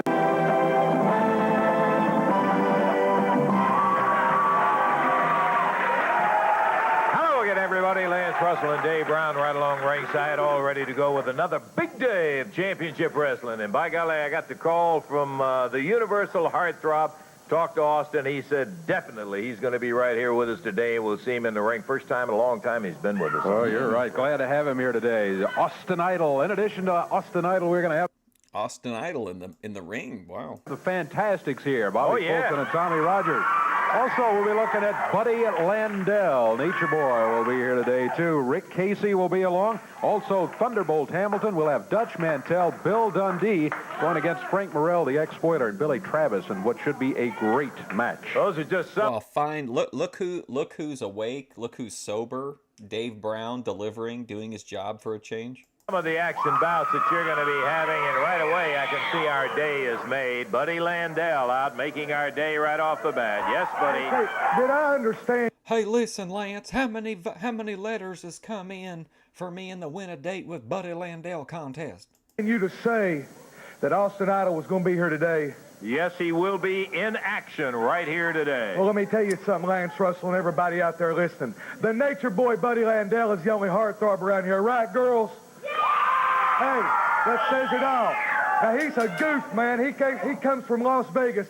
It's not the Las Vegas leg lock. It's the figure 4 leg lock, Daddy, and I'm the king master of it. You hear what I'm saying? I hear what you're saying. That's all I got to say. Okay. There's Buddy Landel making his presence known bright and early. I would just simply say that the Universal Heartthrob Austin Idol has done mighty well with the name Las Vegas leg lock or otherwise. We'll see it in action in just a moment.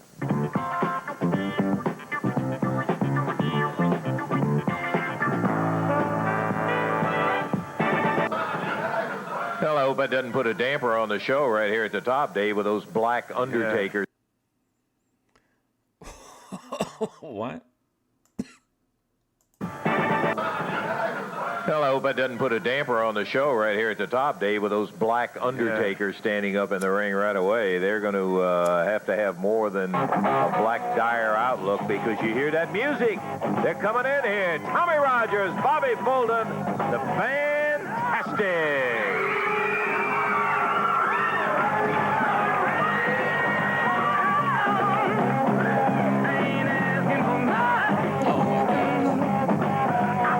Look at that little fellow over there, dude. Great. Yowza!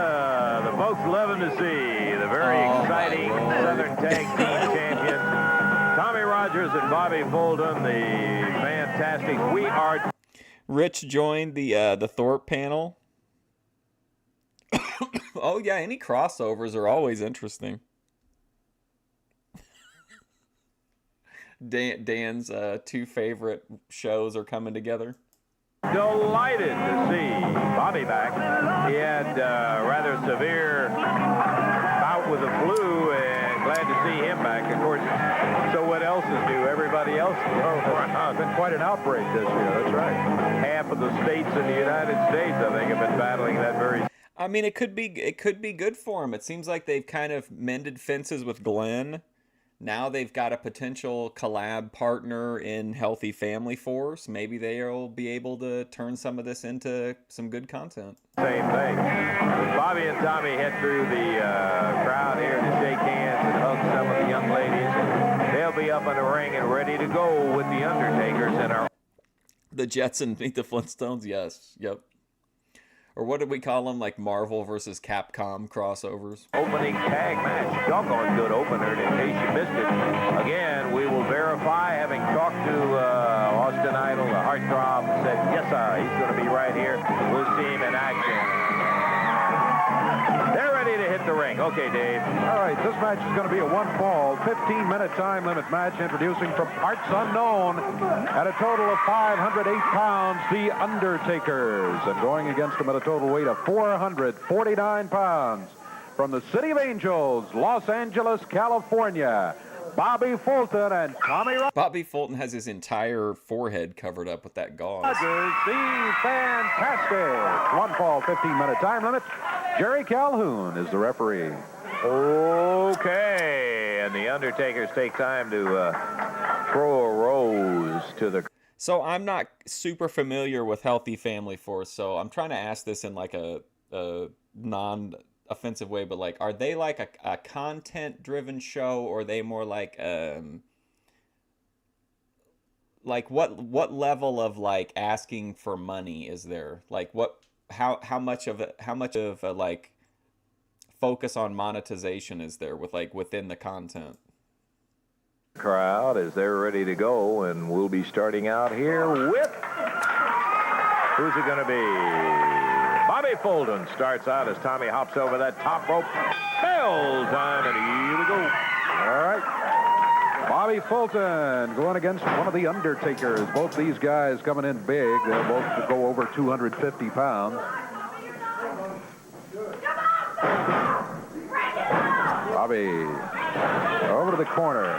Puts the tag on Tommy Rogers. Tommy up on the middle rope. Down on the left arm. And the Undertaker got to be wondering why he got up this morning. Oh, whoa. Tommy for a shot at the other one in the corner over there.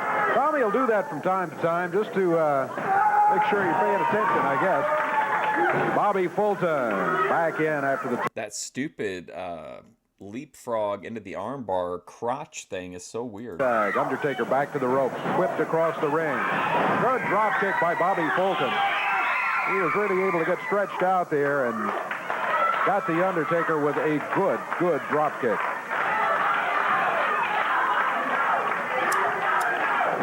I think the Fantastics are kind of fired up today. I noticed Tommy, when he got up on that rope, a little hot dog in there. He's delighted to have Bobby back also. Undertaker. But I do love crossovers, but I kind of already got my like fantasy crossover before I really even knew it was like the one that I wanted to see, which was Blade against the Thorps. Because I wasn't like nearly as like I hadn't seen nearly as much stuff in the Thorp world at that time. So like seeing those two, I've already seen like a little bit of it, and it was like it was a pretty exceptional segment, I think. Forces him back onto the rope. Now I would probably want to see like Grace and Vegan Patriot, but I don't really even know what that content would be like. I don't think they would get along at all. Free is there. He wants a break off the rope. Tommy Rogers. Wow. Went into a shoulder butt, but just stood there and then followed with a drop kick. The Undertaker goes for the corner and makes the tag on his partner. A lot of bulk that Tommy went barreling into, and he didn't have any effect as far as knocking him down, but that drop kick certainly did the job. This is the shorter of the Undertakers, but that's not saying much when you're talking size. As we said already, both of them are huge. Really blocky. Nice semi-fireman's carry toss by Rogers as he went down early and in with a bar tight up on that shoulder, and Fulton uses it to good advantage. Takes the Undertaker down on the mat. Crank it away good. Just a good wrestling hold as he's got that arm blocked back there. Now Bobby working on the mask. The Undertaker over to the ropes. Hey, we got subtitles on Championship Wrestling today, Dave. You see that young lady over there with a sign? She's holding it up when he had that on. It says, "Make him big." Fantastics make a tag.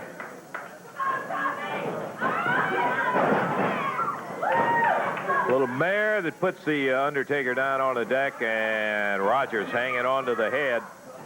Snaps him over the shoulder this time. Ooh, drops down good. Bottom of the boot. Across the chest. Bobby Fulton whips the Undertaker into the ropes. He steps and let him have it with a right forearm coming off the ropes. Looks like we need a little tending to the ring ropes. They are very loose, it seems to be, in our opening. Wow, did you see his neck bounce? Oof. Out here today. Yeah, they are quite loose. The Undertaker back up on his feet, and from across the way, flying drop kick by Tommy Rogers. Counts at 2. This one's over.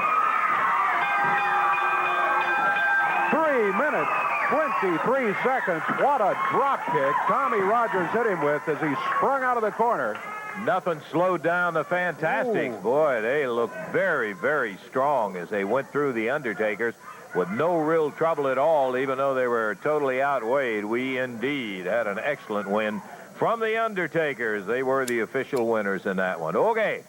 We talked a little while, as a matter of fact, about 2 weeks ago, Davey, about the Thunderdome. First time we told the folks about them, and this is going to be a series of events that each of the wrestlers has his choice as what kind of attire to go in that he thinks he can do the best, because it's going to be a series of elimination bouts. It's kind of like the toughest of the tough. You remember the tough guy contest?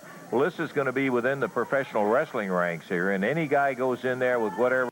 Remember those, the old tough man competitions? Like before there was UFC, you would just have like two rando dudes just like punch each other constantly. Where he wants, exactly, and take what he wants, and goes out with a winner of each one of the series, and they will be all over the entire territory, a whole bunch of them. Ultimately, the two guys with the best records will be meeting.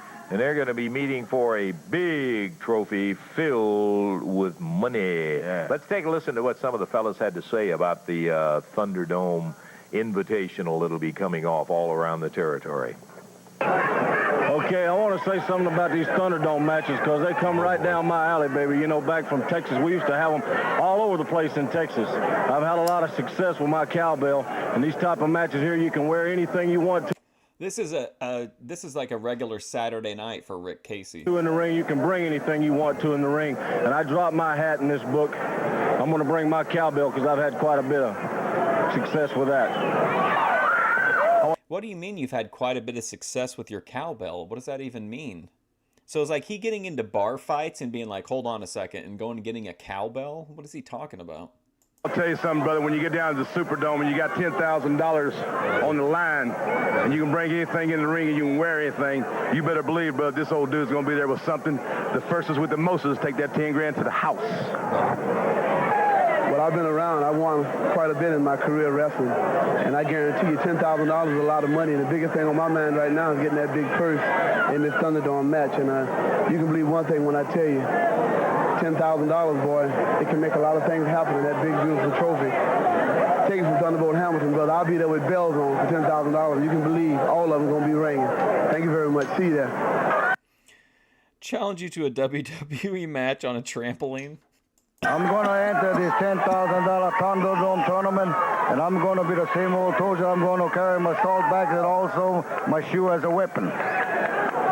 10,000. Okay, so Tojo Yamamoto is going to bring in his shoe as a weapon. $1 purse, Thunderdome, so that's a big thing. And they tell me that you can bring anything you want to, Billy, in that ring. So the main thing that me and you're bringing in is ourselves. As everybody knows, me and Billy's just a new man. I bring in a weed bag. Team, and we're going to be around here, and we're going to take some names, we're going to kick some booty, and we're going to win that $10,000. And I'll be an idiot to tell you what I'm going to bring in that ring, but guarantee it, me and Billy will have something. That's it. Why wouldn't you take a gun in?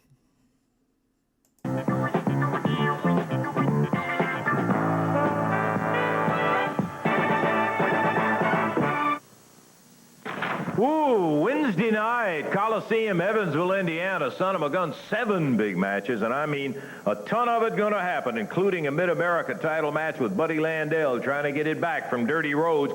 International title match when Dutch Mantel will be going against Rick Casey. And then we're talking about a Southern heavyweight title match with the heartthrob Austin Idol facing Bill Superstar Dundee. And that's not all. There's going to be a final grudge 6-man hot shot stick on the pole match. Dundee, Mantel, and Landel against Casey Rhodes and the Midnight Rider. The heartthrob looking after that Southern heavyweight belt, Bill. It ain't fair, Mr. Russell. It ain't fair. I wrestled him last week up there, and I had him down, had his brains beat out, and he was saying, please, Mr. Dundee, don't hit me no more. Then all of a sudden, all his stooge friends come out of the dressing room and jump on the superstar. Now Eddie Martin says I got to wrestle him again. It ain't right, Idol. I'm not scared of you, Daddy. You may have 20-inch arms, but I ain't scared of you, Idol. And whatever it takes, brother, I'm going to beat your brains out and keep my belt, and I know who that Midnight Rider is, and I'm going to pull that hood off and prove it to you, then you're going to work for me. Well, we'll find that out. Dutch Mantel goes after the international title. When you lay with dogs, you're going to catch fleas, and Casey, Rose, and the Midnight Rider are all flea-bitten dogs. Mm-hmm. Let me tell you one thing, Casey. You and Rose both are two thieves, and that's one of Dutch's big phrases. Flea-ridden dogs. I think Nature Boy will back me up on this. You're carrying 2 belts around that don't belong to you, that you actually stole. If you're on the street, you would be behind bars. but it's all going to come to a screeching halt in Evansville, baby, because I'm going to get my belt back that belongs to me, and Buddy's going to Buddy Landell's got his Disney shirt on. get his back, and when it's all over, we got to get a 10-foot pole out there with a big hot shot on it. We all 6 of us going to climb in the ring, and we're going to give you guys a dose of your own medicine right there. Everybody knows we're going to win. Bill, can you come back in here just a second? Please tell me about that good-looking blonde from Evansville who wants to be connection. Everybody knows we're going to win our match. We're going to do it, brother. It's going to be a celebration, buddy. She come up to me last week. She said, would you introduce me to Nature Boy? She's the best, almost the best-looking thing. She said, you two's bookends. Well, I'm just going to tell you something. I know we're joking now, but it ain't going to be joking in the ring. You're going out Wednesday. Wow. Hey, coming out right now, Tony Faulk, who Dave Brown looks like he's starting to cash out a little bit. Let's hope he can rally. will be involved in our next match. And hey, the Universal Heartthrob is not dressed in his wrestling attire, but we told you he was going to be here today. By golly, that's unusual wrestling attire you got there. Well, Lance, I certainly apologize. I'm a little late, as I called you last night and told you I was going to be here, Yes. but I didn't know exactly when. I came in early to take care of some personal business. As a matter of fact, I want it to be public right now. I want to go right on record by saying Austin Idol will be opening a new business in the area. It will be soon, so y'all keep your eyes and your ears open for it, Lance. All right, we'll be listening for that. Man, I'm just tickled to death, as you well know. He's going to be building, he's going to be opening businesses all over the Memphis area. Lance, I've been on a Magical Mystery Tour. I've been from coast to coast, east, west, north, south, and then some. I saw a good friend of mine over in Hawaii. I know I haven't mentioned no names, but King Lawler, if you're over in Hawaii, send my best to you. Aloha, baby, in Honolulu, if you know what I'm talking about. I've been home. I love these people, as you can hear. They know what's going on. Do you understand what I'm saying? These people know what's going on. Do I hear Austin Idol over here? Right here, I love it right now. I'm going to go get my clothes on right now. I'm late. I apologize. I'm going to get my threads on. I'm going to wrestle this dude right now. Okay, Austin. Not so fast, big mouth. Hey, not so fast. Come back over here. You know, when I got up this morning, I said today's going to be my lucky day because I'm going into that television station and I'm going to beat that Austin Idol because I know how to get out of that Las Vegas leg lock of yours, brother. And let me tell you something. You're not going back there. Let's get in the ring right now and do it. Give him a chance to get his clothes I don't want to wait for him. He can get in the ring right now. I'm ready. Forget what he says, Austin. Take your time, and we'll see if we can't get it moved down and get another match. Lance, if it would have been any other circumstances, Look at Dave Brown back there. What a mess. I would take my time and go back and get my threads on, but being that I have not been on this program live in a long time, I'm going to take my threads off right now, and I'm going to wrestle this dude and teach him. You know, in Chicago, they call him William. Poor Tony Faulk. He's going to get beat by Austin Idol, who doesn't even have his wrestling gear here. Perry, the refrigerator.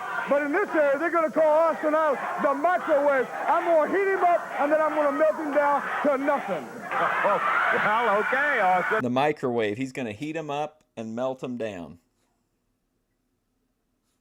It's your decision. You've made it. Tony Faulk is up there, and we're waiting to see this one with excitement. Austin called it right. It's been much too long since we've had the heartthrob here in person.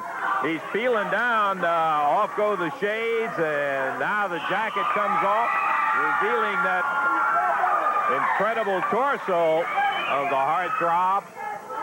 And we're going to have it. We don't have to wait. Hey, Faulk jumps him as he starts into the ring. Austin Idol grabbed by Tony Faulk, slammed into the rope. Buddy Landel back out again. Let me tell you something. I told you at the start of the show that the Nature Boy Buddy Landel was the master, and not only did I master it, I perfected the figure 4 leg lock. It's not called a Las Vegas leg lock. And I'm going to tell you right now, Lance Russell, I beat Ric Flair. I put him in the figure 4. There ain't a man alive that can... Excuse me. I'm a fan of this. The little, like, special guest circle. I think it's really cool. Get out of it, Daddy, when the Nature Boy puts money. I beat Dusty Rhodes. Wings of Redemption switched over to a circle cam for a while, and I thought it was so hilarious. Magnum PA. I beat both of the Rock and Roll Express at once. And the only reason I ain't the world's champion right now is, Daddy, is because it was a non-title match. Flair was screaming. Now, this geek out here ain't seen the day that he's put on a pair of wrestling boots that he can take the Nature Boy Buddy Landel. He's got to understand, Lance Russell, that this is a new era, the Nature Boy Buddy Landel. Now, I give him credit. He was a hell of a man in his day. Notice I said... About to be dab o'clock? Hell yeah. In his day. It's a Nature Boy's day now, baby. And I'm not the one to come out here and knock anybody, all right? But just let me tell you something. His best day, he was never half of what the Nature Boy Buddy Landel was. And by the way, girls, I want you to keep sending those cards in because I'm getting ready to pick the winner, baby, all right? You talked us right through the match all the way. We didn't even get a chance to make a comment about an outstanding win by Austin. This is what I had to say. When I put the figure 4 on somebody, they don't get out of it, all right? And girls, keep sending the cards in. The Las Vegas leg lock is what wrapped it up for Austin Idol, and in spite of what Tony Faulk said, he was not able to get out of it. The winner, Austin Idol.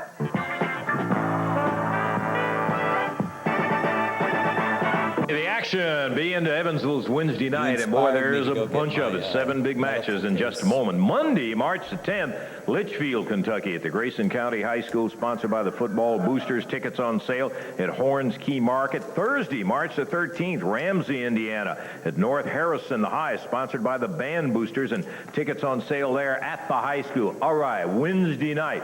Boy, I'll tell you what, we can't get it and do it justice, but we're going to tell you what's going to be happening. 7 matches, Yamamoto against Tony Faulk, Thunderbolt Hamilton against Tom Branch, the Fantastics against Rose and Gaddafi. Mid-America title match, Landell challenges Dirty Rhodes. International title match, Mantel against Casey. In a Southern heavyweight title bout, the Heartthrob, Austin Idol going against Bill Dundee. And finally, listen to this one, a 6-man tag, hot shot stick on the pole. Casey Rhodes and the Midnight Rider will be going against Dundee, Mantel, but... Hot shot stick on a pole? What is that? Landel, the Coliseum, Wednesday night. Alrighty, one of the participants in. We're waiting for our first look at brand new wrestler to our championship wrestling territory. Wow, what a look. Ken Prince, our first look at him. Dave, how about our official introduction? All right, one fall, 15-minute time limit match, introducing from parts unknown at 200. What in the world is this guy? 30 pounds under the mask. That is the Raider. Going against him from Greenwich Village, New York, at 230 pounds, Ken Prince. This match will be one fall, 15-minute time limit. Referee Jerry Calhoun. Certainly an unusual-looking outfit that... Oh, man, this guy's got a real unusual look. That Ken has on. We've heard good things. Oh, you think maybe a taser? That could be like a cattle prod. About him, and an outstanding athlete, and I guess that's about as good a recommendation as you can possibly have. Is that a tail around behind there? I think so. Okay. All right, we're waiting now as Ken is peeling off all of the attire, and he's got one more item to go. Yeah, there goes the tail. Okie doke. Referee Jerry Calhoun said, let's do it to it. And we did, as a matter of fact. Well, interesting attire. And as you said, we've heard good things. Let's see if he can wrestle here, going against the Raider. His physique reminds me, as well built as he is and all, reminds me of Spike Huber. Stocky and very well built. A little foot to the hind end there of the Raider. So this masked guy is called the Raider. Ooh, boy, there was an upper leg. He caught him with that knee to the midsection. Doubled him over quick into the rope. A little clothesline. Ken Prince put him down hard. Here he goes, a whip. This time he speared him. Yeah. Guy can move, I tell you. I'll tell you that for a fact. He is a So is his gimmick that he's like a club kid? I don't get it. solid ball of muscle coming at you. A whip again. And he missed him as the Raider drops back down with an elbow, taking advantage very quickly. He missed the elbow, and Prince is out of the way. I put some wedding cake live sand in my weed, and it's almost immediately hit. His name should be the loser. I guarantee he's not going to win. Oh, are you saying this guy should... Oh, no, you're saying the masked guy should be called the loser, yeah. Ken Prince. Boy, I thought maybe you hated this party guy's gimmick. Can use those feet. He has great balance. Yeah, that was the bottom of the foot right in the back, and the Raider just knocked out of the ring, kicked out of the ring. Boy, he kicked him right smack over the apron and down on the deck. Had some power in that kick, too. It didn't look that powerful, but, boy, he really laid into him, and he caught him solid. I think that's the key. Standing side headlock. Prince hanging on. Yeah, I like sand. It seems like it's, which I don't really think it matters if you're talking about THC percentage, because they're pretty much all the concentrates are so high of a percentage, but I don't know. It just seems like it hits, for me, the sand hits the best out of everything. Under the Raider. Well, maybe with the exception of the diamonds. I really like the diamonds too. Nailed him. Put him on the deck, picks him up, backs him into the corner. And a reversal. Flying press off that second rope. 2, 3, how about it? Just enough strength to hold him down for the... That wasn't a bad match. It wasn't great, but it wasn't really good either. But at least it was over quick, and it wasn't too terrible. Count of 3. That's what Ken Prince did, and the time out at 1:57 seconds. And Ken Prince, his first appearance and his first victory. Aren't diamonds just sand clusters? They could be. I don't know. I'm not I like to smoke weed, but I don't. Aside from reviewing, looking at strain reviews and stuff, I don't really dive too deep into it. It would make sense if that's true, because the high is very similar for sure. On Championship Wrestling. Raider made a good move when they were over in the corner, and he reversed him around, and then Prince coming flying out, fired across the ring. He jumped up on the second rope, came off with that flying press, and got a 1, 2, 3, and that is it. Edible's probably my favorite high, but the diamond and sand are definitely right in there at second, probably. It said is the first appearance and the first victory for Mr. Ken Prince. Kind of a quick one. Let's go on with the action here, and we will be ready for our next one in just a moment. Yeah, here he comes, the Nature Boy.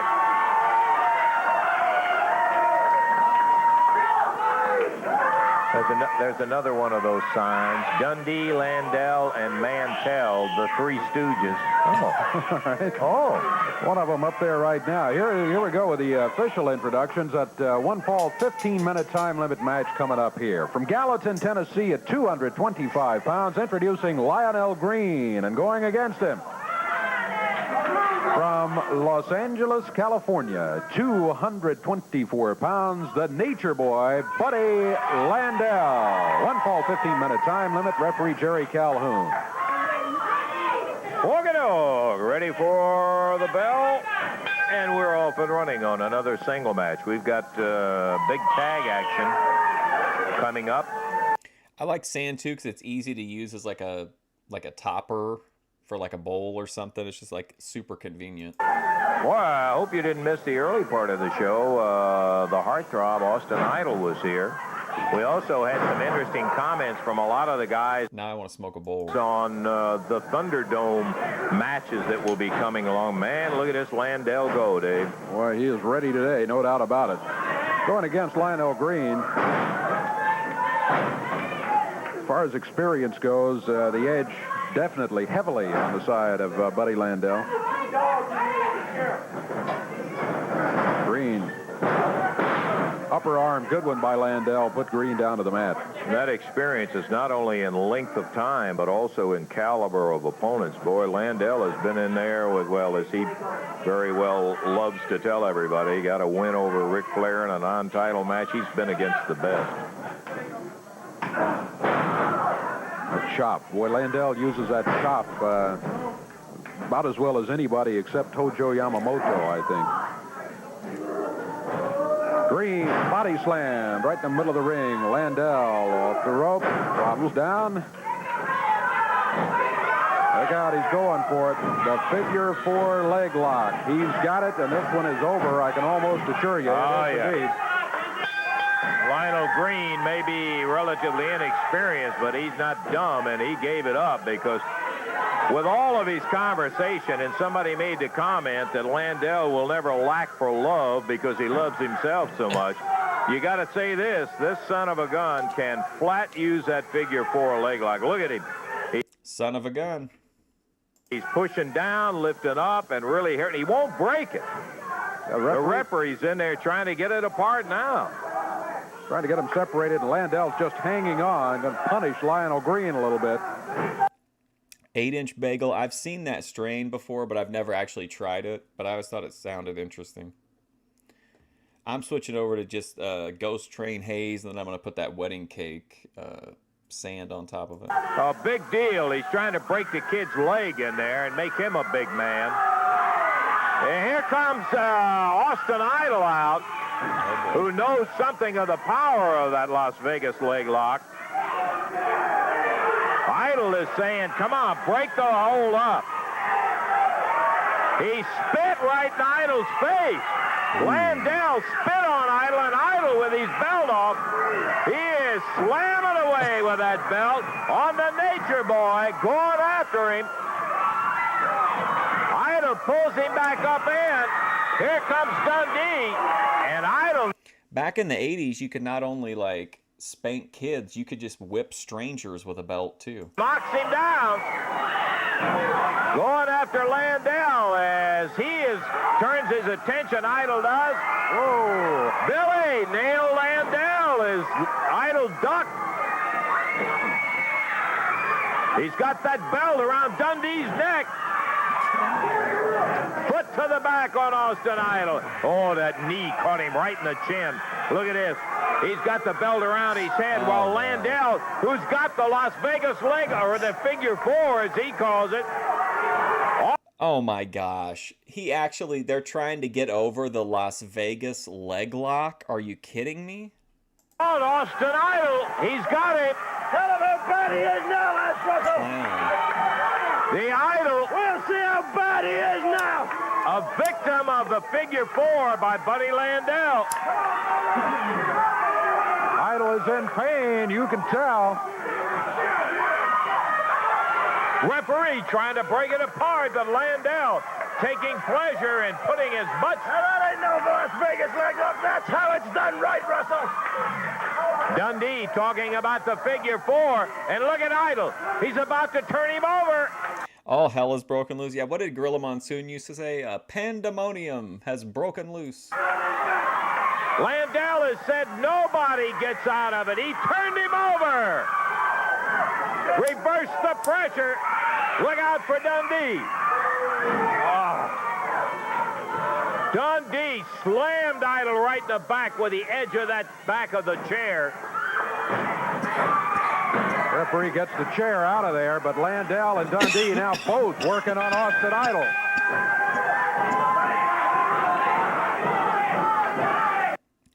I think that's why I like Vegan Patriot, because like her streams are kind of similar to mine in some ways. Just like hanging out, smoking weed. Austin Idol, who came in to help out Lionel Green when Landel wouldn't break the figure 4 leg lock, ends up in between Dundee and Landel.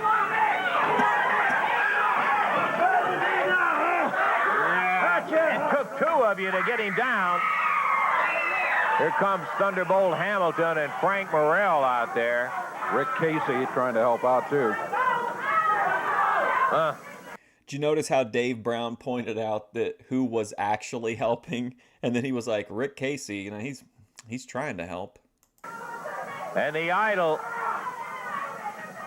was showing him what it was until Dundee jumped in with that chair while he was working on while he had turned Landel over on that figure 4 leg lock, slammed him right in the back with that chair, and then both of them went to work.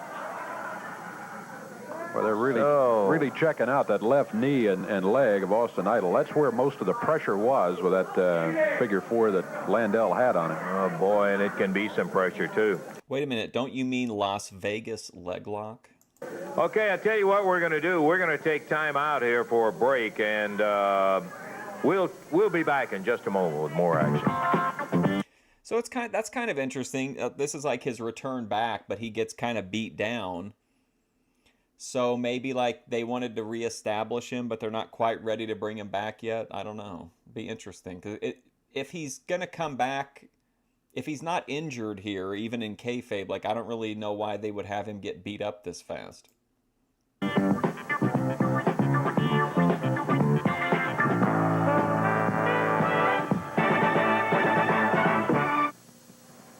Hi. Cause to regret his action with that chair. I would love to see those commercials in the future because you know what kind of idol. Of course, he's got a background of hurting a lot of folks, and he isn't going to forget that with Dundee. You can bet on it, my friend, when they team up against each other. Well, we had an interview in here from... Hey, Junk, Ben's going to do with Grace what Rich does with Joy, escort. Was that was that like the business direction discussion today? Brand new group, the Mod Squad. And their manager, J.D. Oh, boy, the Mod Squad. Costello. Well, he sent us another one. Let's take a look and see what it has to say. J.D. Costello talking. Okay, so they're not going to be in the ring. We're not going to see him wrestle, apparently. Seen us before, whether you like it or not. Here we are again. J.D. Costello with Spike and Basher, the Mod Squad. We're coming. So, Grandpa, if you're chewing tobacco, spit it out and come close to the TV set. Grandma, if you're washing your dishes, put everything down, pull your easy chair up and sit down close to the TV and listen to me. Because we're going to be landing in Mother's Learjet very soon from New Orleans, and no doubt they'll roll out the red carpet for us. The mayor will present us a key to the city.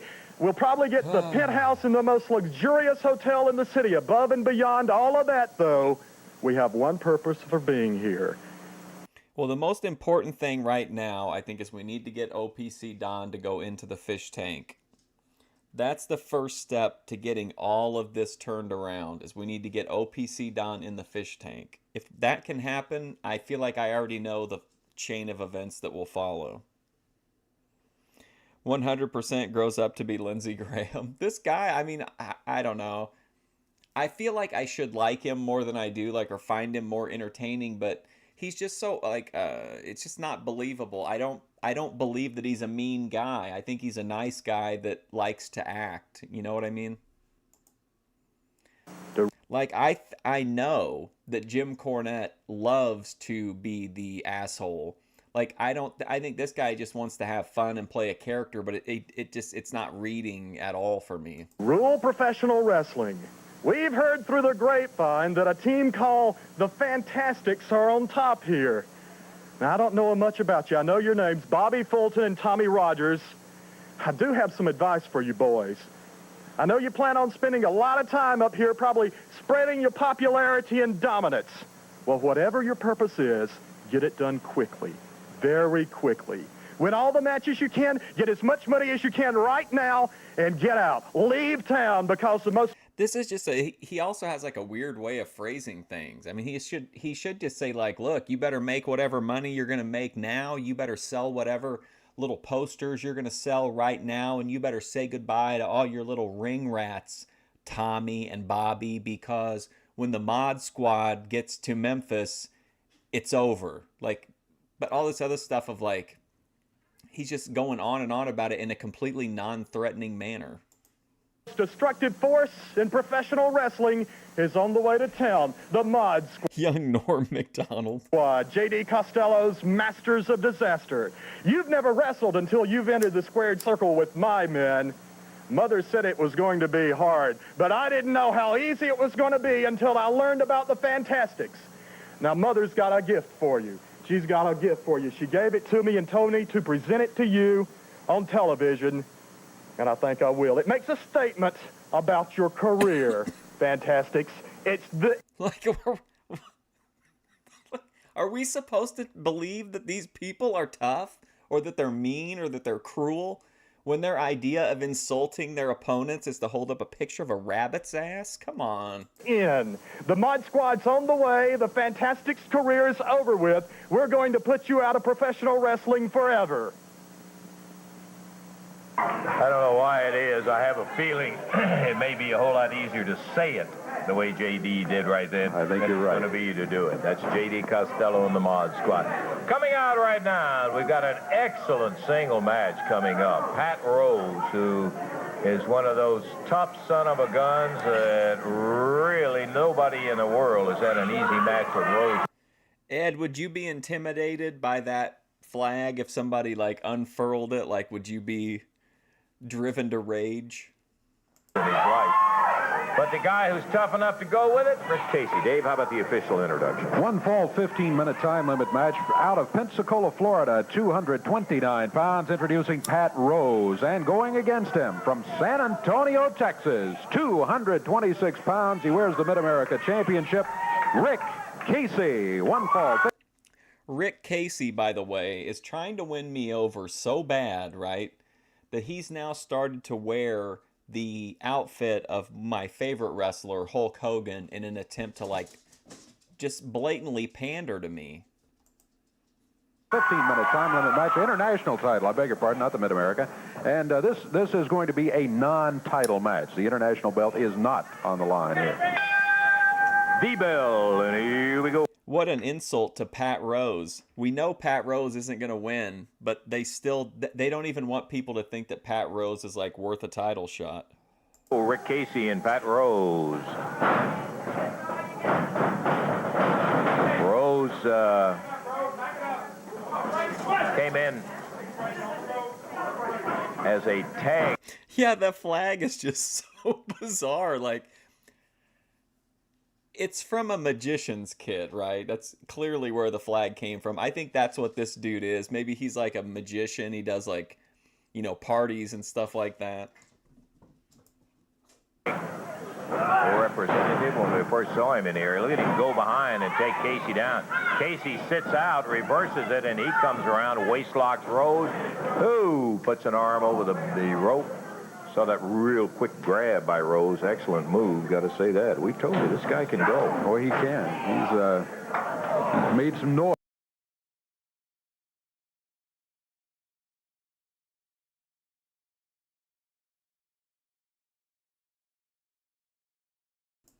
Sorry, I forgot to unmute when I came back. Junk, you should have seen the episodes before this of the Mod Squad. They weren't in army clothes. They were dressed like corrupt police officers.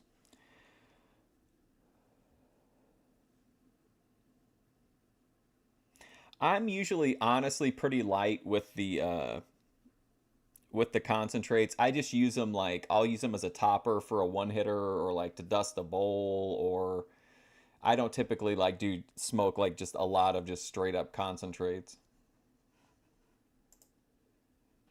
Boys everywhere, not just around here. His tag partners split, and so did his girlfriend. And coincidentally, they left it. Like, the most ever, I couldn't even really tell you. I can't even... I'm not good of knowing, like, what the weight is off of the size. Same time, right? Whoa, over the top, and look at Casey go. Probably not a lot, though, probably realistically. Like, not some crazy amount or anything. And as Rose was going for a hip toss, Casey stopped him, Cole reversed it on him, put him down. Nice drop kick. Out on the floor. He's got a 10 count out there, so that's a good move when you run into trouble. Pat Rose back in the ring, and Rick Casey says, come on. To the center of the ring. Casey steps over, wraps it around. Got a wrist lock on him. It looked like he was... I think the Hulk Hogan outfit is helping, actually. Going for a hammer. He just took him over and down with it. Only a 1 count, the referee says. Left shoulder came up off the mat. Pat Rose still alive in this one. Casey's got a good lock on that wrist. He's really had the whole arm tied up there. He's got it back up in that hammer position, and Rose just gently steps over the bottom rope. That'll be enough to get a break. Casey, a very determined kind of a guy. Boy, he really comes at you head on. Rose. What a glazing of Rick Casey. Looking for the upset here today. That's considered an upset since Rick Casey does wear the international belt. Even though it's a non-title match, anytime you can upset a champion, that puts you in line. If Pat Rose beats anybody, it's an upset, in my opinion, except maybe he could beat Tony Faulk. For some belt shots yourself, and that's what Pat Rose would like to do here today. Some of the people. This kid in the front row here is like completely unimpressed with the ground game of Pat Rose. We're signaling for a bulldog to get Casey to use that bulldog, but boy, I'll tell you what, Rose grabbed him, snapped him into a mare over and down, told to break, and he broke so fast. He did, in fact, break all the way, but he put it right back on. He's got the headlock on the mat. Now we're back up on the feet again. Pat Rose.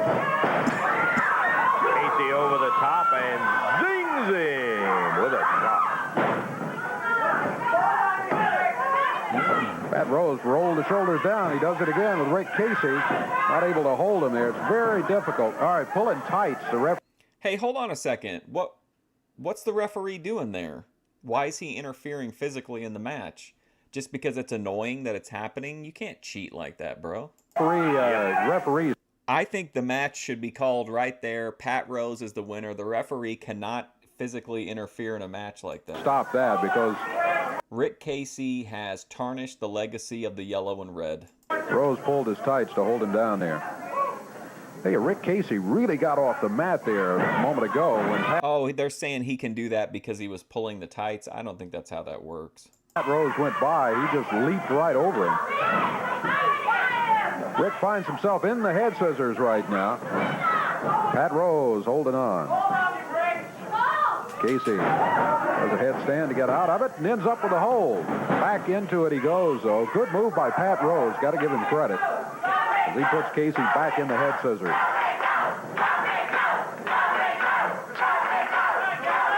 We've got a whale of an expiration of time. Do you think a match with like a repeated like 5-minute segments of a head scissors could get over now? Tag match coming up today, Dave. Dutch Mantel, and Bill Dundee, Mantel and Dundee, going against Frank Morell, the former spoiler, and Billy Travis, who are making a good move as a new tag team together. Ooh, Rose with a forearm, maybe a fist, too, on Rick Casey. That was a fist, no doubt about it. Pat Rose. They're letting Rick Casey have it with that right hand.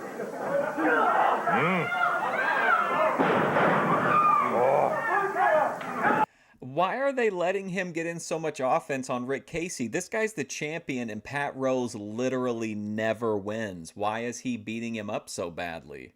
Boy, he suplexed him over down hard and hollered, "Kick out now." And that's exactly what Casey did. Upper arm across the back, followed by a forearm. Rick Casey trying to get back on his feet. He is on his feet, but Pat Rose got it by the hair and rammed his head into the turnbuckle.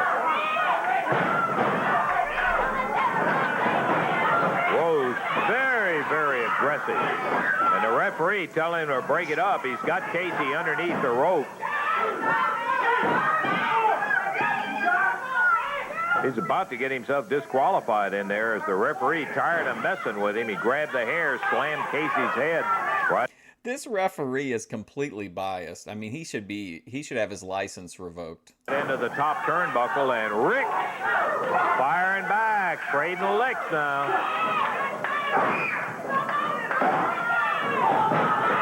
Oh my God.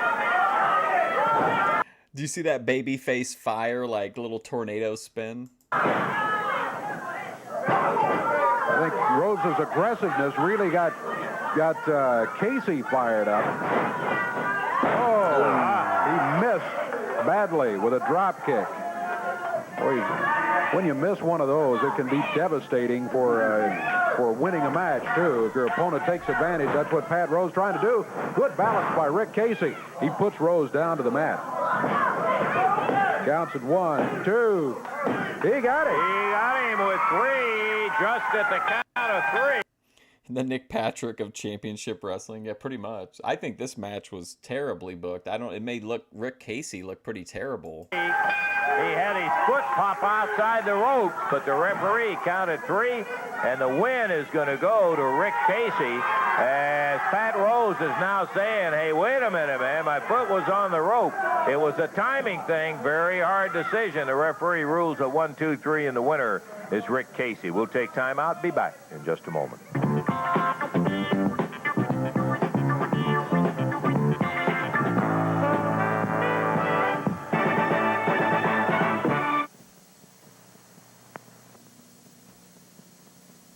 Oh, yes, 7 big matches in the Evansville Coliseum come Wednesday night. One of the teams that will absolutely excite you. 2 of my very favorite guys, Bobby Fulton and Tommy Rogers. You know, we want to give a special thumbs up to the people of Evansville. Mr. Russell calls me and Tommy enjoy it thoroughly. You know, Abdul Gaddafi, you're an international name, brother. Pat Rose, you're a top contender, but you're not going to come in here and run over the Fantastics, and we're going to prove it to the people right there in Evansville. You watch these 2 guys in action, you'll love it. I'll tell you another one you're going to want to see. Dutch Mantel wants this, the international title. Rick Casey's got it. That's right, Lance Russell. You know something, Mantel? I worked too long and too hard to get this.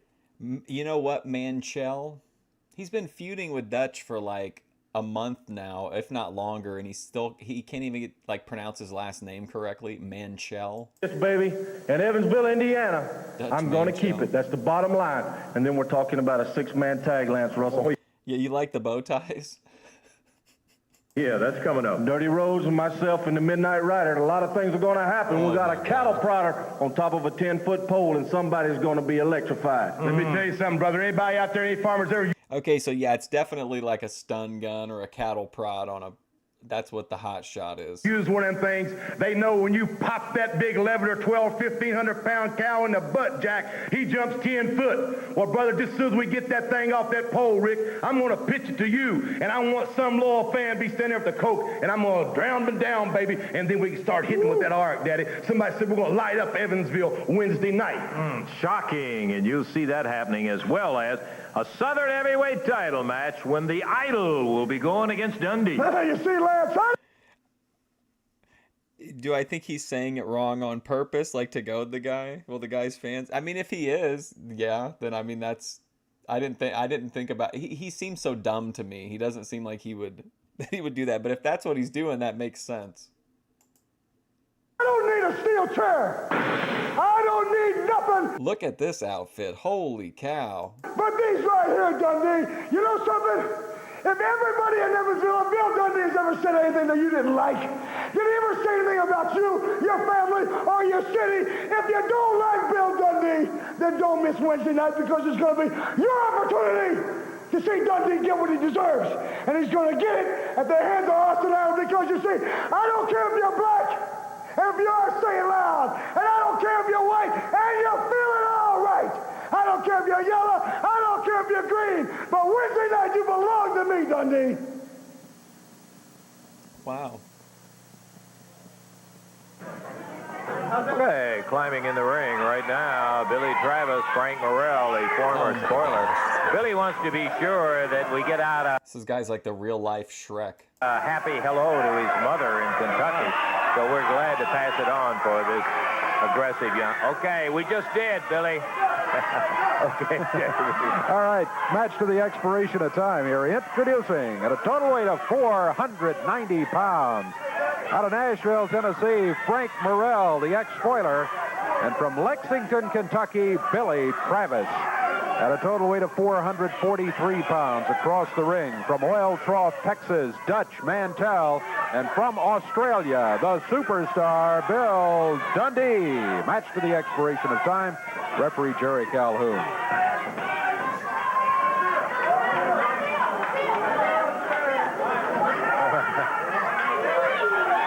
Keeping up with our signs across the ring over there. Bell time, and here we go. Well, they really did a good job on the signs. Those are quite nice. They spent a lot of time on them. Billy Travis takes Dutch Mantel over and down. Mantel immediately on his feet, claimed he had his hair pulled. I don't think so. Couldn't see it from here anyway. Billy Travis. Travis wraps up the left arm. Now there's some hair pulling, but it was Dutch Mantel that did the hair pulling. The referee saw it too. Of course, the hold. Now the referee cares about hair pulling. There was no hold to break, so the referee just gives him a warning.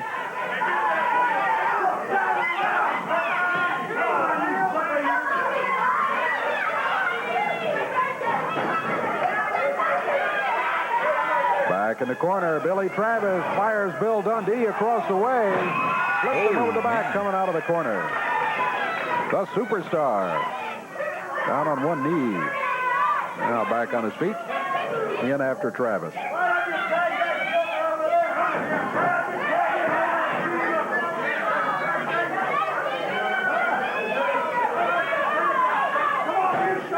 Billy Travis being called over to the corner for a conference with Frank Morell, the ex-spoiler. Frank had a word. Dutch Mantel said, yeah, we had a conference over here in this corner, too.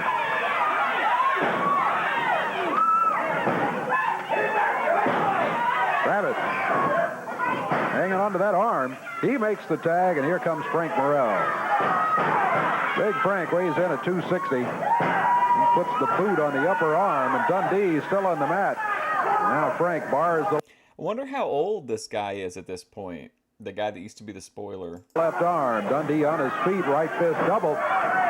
Morell yanked him down to the mat. Did he pull his hair? Yeah, he did.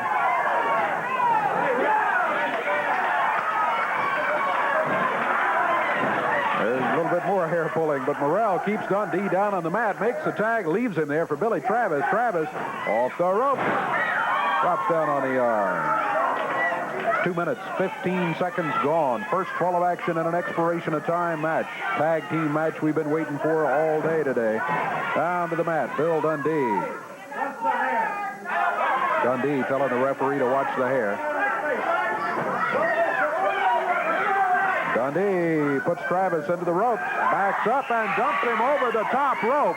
Referee didn't see it. That's 97. I think I'm perceiving him to be older than he really is, but he seems like he's in like his 60s to me, or, you know, maybe he just is like in his 50s, but he looks older. disqualification, but the referee did not see it. Mantel grabbed Travis down on the floor. Travis run into the ring post. Frank Morell, meanwhile, Dundee going at each other in the ring. Now Dundee over in the corner leans down and says, come on, get back in here. Travis, after being flipped over the top rope by Dundee, now Mantel with a boot. Hammering on Travis. Dundee, meanwhile, leaves the ring. Frank Morell ran him out of there.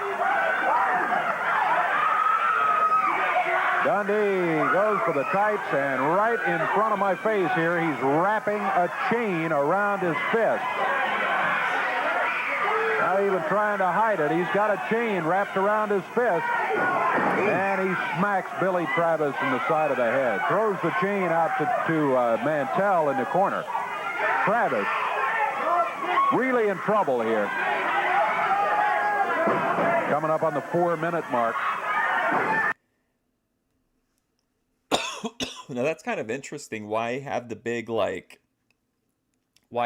cheating spot and the heavy punch, and then not be figure into a finish? I don't really understand that. Billy Travis had things going good until he went over that top rope. And at that point, things turned. Oh, that chain. Dundee has got a cut opened up on Billy Travis's forehead.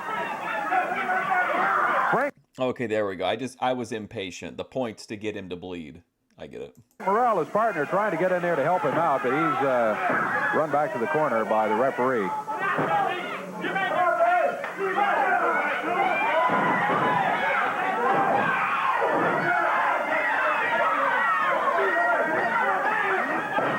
Into the boot of Bill Dundee goes the head of Billy Travis. Now they're using the ropes to choke him. Dundee out of the ring. Dutch Mantel in there. Frank Morell around to try to help Billy out. Billy hammered around pretty good, baby. Boy. Yeah, I think I just...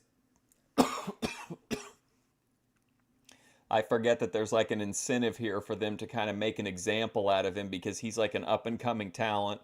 So like they want to like, you know, punish him to show him like, you know, that it's not his time yet. That's more important than just like pinning him. He has really been worked on here. Mantel has him up in the air and body slams him. Backs up, drops down with the upper arm. He covers, counts at 1, 2, and Travis couldn't kick out, but he was able to turn. There's a count of 2 again. Travis able to get the left shoulder up before the 3 count fell. 5 minutes gone. 5 minutes gone in this fall. Tag made. Bill Dundee will be coming in officially. A fist in the rib cage. Frank Morell trying to get after Dundee. Billy Travis. It's so crazy to see Dutch here and then like seeing him on the podcast, like seeing just like, you know, 38 years of time just goes by like that. Working his way over to the corner. Frank needs to be out there for the tag, but Dundee grabs Travis. That stopped that right there. Travis was trying to get over there. Dundee's got that chain again. Yeah, chain right around. I'm getting to that existential level of high. Around his throat is what he did, Dave. Look at this. Travis picked up, nailed by Dundee in that chain. Boy, you can see Billy's blood all over Dundee's chest. I meant Billy Travis. He ripped him again hard with that chain.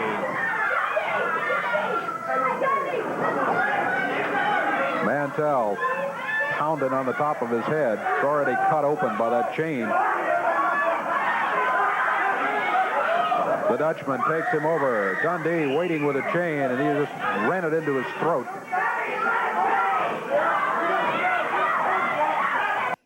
He's doing those like little knuckle punches to try to keep like the shit flowing, to like not let the blood clot. And use that chain again use it as a clothesline. And if you took like a Tylenol a little bit before the match, thin out your blood a little bit, and then wait till you get like sweating, and then he doesn't have blonde hair like Flair, but he's got kind of blondish hair. Could get a pretty good mask going.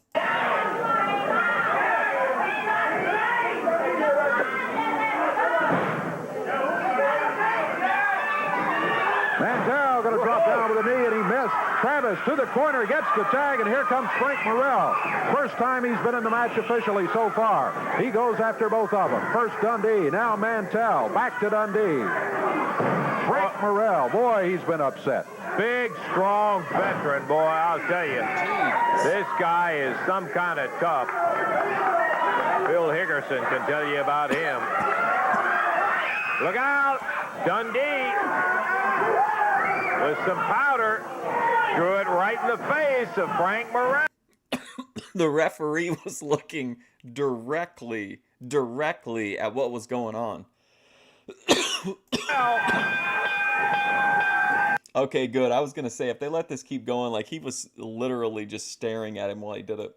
Things were going bad for Dundee and Mantel. Look out, here comes the Midnight Rider with that cattle prod. He gets first Dundee, and now Dutch Mantel with it. And they're both out of here. Midnight Rider wielding that cattle prod to get rid of him. He did it. Travis and Frank. Oh, one more shot at Dundee as he's getting out of here. Travis and Frank Morell have won the first fall by disqualification on D. Well, they're insinuating, of course, that it's the Midnight Rider's Dusty Rhodes, but I can't imagine that's true. Hopefully, I'm sure he'll unmask at a show that we can't see, like a big, like, you know, kind of a non-televised event. But hopefully they'll at least, like, tell us who was actually under the mask. The referee saw him when he threw the powder. And yeah, I know I could Google it, but it's not the same. Back over checking Billy out. Thorp counter-programming has ended. Is it true that Ben was discussing turning Grace into an escort? Midnight Rider with that paddle prod did the work. By golly, I'll tell you one thing. He flat did it. Got both of them run out of there. We're going to take time. Be back in a moment.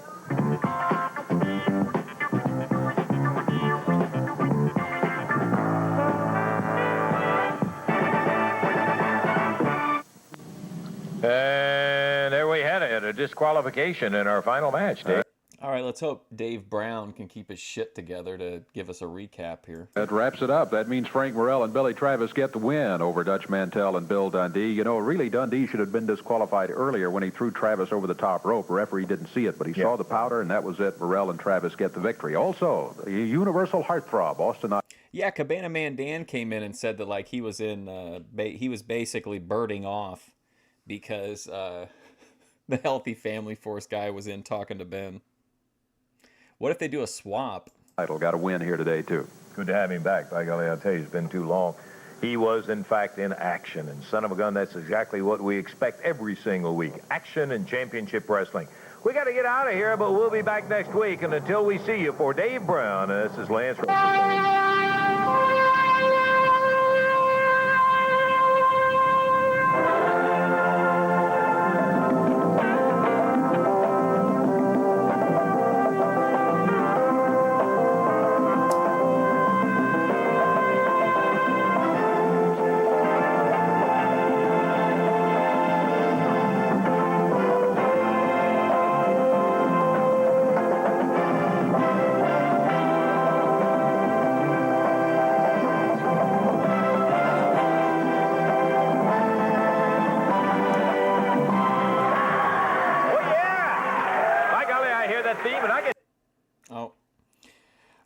Well, that takes us all the way through February of 1986, so that's a pretty productive morning of getting high and watching old wrestling.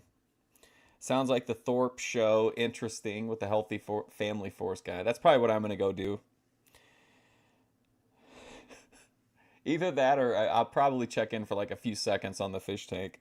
I'll be back tomorrow. I'll be back tomorrow morning at 8:15.